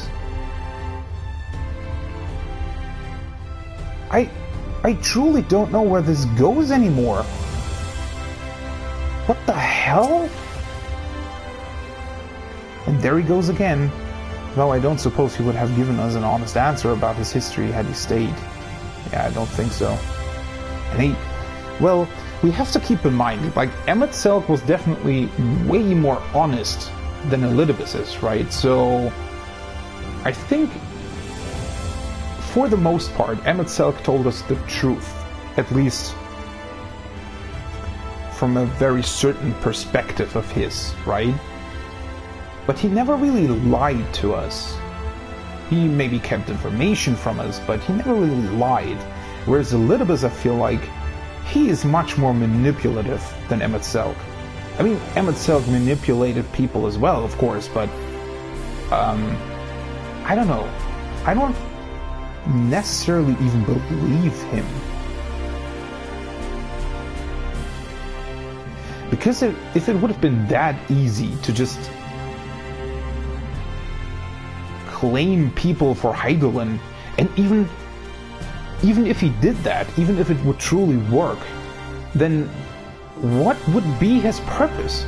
If theoretically someone like us, right, the Warrior of Light, the real one Warrior of Light, the champion of Hydaelyn as we've known it, if that's a possible thing, right, if somebody who for whatever reason has a very strong connection to this echo, or I don't know, is granted a lot of strength through it, and then becomes a threat to the Ascians themselves and a threat to their plans, that's still a possibility, isn't it? So why would he... Isn't that a really great risk? To just give Hydaelyn potential servants? I don't think that that's necessarily true, or he's probably keeping a very important piece of the puzzle to himself. Very, very important piece of information. Though I like not what it portendeth. What I have been treated to so unambiguous a demonstration, I cannot well conclude aught but that star showers are indeed instrumental in awakening the echo. Yet we need not attribute such credence to all that Elidibus hath claimed, that he too seeketh this star's salvation for one. Yeah. So, what does it mean? So, what he was saying was that because the Emeraldines were destroyed by some sort of calamity that coincided with the star shower, or was caused by it, or I don't know, it had something to do with it, right? And because their people died from it, or it's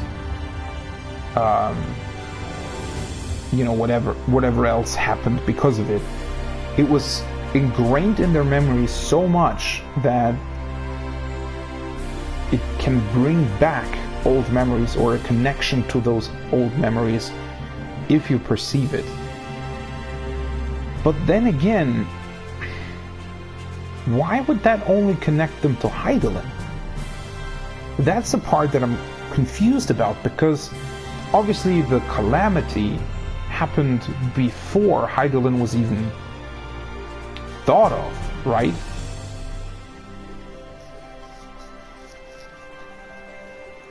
And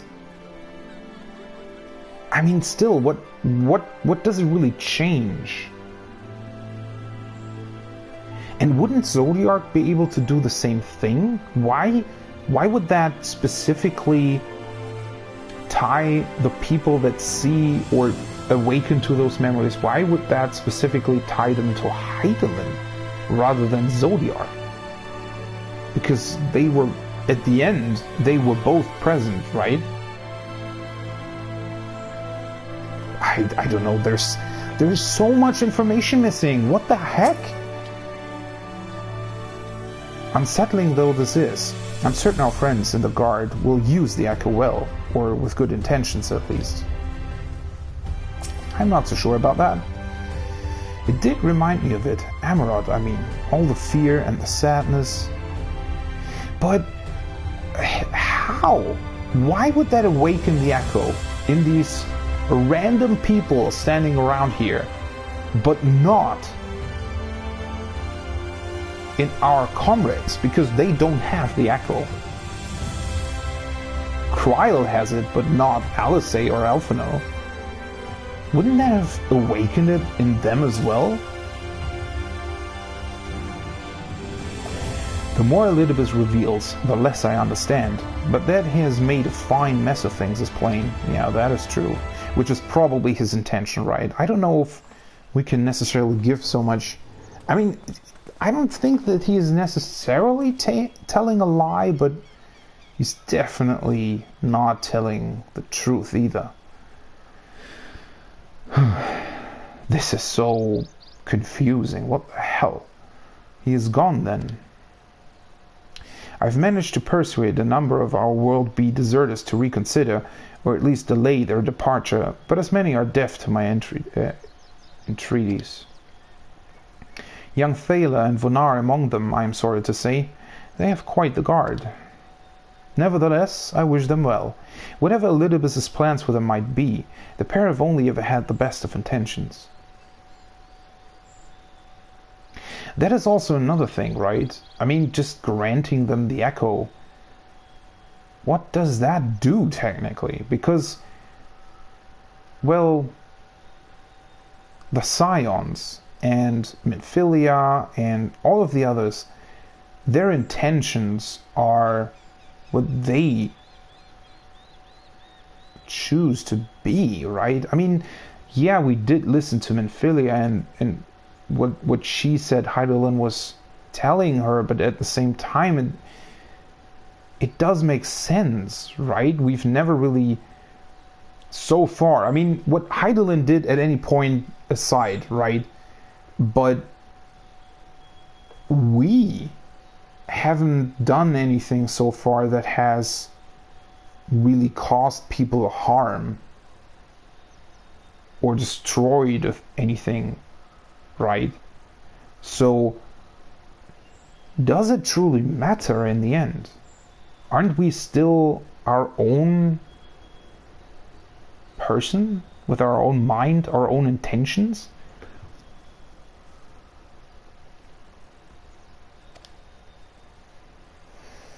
One can hardly blame them for thinking themselves heroes elect, not after having been blessed with the Echo, and it's not as if they haven't shown the requisite spirit. I quite agree. Though the impetus for their sudden departure may have been words falsely spoken, the men and women in whose footsteps they would follow are heroes in truth, warriors of light, Artbert, yourself, most of all. And so I would ask a favor of you. Speak with them ere they embark on their journey, and furnish them with what wisdom you can. They have set off for the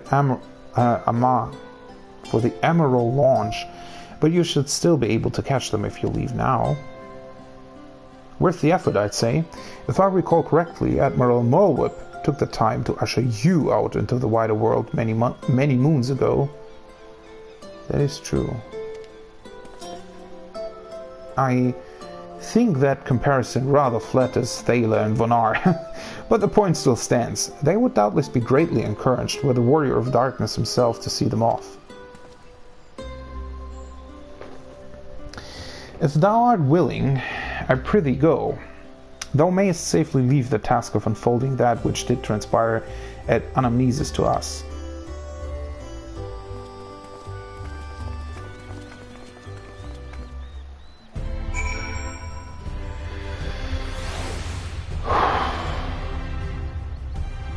don't know what to make of this anymore.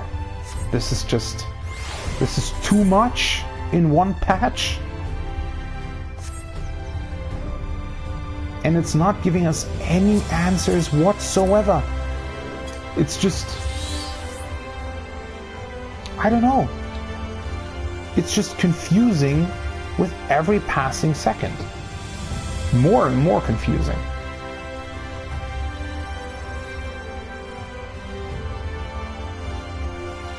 I mean, the patch is still not over, but... Oh. What are we to make of this?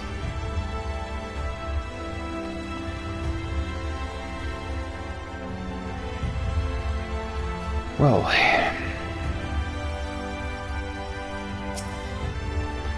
Let's see then. You again? I mean, it's you, sir. Sorry. It's been a funny old day.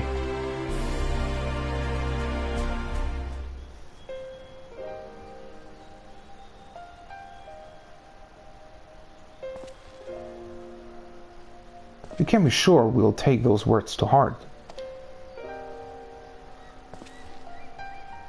I still can't believe it. You coming all this way just to speak to us? I swear we won't let you down. So long as it helps someone, we'll do what needs doing out there, no matter how small.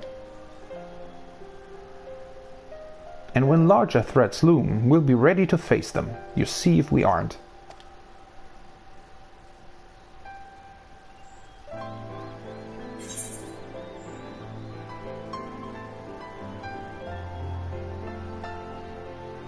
Wonder and danger await you in equal measure, but turn not from either.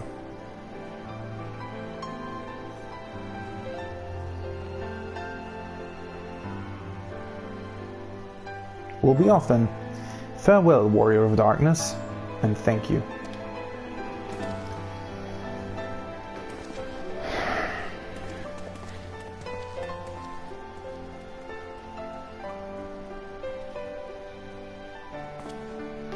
It does feel very strange though, right? Because Artbert and the others, they were Warriors of Light.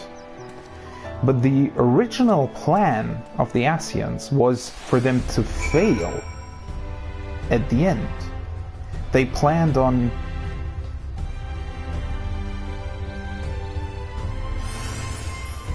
Yeah, they were supposed to fail, right? As far as we know, that is.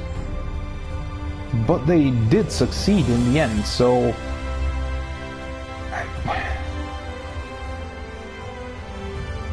I don't know. I really don't know anymore. This is just too much. It's too confusing. I don't know. And normally I really like story. I mean, it's not like I don't like the story, right? The story is great. I like the mystery. I like, uncovering these secrets. But I feel like we're missing so many important pieces of the puzzle that it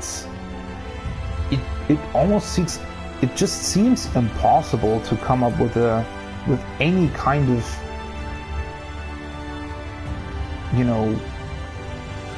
answer to all of this that makes any kind of sense.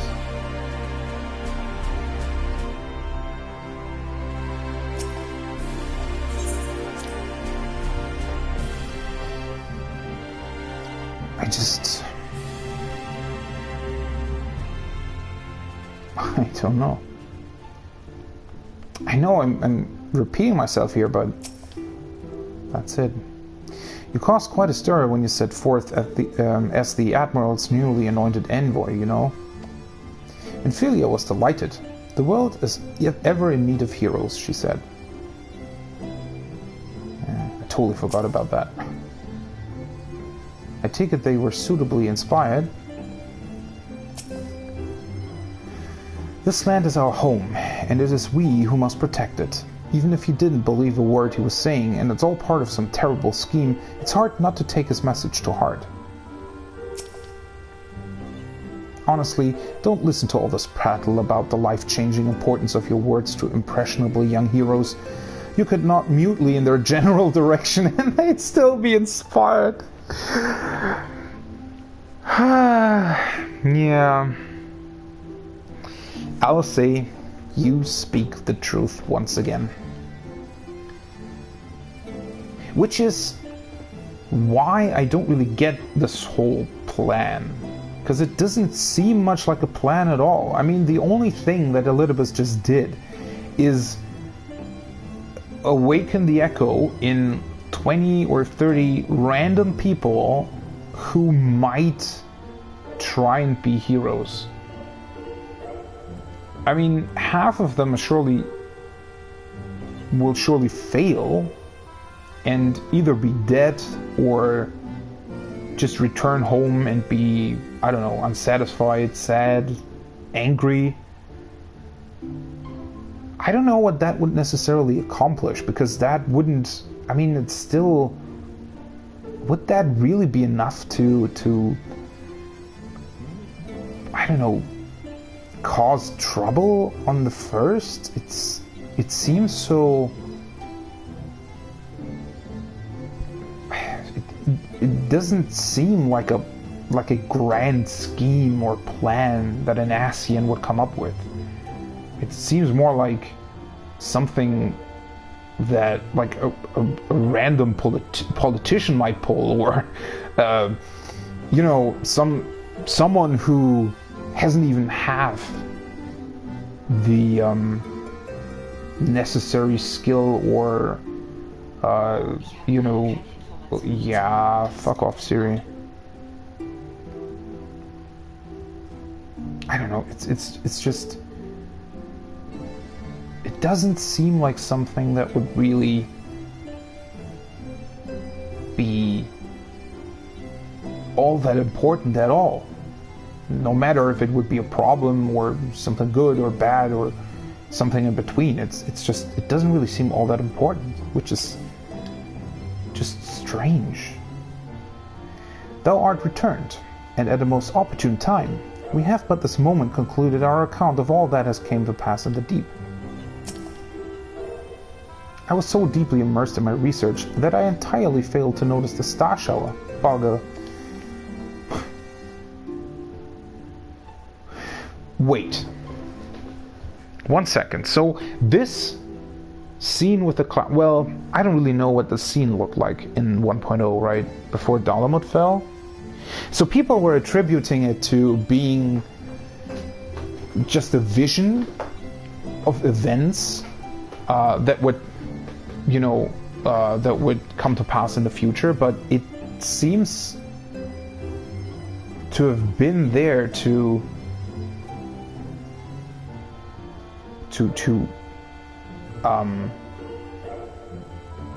resonate with the memories of, and start off the echo in us, right? If you've played in 1.0. I mean, I haven't, but I know a bit about it, so holy shit, I don't know. Thank you for making the effort. I'm certain your words will be a boon to them. But again, it's rather interesting that we might have uncovered the source of the echo or how it is awakened in people, but that still doesn't really mean, well, first of all, it doesn't really tell us how it works, because I don't think that that was necessarily a power that the ancients had. I mean, were the Emeraldines able to read into the past of whomever they spoke to? I don't think so. So why is this a power that suddenly exists, right? That doesn't tell us anything about that. And then why is it shielding us from influence of primals? Why would it do that? Or is it truly what people speculated before, that it means that we are tempered by Hydaelyn? But it doesn't, though, really. I mean, we still don't know how that works. And then again, even if all of that and what Elidibus said was true, how does it change anything? It's interesting to know, and it's definitely like backwards to what we thought or believed it or how it worked, but it doesn't change anything really. This is so...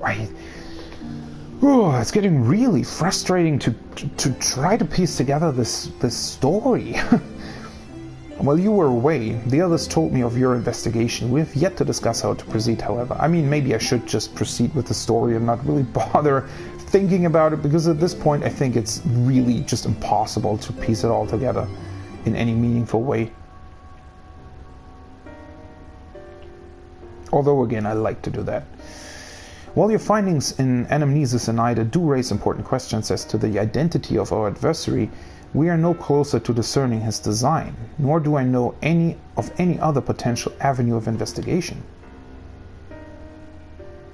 For which reason we must needs trust to Ishtola's ingenuity and wait for her efforts to revive the Ancient's device to bear fruit. What if I were to attempt to follow the emissary? Elusive as he is, his plan compels him to court public attention. He shouldn't be impossible to find. Especially for one of your experience, it does seem worth the attempt. I mean, it would be great to know what he's up to. Or at least know what he does. Then I'll come with you. Safety in numbers. In combat, perhaps. But where stealth is required, the opposite is true. Happily, I don't plan on getting myself caught, so you've no need to worry. Alright, then I look forward to your return. Then it sounds like the rest of us should avoid doing anything which might prompt Elidibus to look too closely at our movements. Insofar as it's possible, I recommend we limit our activities to the Crystarium. Speaking of which, Exarch, might I ask if you've made any progress with the spirit vessel? Of course. We're presently studying the principles underpinning memory transference and, I believe, nearing the requisite level of understanding. Less hearteningly, practical trials of transference methods suited for use with the vessel have yet to yield satisfactory results, to put it mildly. Practical trials? What? But there are still many promising possibilities we have yet to test. Who's testing? Wait, is Graha testing that? Indeed. Though it may take some time yet, we are well on our way to a solution. And I shall not rest until one is found.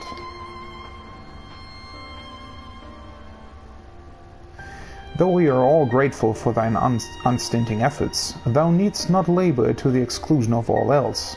If it would serve to lighten thy burden, however little, I should gladly offer mine assistance. Quite. I, for my part, will do what I can to ensure that the Crystarium continues to run smoothly, in spite of recent disruptions. Then perhaps I could help. There must be something I could do, even if it's just guard duty. Probably a great idea. Thank you, all of you. I shall breathe easier for your assistance. Of course, on the evidence of the recent past, it will not be long before some new crisis arrives to throw our plans into disarray, at which time your services will be in particular demand. That being the case, perhaps you might take this opportunity to retire to your suite at the Pendants. Alright. It does feel like the end of the patch, but at the same time it kind of does not. I mean, it is probably the last quest, Echoes of a Fallen Star. Though there's still one of the raid quests missing even, right? One of these methods will work, it must. Of course I don't wish to worry Lena. She has more than enough to worry about already, but I swore that I would return you all home. Alright, fine. I will henceforth endeavor to take breaks when appropriate, while Lena is watching. Never fear, I too will continue to assist the Exarch to the best of my ability, and if that means casting the odd sleeping charm, so be it. Knowing not whether Elidibus or our ever-waning connection to the source representeth the more pressing problem, we must needs attend to both, and risk solving neither. I mean, at this point in time, it doesn't seem we're really close to solving anything. So, ought we to inform the citizens that the star shower was an illusion, do you think? They might sleep better for the knowledge that no damage was done. I mean, they probably should know about that. Although, how to tell them, I don't know. There's sure to be no shortage of potential heroes upon whose good nature Elidibus will try to prevail. The trick will be in anticipating which settlement he'll direct his attentions toward next. There's so much to be done, and so little I can do to help, but you can count on me to play my part in the empty. I thought you wanted to help in the Crystarium. I will accompany my brother and make sure he doesn't get carried away. You will do as you're told and get some rest, both of you. Why are people constantly telling me to rest?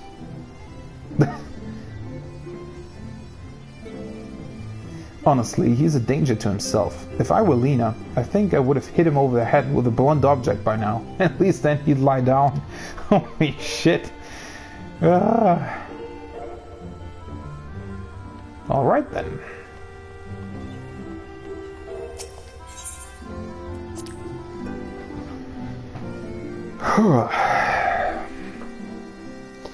I mean, there has to be some inevitable other cutscene, right? Though at this point I truly don't know what else they can throw at us. It all seems so damn, I don't know, strange. Though interestingly enough, if this is the last quest, it doesn't lead you back to the Rising Stones.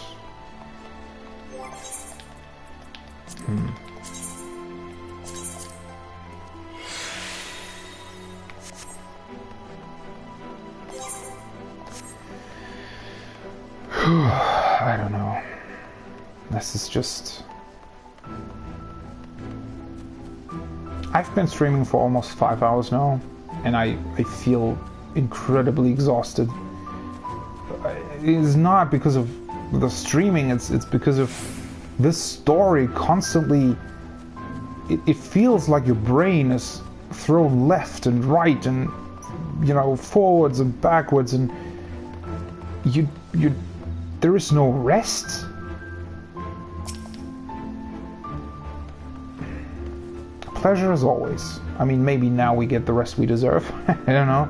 I'm relieved to see you were unharmed in the earlier commotion, though, if I may, you do look somewhat weary. I presume you will be retiring to your suite. Indeed I will. Very good. Do let me know if there's anything you require.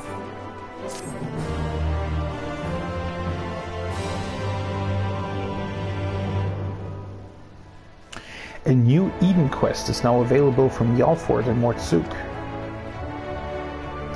That is weird, right? We'll see what this is about then.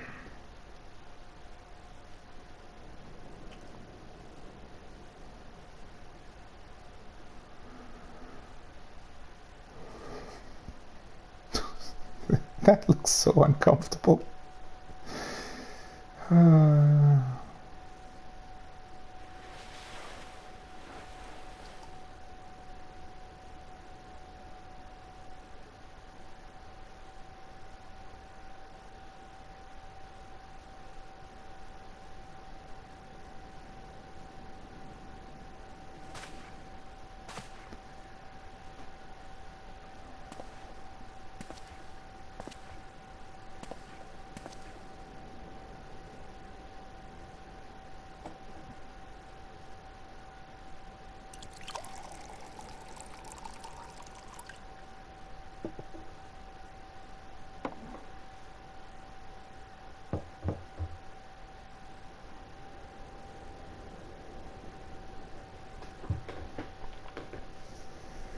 Master Percival, it's Glenard from the Wandering Stairs. I apologize for calling so late.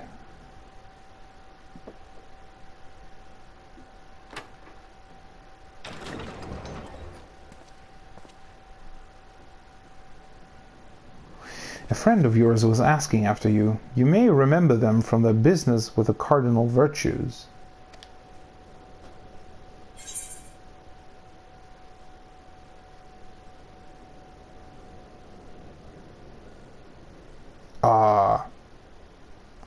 So I get to choose who I'm meeting with. What the hell? Wait, who? So Giot, she's the dwarf, right? From the healer quest line. Louis Rec is from the physical. I think Tana is from the tank quest line, and Granson is the one from the magical ranged. But I think Ciela might be the most interesting one right now. Because she would know the most about this whole situation, wouldn't she? I want to talk to her.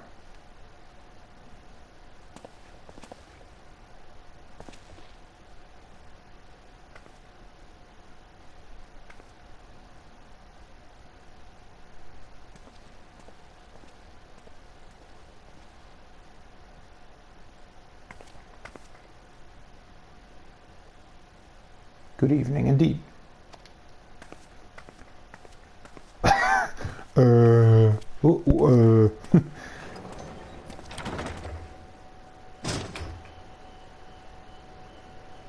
That's a very bright light. I was in the Exedra. I saw everything. That was Ardbert. And it was not. Twice now he has appeared, calling the people to arms, speaking of heroes.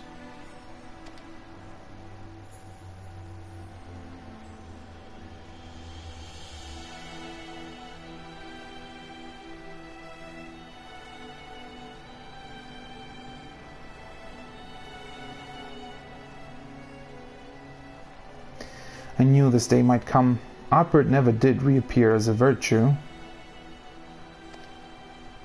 But to see his flesh stolen by the self-same Ascian that made mock of their sacrifice.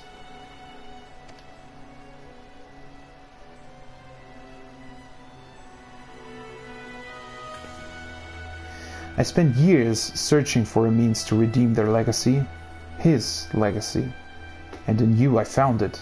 You slew the virtues, reclaimed the stars. You spoke the truth, and the people listened. When I heard our patrons speak of how the warriors of light had been their saviors all along, I thought at long last.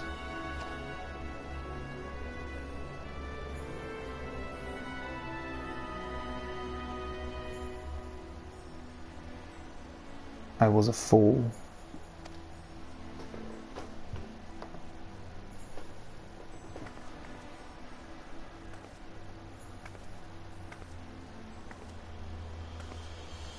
I cannot ask more of you, not after what you've given, but I must. Set him free. Lay him to rest with the others, in honor and triumph.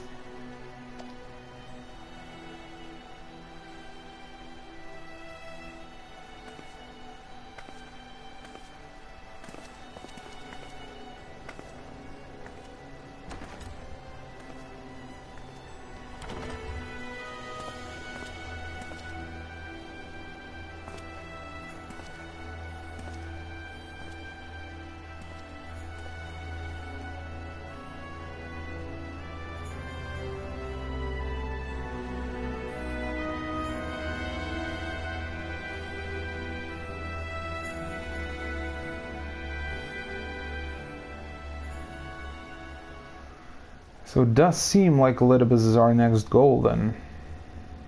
In the Crystal Tower's umbilicus.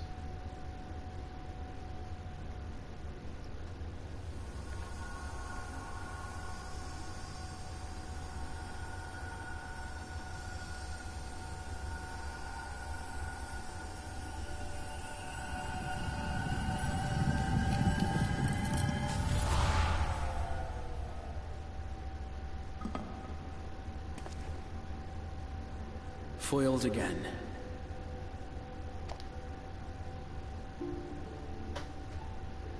If I cannot imbue the infernal thing with my power via magical means, we may need to devise a way to infuse the vessel with my blood after all.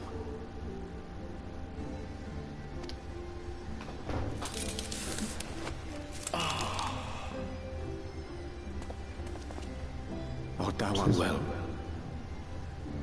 What's happening to him?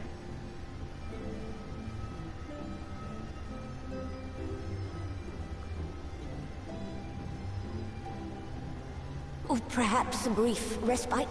It wouldn't do to overtax yourself.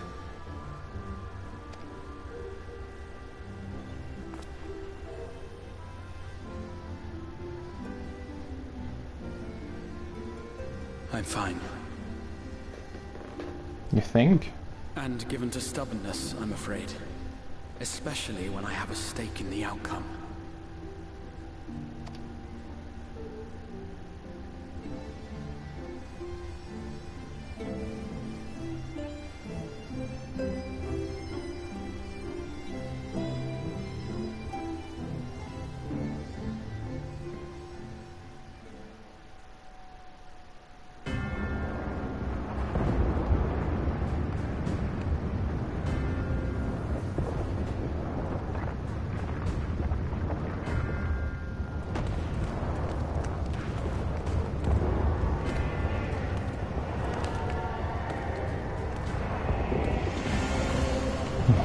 What is going on now? Is he looking at the past as well?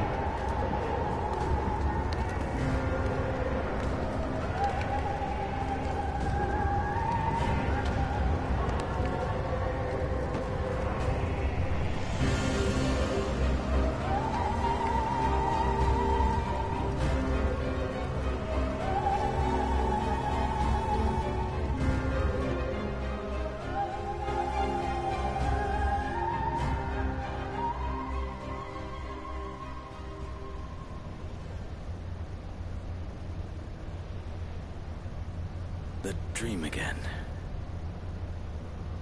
So that's what I thought. So somehow, and I suspect that maybe Emmett Selk, or at least an Ascian, was responsible for that. Because the Garleans are obviously, they were created by the Ascians, or by Emmett Selk. So I suppose that an Ascian probably started off the whole research into their false echo. So I think they just infused them with these pictures. So they,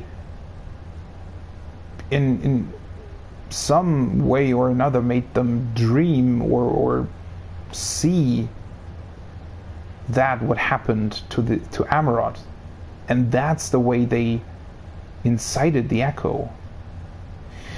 But then again, wouldn't that make Xenos a vessel for Hydaelyn, or not a vessel, but something like that?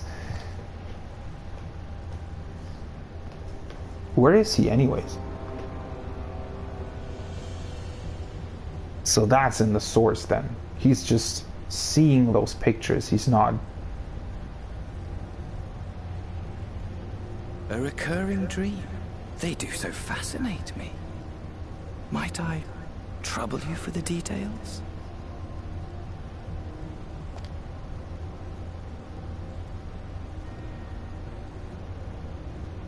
I have always dreamed of it. Fire falling from the heavens, and the city, nay, the whole world ablaze.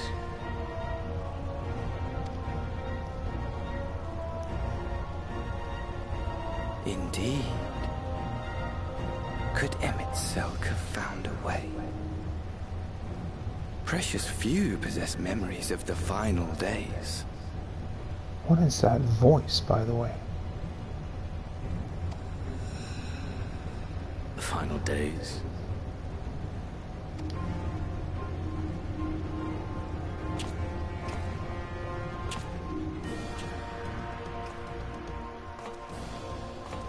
Why, yes. Admittedly, my knowledge is mostly second-hand, but if you are interested, I will gladly tell you the tale.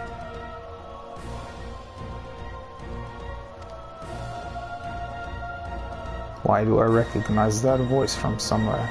The tale of the world's end.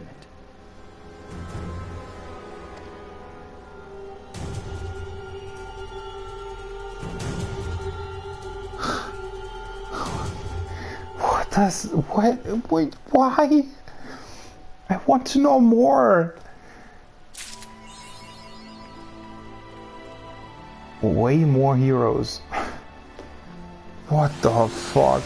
That's the end to the story? Are they fucking serious? Alright, so seriously, even though it wasn't really a climax, right? It wasn't like from a, what would you call that? Just from a sort of storytelling perspective, this wasn't necessarily, you know, the most thrilling, because it was mainly almost mystery, right? It's almost like a mystery thriller. And this patch just in itself obviously isn't a whole story. It's part of a story, so it's not like a 3-act structure or anything. It's just one part of a way larger story, right? But even without having like a traditional climax of sorts, it still managed to have one of the biggest cliffhangers yet. Because we got, it feels like 10,000 questions and a few clues to answer none of them. But at the same time, while being no closer to any answer whatsoever, we still seem to be, finally, very close to answer the biggest question of all. And that's such a weird, exciting, but at the same time frustrating, but also interesting, and I don't know what other words to use to describe this cliffhanger. Yeah, I don't know. And by the way, just to give more and more compliment to the story, they finally decided to voice this last cliffhanger cutscene with Xenos.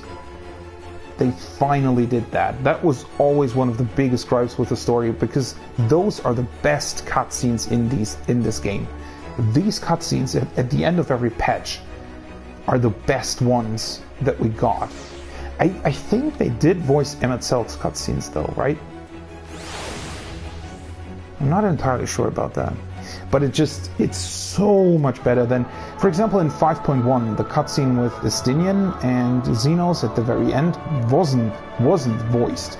And I felt like that was a really big mistake. I really feel like they should voice all of these cutscenes. You know, voice them rather than the cutscenes with, or the like the smaller cutscenes with the Scions. Because those cutscenes at the end, those are the important ones, right? Alright, let's get to more Tsuk. I really want to know what the last Eden quest is all about.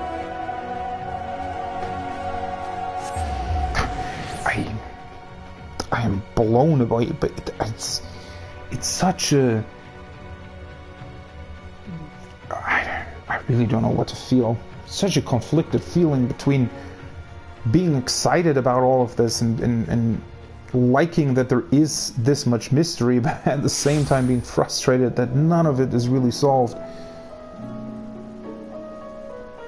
It's really something. But that does mean that the story has so much more in store for us, which is just... the mere thought of that is incredible.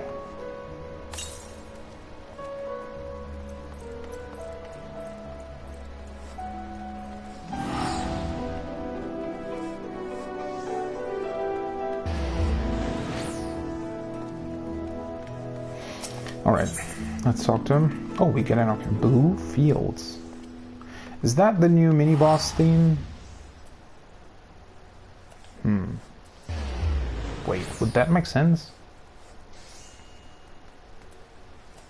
Worlds apart. The Alford is the bearer of tidings of some description. Good news, or at least it has the potential to be good news. I have received word from Master Urianger. Unfortunately, the message was rather thin on details. He only requested that you return to the Crystarium and meet him at the Wandering Stairs. Not the most likely of places for important meetings, but I suppose you might be able to squeeze in a pint or two while you're there. Which...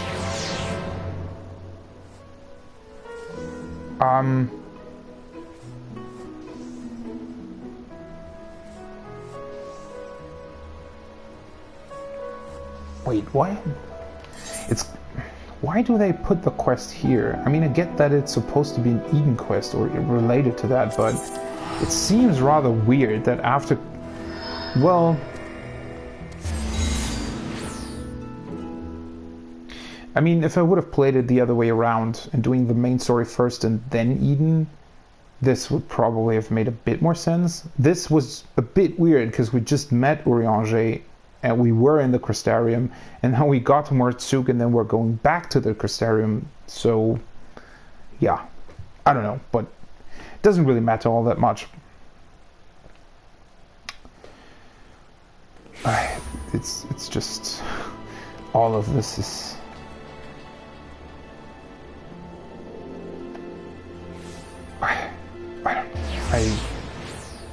I'm really at a loss for words. Wait. The Wandering Stairs is that way. 455. Weaver, goldsmith, armorer. Finally something else. Leatherworker. Wait. Let's put these away first. Let's...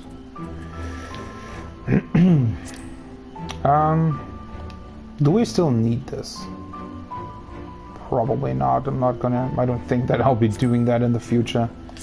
Let's just discard this book and put the materia in here. Right, and we can probably just desynthesize.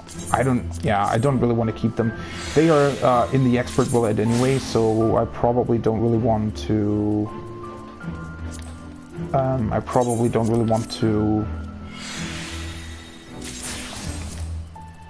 keep them in my inventory, because that would mean that I wouldn't be able to get them the next time I'm running the expert bullet.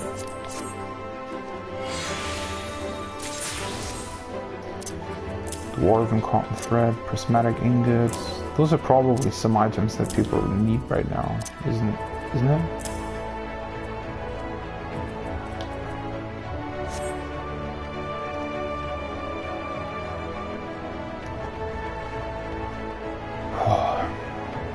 I said it before, this story feels exhausting.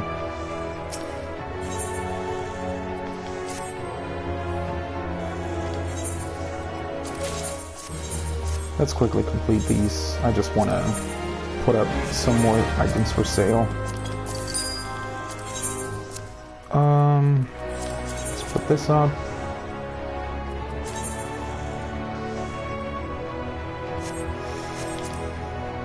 That's just supposed to sell quite fast, so 7, 8, 9 is probably. It should be fine.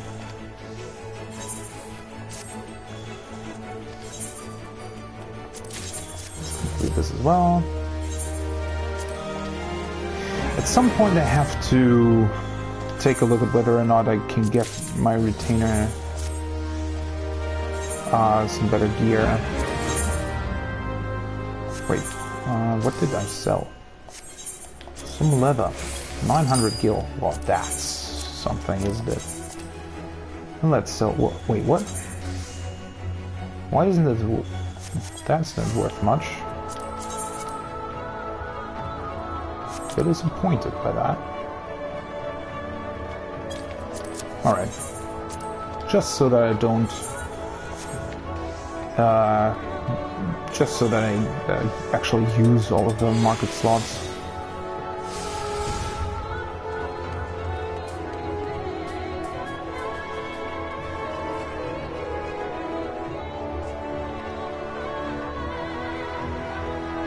Alright, let's see here. Destination.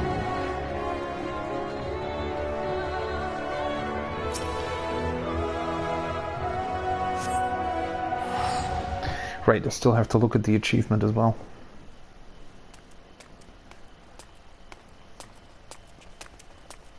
Oh, Gaia. Hello there. Pray accept mine apologies for calling thee hither at such short notice. The matter I wish to discuss is of considerable import. If it's that urgent, wouldn't it be quicker to use those link pearl things Reen's been telling me about? These are words best delivered in person.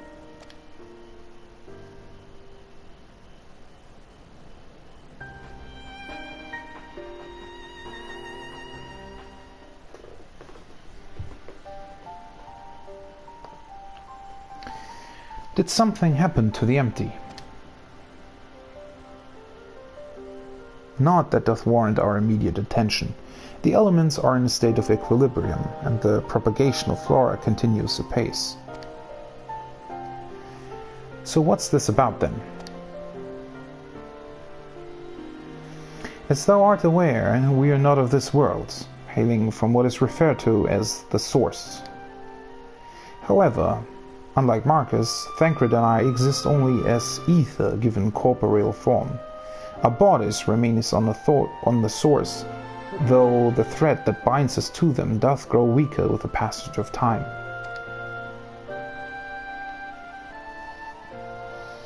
And if you stay here too long, you might never be able to return. Precisely.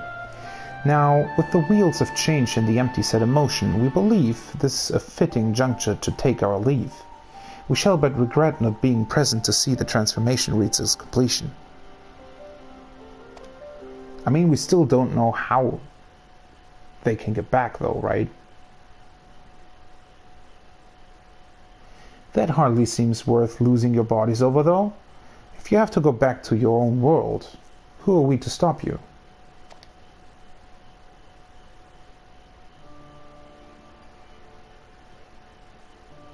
I always knew this day would come, Is this really gonna be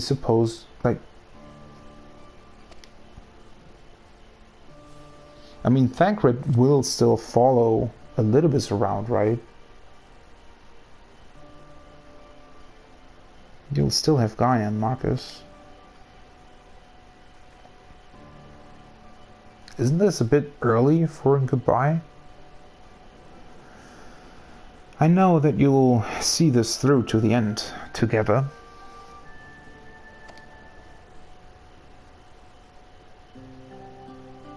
We will. I may not be half the woman Menphilia was, but I have friends I can turn to. They might be brutally honest in their opinion at times, or prefer to save their words and let their actions do the talking, but I wouldn't have it any other way.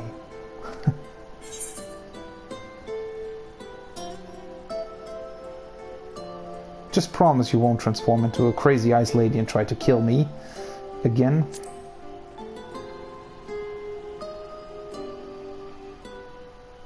Though I can't say what the future might bring. No doubt Reen and Gaia will need your support in the days to come.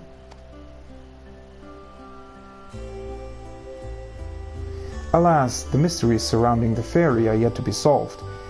Whether thou shouldst find the answers that thou seekest or nay, lend not thine ears to its honeyed words, for thy will is thine own. Never forget this. I won't. The time of our departure is at hand. Yet know that, no matter where we may be, ever shall we pray for your success. This was weird. With Urianger and Thancred set to leave the First, it seems wise to share this development with the Alford, who will continue to oversee expeditions into the Empty. So, as people suspected, this quest is mainly here to, you know, to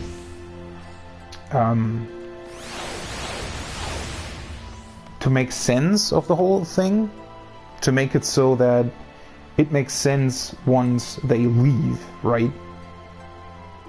It's... Well, I need to get back to Mortsuk. It's a weird, very weird moment though, right? Because we've just completed the 5.2 patch quest, and this quest almost feels like it's supposed to happen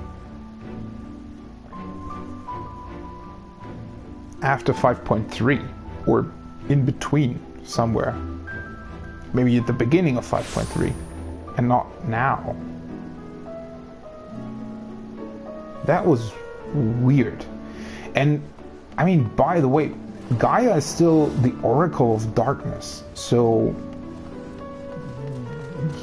I don't know, there's still a lot of parts that they have to play, right? You're back sooner than expected. Is everything alright?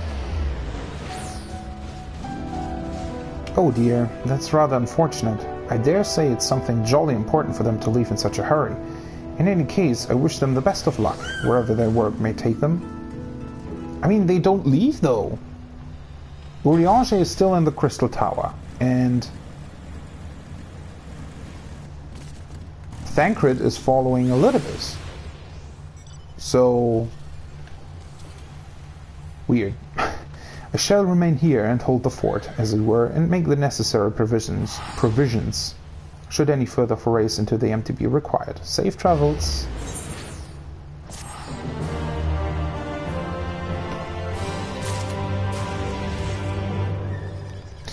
Oh, you know what? This orchestrion roll is probably the music that plays in the Eden area, in the Empty.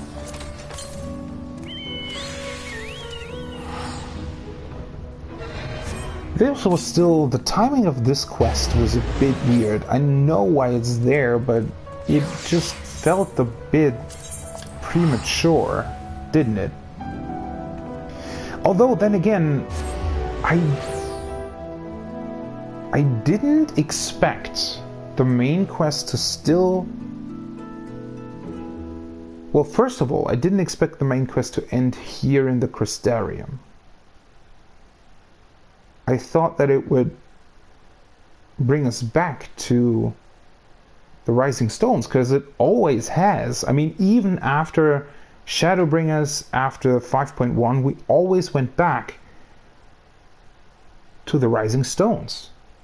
And now we don't. I mean, I guess technically we split the story, right? Because the Ruby weapon on all of that is taking place on the source, and it's a side story now. But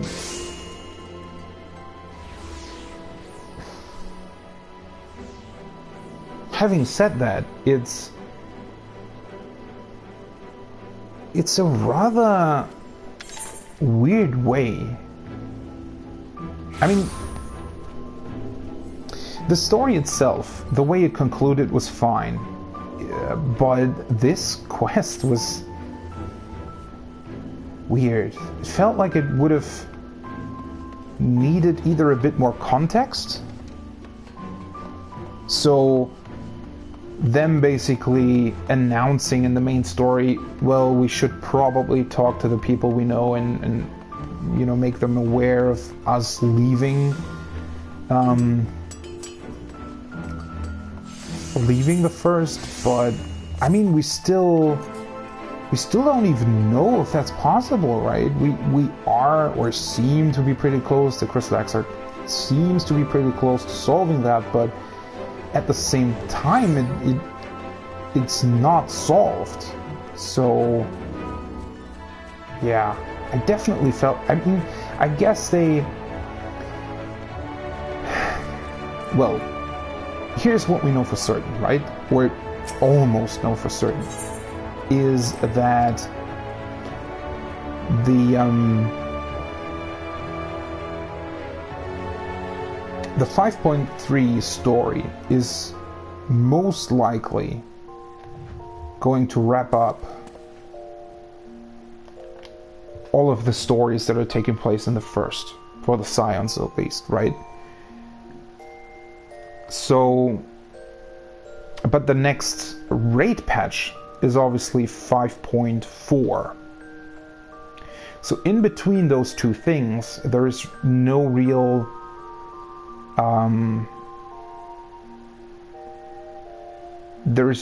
way of delivering this, I guess, because they couldn't. The problem probably was that, well, they can't really force you to do the quest anyway, can they? Wait, how would that work anyway? Had I just let that quest sit there and then completed 5.3, where the Scions probably returned to the source, and then I would have done that quest right now, would have they been back here?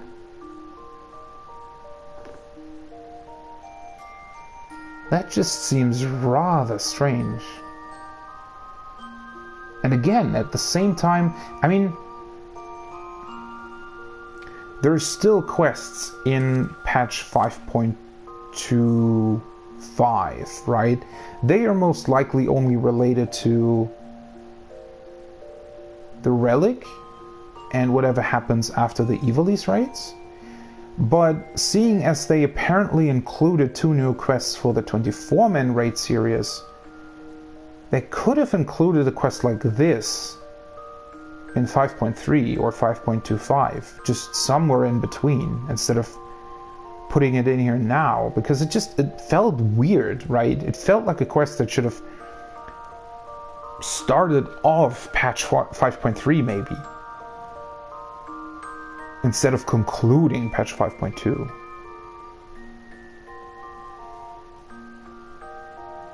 I mean, it doesn't really matter in the end, but just a weird side note, I guess. And since I've already talked more,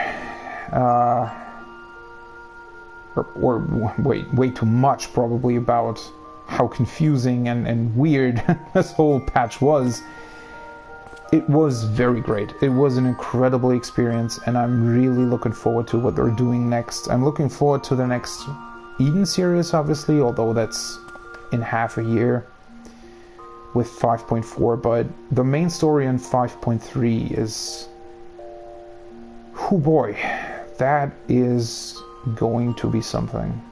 That is really, I can't even, I mean, there are a few things that we can kind of, or that are kind of clear, right? It's that the Scions are probably going to return to the source, and we are in some form or another wrapping up this whole story about the first.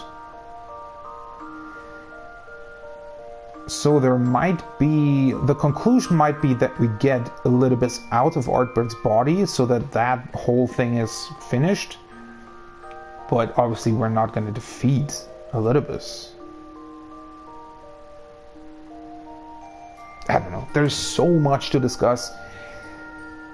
And I will probably do that in the days to come. I have to read through probably maybe, I don't know, a few posts on Reddit, or listen to a few podcasts, or, you know, just some other opinions on it. Because, you know, if you go through it like this, it really repeatedly knocks you over the head with really important information and really important clues about the whole thing. So taking a few steps back and letting it rest for a while, thinking about it for a while, sort of aggregating other opinions on the matter will probably be a great way of trying to make sense of this whole thing.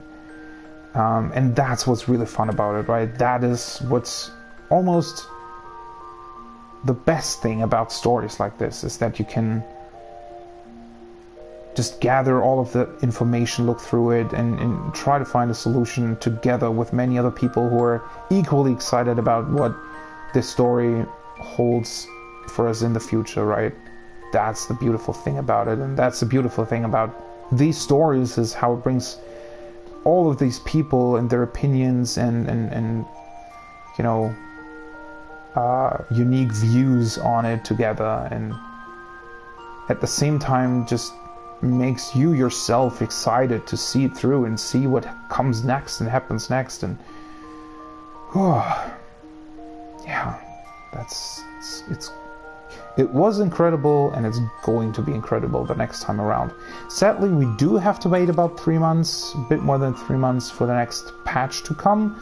But again, as I said, we do have several other patches in between.